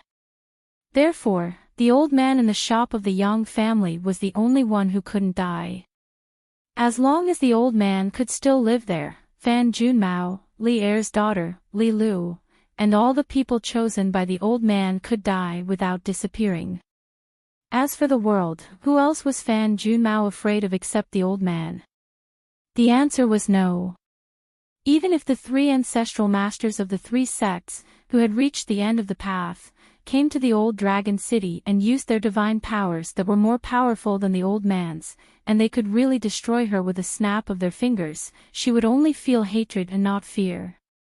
On this point, Fan Junmao and GQ, who had reached the top of the platform, had different doubts, but their minds were the same.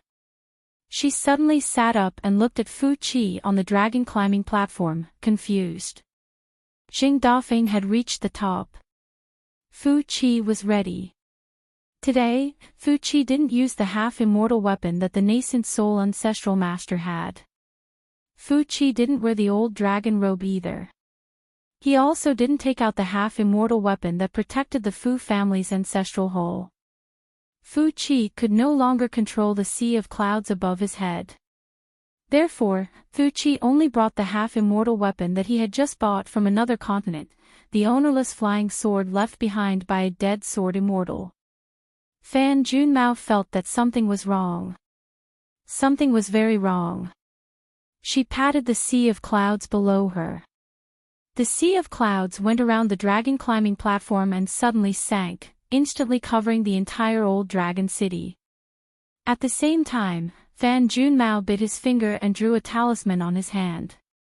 It was an ancient talisman that had been lost for a long time. The divine man observing the mountains and rivers of the Qi cultivators was just a replica of this talisman. After drawing the talisman, Fan Junmao, who was slightly pale, put his palms together and opened his arms. Images flashed between his hands. Fan Junmao looked at the images in front of him as if he was looking at flowers on horseback. The Fu family's ancestral hall, the Sun family's ancestral residence, and the dusty medicine shop. When the images finally stopped on an old man standing on top of the outer city wall, the small map of mountains and rivers instantly shattered. The skin on Fan Junmao's palm that he drew the talisman was already torn. He forcibly swallowed a mouthful of blood essence. Fan Junmao's face was gloomy after losing more than 10 years of cultivation of an ordinary earth immortal of the nascent soul realm. He didn't care about the loss of cultivation at all. Good heavens, a dragon that crossed the river at least of the immortal realm of the 12th realm. Could it be that old pervert from the Tongyi sect? Fan Junmao, who had always been broad-minded since she was enlightened, finally had a heavy heart.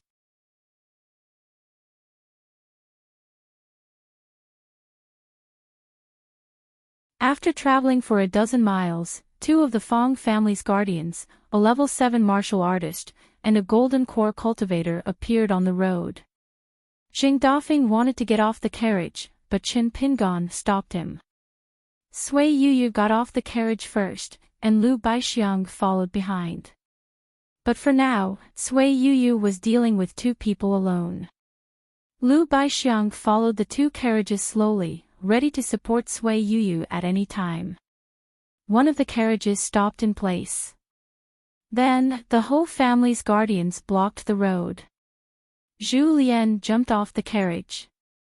Another Fan family carriage stopped. Wei Xian followed the last carriage on foot with Qin Pingan and Jing Dafeng in it. Behind them were the guardians of the Ding family. Wei Xian was wearing a dragon robe and sweet dew armor. He stopped, and the carriage continued forward. Jing Dafeng shook his head. This is the Fu family's intention. The situation is completely different from what we predicted. The battle at the dragon ascending platform was much better than expected, but walking off the platform is much worse than the worst-case scenario. The Fu family doesn't even take the Jiang family of Cloud Forest seriously. What's going on? As they neared the eastern gate of the old dragon city, Qin Pingan lifted the curtain and glanced. This means that what I said was true. The upper realm cultivator hiding behind the scenes has appeared, and he won't be a jade unyielding realm. Even if he is a level 11 cultivator, he will most likely be a sword cultivator. That's why the Jiang family of Cloud Forest can endure it.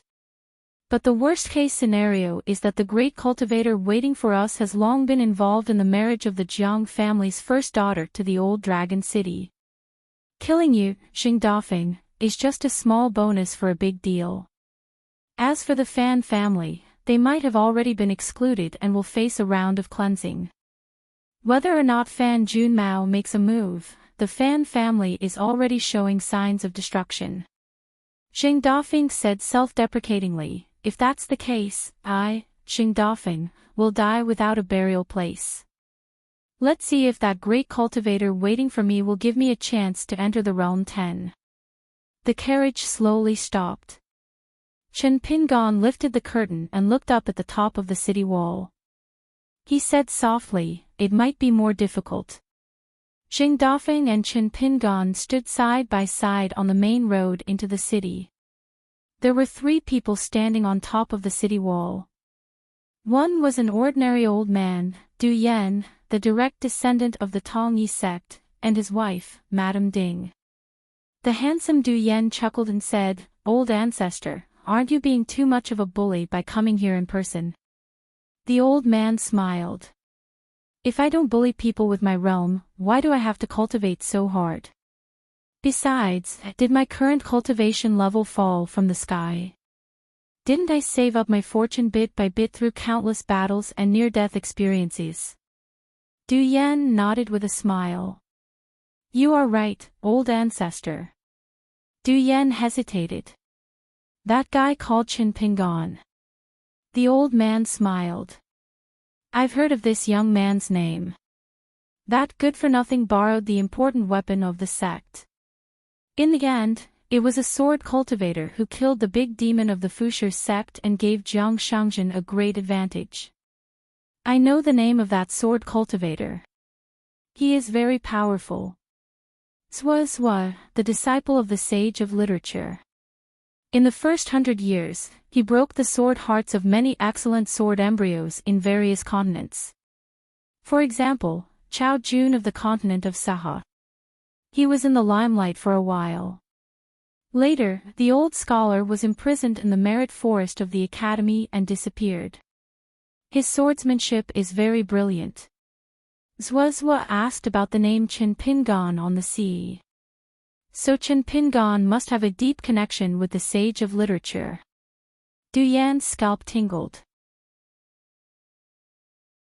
To be able to make the founder of the Bronze Leaves sect praise him as powerful and very brilliant, what kind of outstanding sword immortal was that? As for the deep connection between the sage of literature and the old scholar, Du Yan felt that Chen Pingon would be safe this time. But that Xing Dafeng would definitely die. Unexpectedly, the old man said, otherwise, why do you think I took that fairy with me? I was waiting for that Zhuozhuo. I was not afraid of him coming. I was afraid that he would let me take that natal item for nothing. Du Yan was excited. He bowed with his hands folded in front. Old ancestor, you are so mighty and bold. You are the best in the Tongyi continent. The old man sneered. Don't say this nonsense. If you are capable, go to my level and let your descendants and disciples flatter you. Du Yan said uneasily, I dare not hope for that. The old man shook his head. So you are also a good-for-nothing. You just got lucky and took my surname. Du Yan was not depressed at all. Instead, he smiled happily. Good luck is also a skill. The old man nodded for the first time. You are right. The old man took a step forward. In an instant, the old man came directly in front of Xing Dafeng. He was only 2 or 3 steps away, almost face to face. Because he was not tall, the old man had to slightly look up at this injured 9th realm martial artist. He asked with a smile, I heard that you are the gatekeeper of the Li Zhu cave and do odd jobs for that weird old man. I wonder if he has the guts to leave that cage and make trouble for me after I kill you. Xing Dafeng was indifferent. He just punched out. The old man put his hands behind his back. He stood there and took the punch. He slid back a few steps, but he was still standing. On the other hand, Xing Dafeng's abdomen was pierced by a boat-like object as long as 2 arms.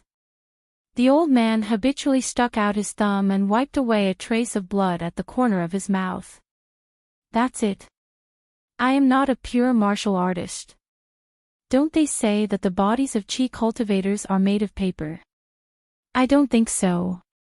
The old man flicked away the blood and then pointed at Jing Dafeng's abdomen. This is not a sword cultivator's natal flying sword. I hate sword cultivators the most in my life. They like to be in the limelight too much. Especially sword immortals. They are so arrogant that I want to dig their eyeballs out and stuff them into their assholes. Unfortunately, when I can do that, I have to abide by the rules of this world again. It's a big cage. I can't leave the mountain easily. Don't you think it's hateful? Speaking of this, the old man squinted at the sky. Jing Dafeng stepped on the ground and punched at the old man again. But the old man turned sideways and pressed Jing Dafeng's head with one hand, pushing him back. Jing Dafeng flew backward for more than 1,000 feet. His abdomen was still nailed to the flying sword-like boat.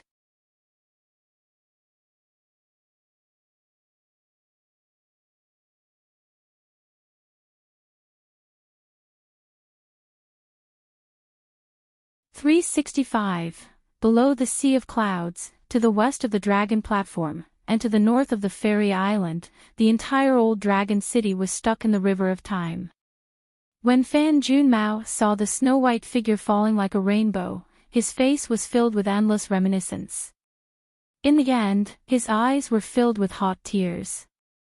He stood up, wanted to say something, but stopped. Then, he sat upright on the Sea of Clouds with a long history of sitting still posture. The Confucian gentleman of the later generations was particular about sitting upright like a corpse and sitting like a god. This was the case. Over at the dusty medicine shop, Pei Qian held the mountain walking staff and was performing the crazy demon swordsmanship in the alley outside the shop. He was unaware of the strange phenomenon, and the yin spirit of the Zhao family on the other side of the door was motionless. Outside the city, a short rich old man was about to step out. Then, he frowned and retracted his foot. He just rolled his eyes and thought for a while. Then, he used an even more hidden yin spirit to travel away. He was sneaky like a fish in water. Outside the east gate of Old Dragon City, the teaching nanny of the Jiang family in Yunlin was blushing. Her natal flying sword was buzzing in her acupuncture point, which allowed her to see some blurry images. The ancestor of the Tongyi sect, whose surname was Du, narrowed his eyes and looked at the hole in the city wall. His natal immortal weapon, the sword-swallowing boat, was quietly hovering beside him. In the doorway, that was forcefully blasted open on the city wall, a tall woman in clothes that were white as snow and her sleeves fluttered in the wind was sitting on a pile of rubble. Her movements were gentle, and she held a young man who was almost completely destroyed in her arms. His injuries were too severe, and he had already fainted. She lowered her head and stretched out a finger to gently smooth the young man's tightly furrowed brows. Not far away, a shabby old Confucian scholar in a green robe stood. He raised his hand to wipe his forehead. "You're too rash. You made such a big commotion. Do you know that in order to cover your tracks, I used all my strength to suck on my mother's milk? If Suishan God didn't let me jump to the north of the Aquarius continent, you would have been known to the whole world. By then, how could Chen Pingon cultivate in peace?" Seeing that the woman didn't speak, the old Confucian felt more guilty. He sighed and didn't look at the second immortal on the map of the Tongyi continent. He came to the edge of the wall and suppressed his anger. "What? Since you two like to watch the show so much, why don't you dare to show your heads?" In the north, an ethereal figure appeared. It was a middle-aged Confucian with a golden jade pendant on his waist. The seal script was, "I am good at nurturing the Great Spirit." To the south, there was a Confucian scholar who also had an erratic figure. He looked to be in his 70s, and there was also a golden jade pendant hanging from his waist. The seal script read, "A just Tao enjoys abundant support." The middle-aged scholar bowed and said, "Greetings, Mr." The Confucian in the south saw the old Confucian sage but was completely indifferent. His eyelids didn't even move. The old Confucian took a deep breath and pointed to the ancestor of the revival of the Tongyi sect. He looked at the old Confucian with the jade pendant and asked, "You are the sage in charge of monitoring the north of the Tongyi continent. If a 10th or 11th state qi cultivator is walking around the world, you can say that there are too many things in the world. You can't take care of all the lights under your feet. Are you blind for an ascendant realm qi cultivator? Can't you see a big lantern floating in front of your eyes?" The old Confucian kept silent. The middle-aged Confucian sighed. He was informed in advance that Du Mao from the Tongyi sect would come down the mountain to the old dragon city of the Aquarius continent. It was one of the plans of the Northern Song clan. It was also related to the chaos of the demon race in the Fuming sect in Taiping Mountain. Therefore, before Du Mao left the sect, he had reported it to the old Confucian. It was just that it was too sudden and he didn't have time to ask for it from the school. Therefore, the middle-aged Confucian turned a blind eye to it. The restraint of these ascendant realm cultivators was an iron law set down by the Sage of Rights. For so many years, there was no backlash. There were even great cultivators who openly sneered that the Sage of Rights was really philanthropic. There were so many demon races in the world, but he didn't kill them all and leave them alive. Instead, he was strict with the rules of his own family. He had to get the approval of the school to stretch his arms and legs. Look at the Qingming world under the three branches of Taoism. The Ascendant Realm cultivators could stay in the Beko Keikyung building if they wanted to. When they were bored, they could wander around the world. Why did they have to follow the rules when they sneezed in the vast world? Du Mao from the Tongyi sect was a little impatient. He put one hand behind his back and the other hand scratched his head. He looked up at the old Confucian scholar and said, "You are the sage of literature." The old Confucian scholar actually ignored this person from the beginning to the end. He said to the two Confucian scholars in the Confucian temple in the sky who accompanied the 72 sages, "You two are the third brother's favorite students. You are saints. The third brother should have taught you. You should remember that compassion is in everyone. Everyone has a shameful heart." The former said to the middle-aged Confucian scholar in the south of the Aquarius continent. The latter said to the old Confucian scholar who let Du Mao go down the mountain and cross the continent to enter the old dragon city. Scholars who could enter the Confucian temple and accompany the sage of literature were of course real saints. They were more important than the so-called sage of Confucian Academy. However, the orthodox Confucian school of the world still insisted on the saying of the 72 sages. The old Confucian scholar continued, "Your teacher said that life is also my desire. Justice is also my desire. If you can't have both, you have to sacrifice your life for justice. Now, it is that Chen Pingon who is teaching you how to be a man.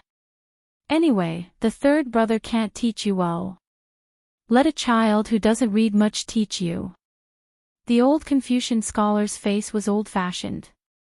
He said indifferently, "You are no longer in the Confucian temple. There is no longer a statue to accompany you. The Confucian vein of the Confucian school is broken. You should respectfully address my teacher as secondary sage."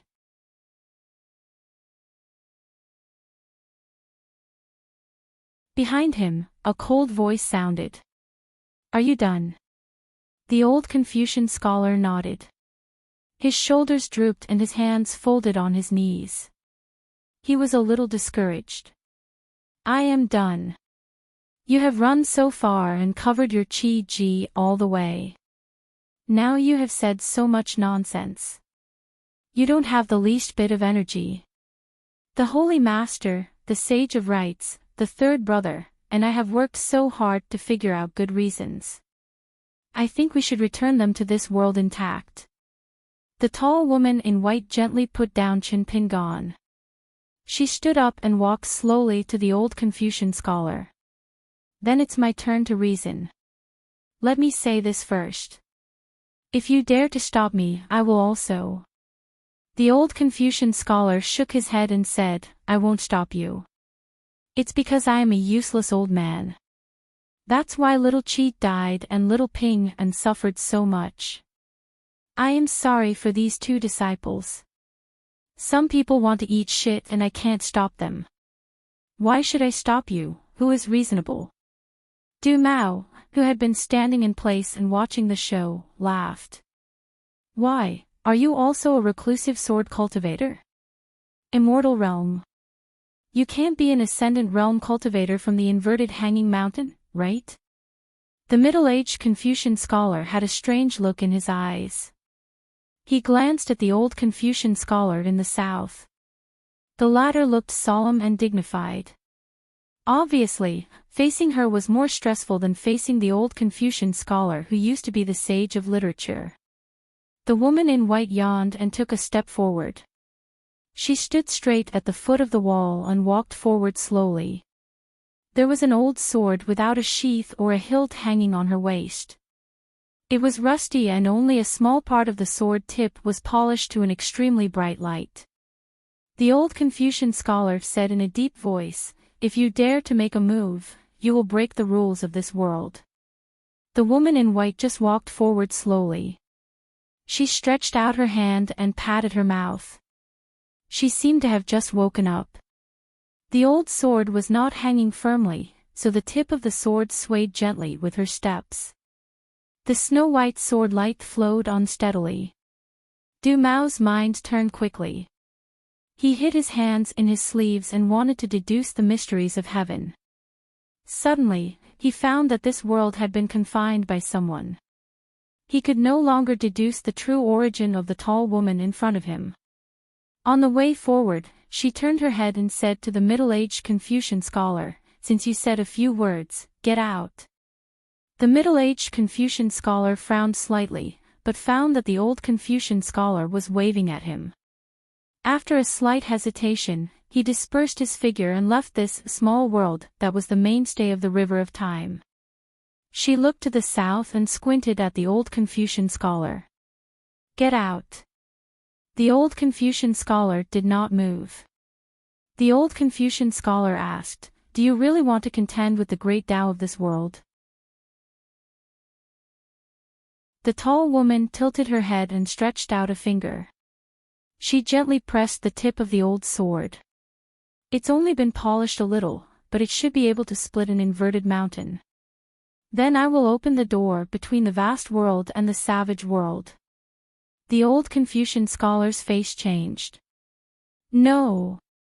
She was not willing to deal with this guy. She gently pushed the old sword. It disappeared in a flash. A big hole was opened in the sky of this mainstay of the world. The flying sword went straight to the inverted mountain. In the blink of an eye, it traveled 10,000 miles. The old Confucian scholar did not care at all. After all, he was the scholar who ran to the sky before he became a sage. He stretched his neck and shouted for the second brother of the Tao to chop here. On the vast sea between the Hausa continent and the Tongya continent, a swordsman who was far away from the world suddenly looked up. In an instant, the sea thousands of miles away in front of him seemed to have been split into two halves by a flying sword. The huge waves were as high as mountains, pressing down on him rapidly. This swordsman was naturally not worried about the power of these waves. They would shatter if they came within 1,000 feet of him. But the momentum of the flying sword made him feel a little shocked. There was such a swordsman in the vast world. Alliance was defeated by the second brother of the Tao again. But Alliance did not have such a sword now, did he? In fact, he had never had one in his life. The four worlds, the four best swords. One was in the hands of the great celestial masters of the central continent. One was in the waist of the scholar who claimed to be stupid, unable to learn Taoism or knowledge, but could split open the yellow river to heaven with one sword. The last one was in the hands of the second brother of the Tao. After Alliance left the inverted mountain, it was said that he went to find the last one, the one with the highest killing power in the sky. But for some reason, Alliance, who was most worthy of that sword in the world, in the end, actually flew to the sky beyond heaven with his bare hands. He did not chase after the flying sword with unparalleled killing power. Instead, he suddenly woke up and immediately rushed to the southernmost point of the Aquarius continent. The old Confucian scholar pointed at the tall woman and said angrily, "You are crazy." She was still moving forward slowly. Du Mao swallowed. "Since you threw the sword out, do you really want to fight me to the death?" She seemed to have heard the funniest joke in the world. "Fight? You probably don't know about an old thing. After all, you are young. I don't blame you." The old scholar suddenly burst out laughing. "Do you know who slaughtered the biggest treasure-swallowing whale in antiquity times?" "I know, but I won't tell you." She walked straight in front of an ascendant realm immortal. She was about the same distance as Du Mao was standing in front of Jing Dafeng. However, the white-robed woman was tall and big, so she looked down at the damned old fart with a cold gaze. "Why don't you try using your natal immortal weapon?" "I won't lie to you. I will stand still." "Bitch, you are courting death." Du Mao bellowed as his figure flashed. But the sword-swallowing boat was as fast as lightning, heading straight for the head of the strange woman. It was only a few steps away, and it was a natal immortal weapon. But Du Mao's heart trembled. The old Confucian scholar's eyelids also started to twitch. The sword-swallowing boat hovered in front of her eyes, full of instinctive fear and resentment towards its master, Du Mao. The tall woman pointed down with a finger. "Be good, don't be an eyesore. Go down." The sword-swallowing boat began to descend meekly and hovered at her feet. But she still kicked it away. She said angrily, "You don't learn your lesson." Du Mao habitually wiped the corner of his mouth with his thumb. Those familiar with the old pervert of the Tongyi sect knew that Du Mao was going all out when he did that. The tall woman sighed and said to Du Mao, "You are quite lucky. You only destroyed one intrinsic item. That strike of mine should have been aimed at you. But next time when I appear in the Tongyi continent, you won't be so lucky." At this moment, a big hand with a green sleeve reached in from the hole in the sky. It held the old sword with 2 fingers. The arm trembled and the sleeve rolled. Obviously, even if it was just temporarily controlling this old sword that had only a section of its tip sharpened, it was still not easy. A majestic voice came from the big world outside. "Nonsense, don't do it again." The tall woman turned her head. "What? You want me to hold the sword before I attack? Then should I connect the vast world and the green world?" She waved her hand, and the old sword was instantly freed from the hand's control and held in her hand. The owner of the hand did not show up, but he shook his wrist. A breeze gathered in his sleeve like a rolling river and wrapped the old Confucian scholar in it. He said, "Follow me to the Confucian temple and reflect on your mistakes." The old Confucian scholar clicked his tongue. "I can't even eat cold pig's head meat now." The person snorted and seemed to be talking to the old Confucian scholar. "Old Confucian scholar, you will clean up the mess today. The Confucian temple will not interfere." The old Confucian scholar jumped up and cursed, "I don't accept this. Give me some benefits. Otherwise, I'll go to the Confucian temple and move the rest of the 70 statues, including you and the Sage of Rites. I'll throw them all out and move my statue in. After all, the old man likes me the most." The person put the old Confucian scholar in his sleeve and sighed. "Take it." He finished speaking. The hole in the sky of the small world had closed. A golden jade pendant floated down. It was not the Confucian scholar's pendant, but the middle-aged Confucian scholar's pendant. I am good at nurturing the great spirit. The old Confucian scholar took it in his hand and was satisfied. This time, it's fair. It's a little good. The person seemed to be angered by this little good statement. He did not return to the central divine continent immediately. Instead, a majestic great spirit lingered outside the small world. The old Confucian scholar straightened his neck. What? You don't accept this either. Why don't I tell you why I lost the battle of the third and fourth places? Is it because you are more knowledgeable than me? If it wasn't Qi Jingchen among my disciples, it would have been left and right. When the old Confucian scholar seemed to be talking nonsense, he shook his sleeves and bent his knees slightly. He was about to sit down and discuss Tao.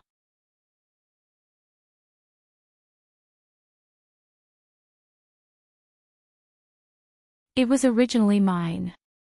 But so many years have passed and I'm too lazy to care about it. Later, I made a small deal with Yuan something and he took 30% of the dragon beheading platform. The old Confucian scholar glanced at the tip of the old sword at her waist and smiled.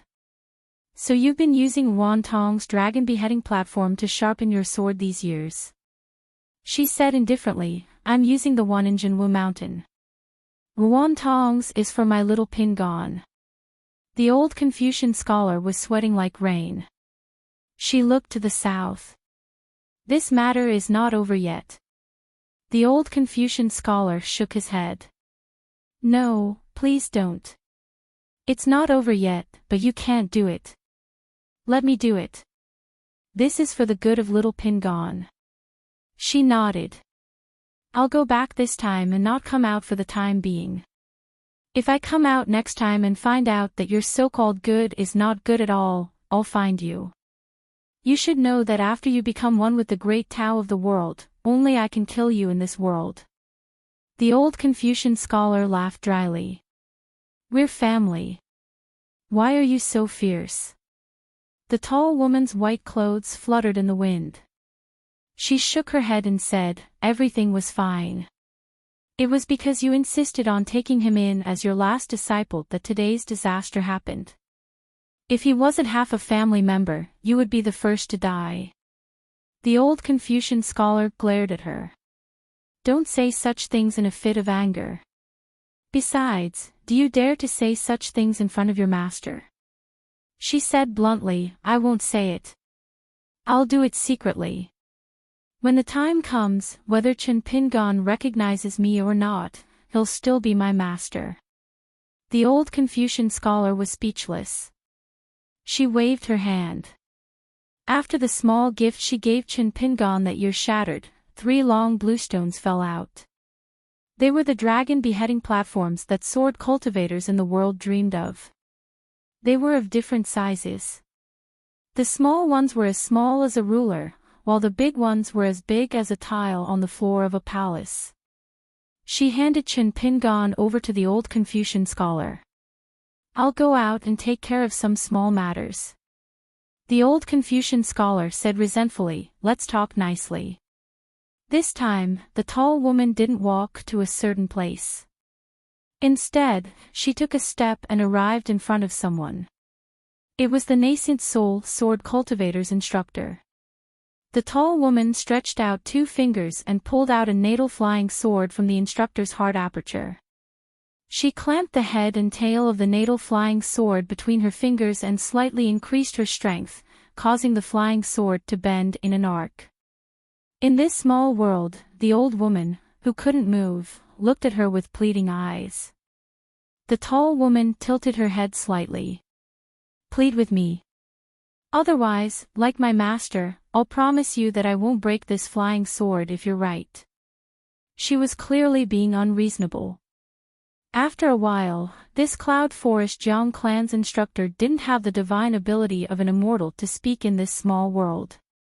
Therefore, the tall woman continued to increase her strength, causing the arc to become wider and wider. With a snap, the flying sword broke on the spot. The instructor's 7 orifices bled and cracks appeared on her oris core. Her nascent soul wailed in agony. The tall woman sneered. I've always liked your reasoning. Since my little ping and hasn't woken up yet, I'll hurry and do it. I might not have such an opportunity in the future. After she finished speaking, she flew straight to the sea of clouds above Old Dragon City. The green-robed woman, Fan Junmao, continued to maintain that strange sitting posture. When she raised her head, her eyes were burning and her heart was filled with reverence. Fan Junmao's first words were, I didn't know that this young man was your new master. The tall woman stood in front of Fan Junmao with her old sword hanging.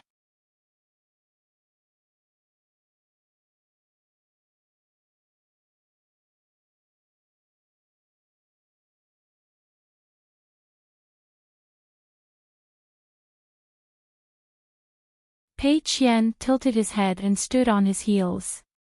He babbled until Chen Pingon pulled him into the courtyard behind the drugstore. Only then did he let go. Pei Qian squatted on the ground and rubbed his ear. Chen Pingon went to Xing Dafeng's room alone, and saw the man lying on the bed. He had fainted, and similarly, he had stopped his external injuries. But compared to Chen Pingon, he was much more miserable. Back then in Lotus Blossom Blessed Land, Chen Pingon used Zhongqiu's peak fist technique and the Dragon School to break through. But the man on the bed had his entire dragon spine shattered. Chen Pingon moved a chair and sat in the dark room, looking at Xing Dafeng in a daze. Pei Qian tiptoed to the door of the room. Seeing the scene, she hesitated for a moment, then left quietly. She sat on the steps, her hands holding onto her cheeks. She had never seen such a sad Chen Pingon. She was also sad, and blew on the yellow talisman on his forehead. The talisman could not be blown away, nor could the sadness be blown away. When a person grows up, will they always be like this? In the blink of an eye, the water of time that flowed to the south of Aquarius continent returned to normal, and flowed into Old Dragon City from all directions. But other than Jin Dan and Yuan Ying and the secular Earth immortals, ordinary people would not be able to detect this. After a while, the smart people of Old Dragon City finally realized that something was wrong. It was normal for Chen Pingon to disappear, as his abdomen was pierced through by the sword-swallowing boat, and he disappeared from their sight. But Du Mao and Xing Dafeng were gone, and that was hard to explain. Furthermore, there were also accidents that happened at their side. For example, the Fu family's most nervous, other than the number 1 person in Tongyi continent, in Aquarius continent, the most invincible instructor Granny in Old Dragon City, fell to the ground and lost consciousness, blood flowing out of her body. It was a terrifying scene where the Great Tao was injured. Fu Li rushed over from the Dragon Ascension stage and squatted down. His face was pale and he was puzzled. He hated the existence of Fan Junmao. If not for Fan Junmao, he would not have been kept in the dark today. He would have been able to see the inside story of the strange phenomenon. After investigating the situation of the old woman from the Jiang clan, he was even more shocked. His life source flying sword was destroyed. But Fu Li did not reveal the truth, and said indifferently, she was injured, let's return to the residence first. Fu Nanhua looked at the city wall. Chen Pingon was gone. Did he die somewhere in the outer city, or? Fu Donghai and Fu Chunhua looked at each other again. To see that the arrogant instructor Granny was injured, to the two of them who were not willing to give up on the city lord's seat, it was good news. Fu Nanhua asked softly, behind.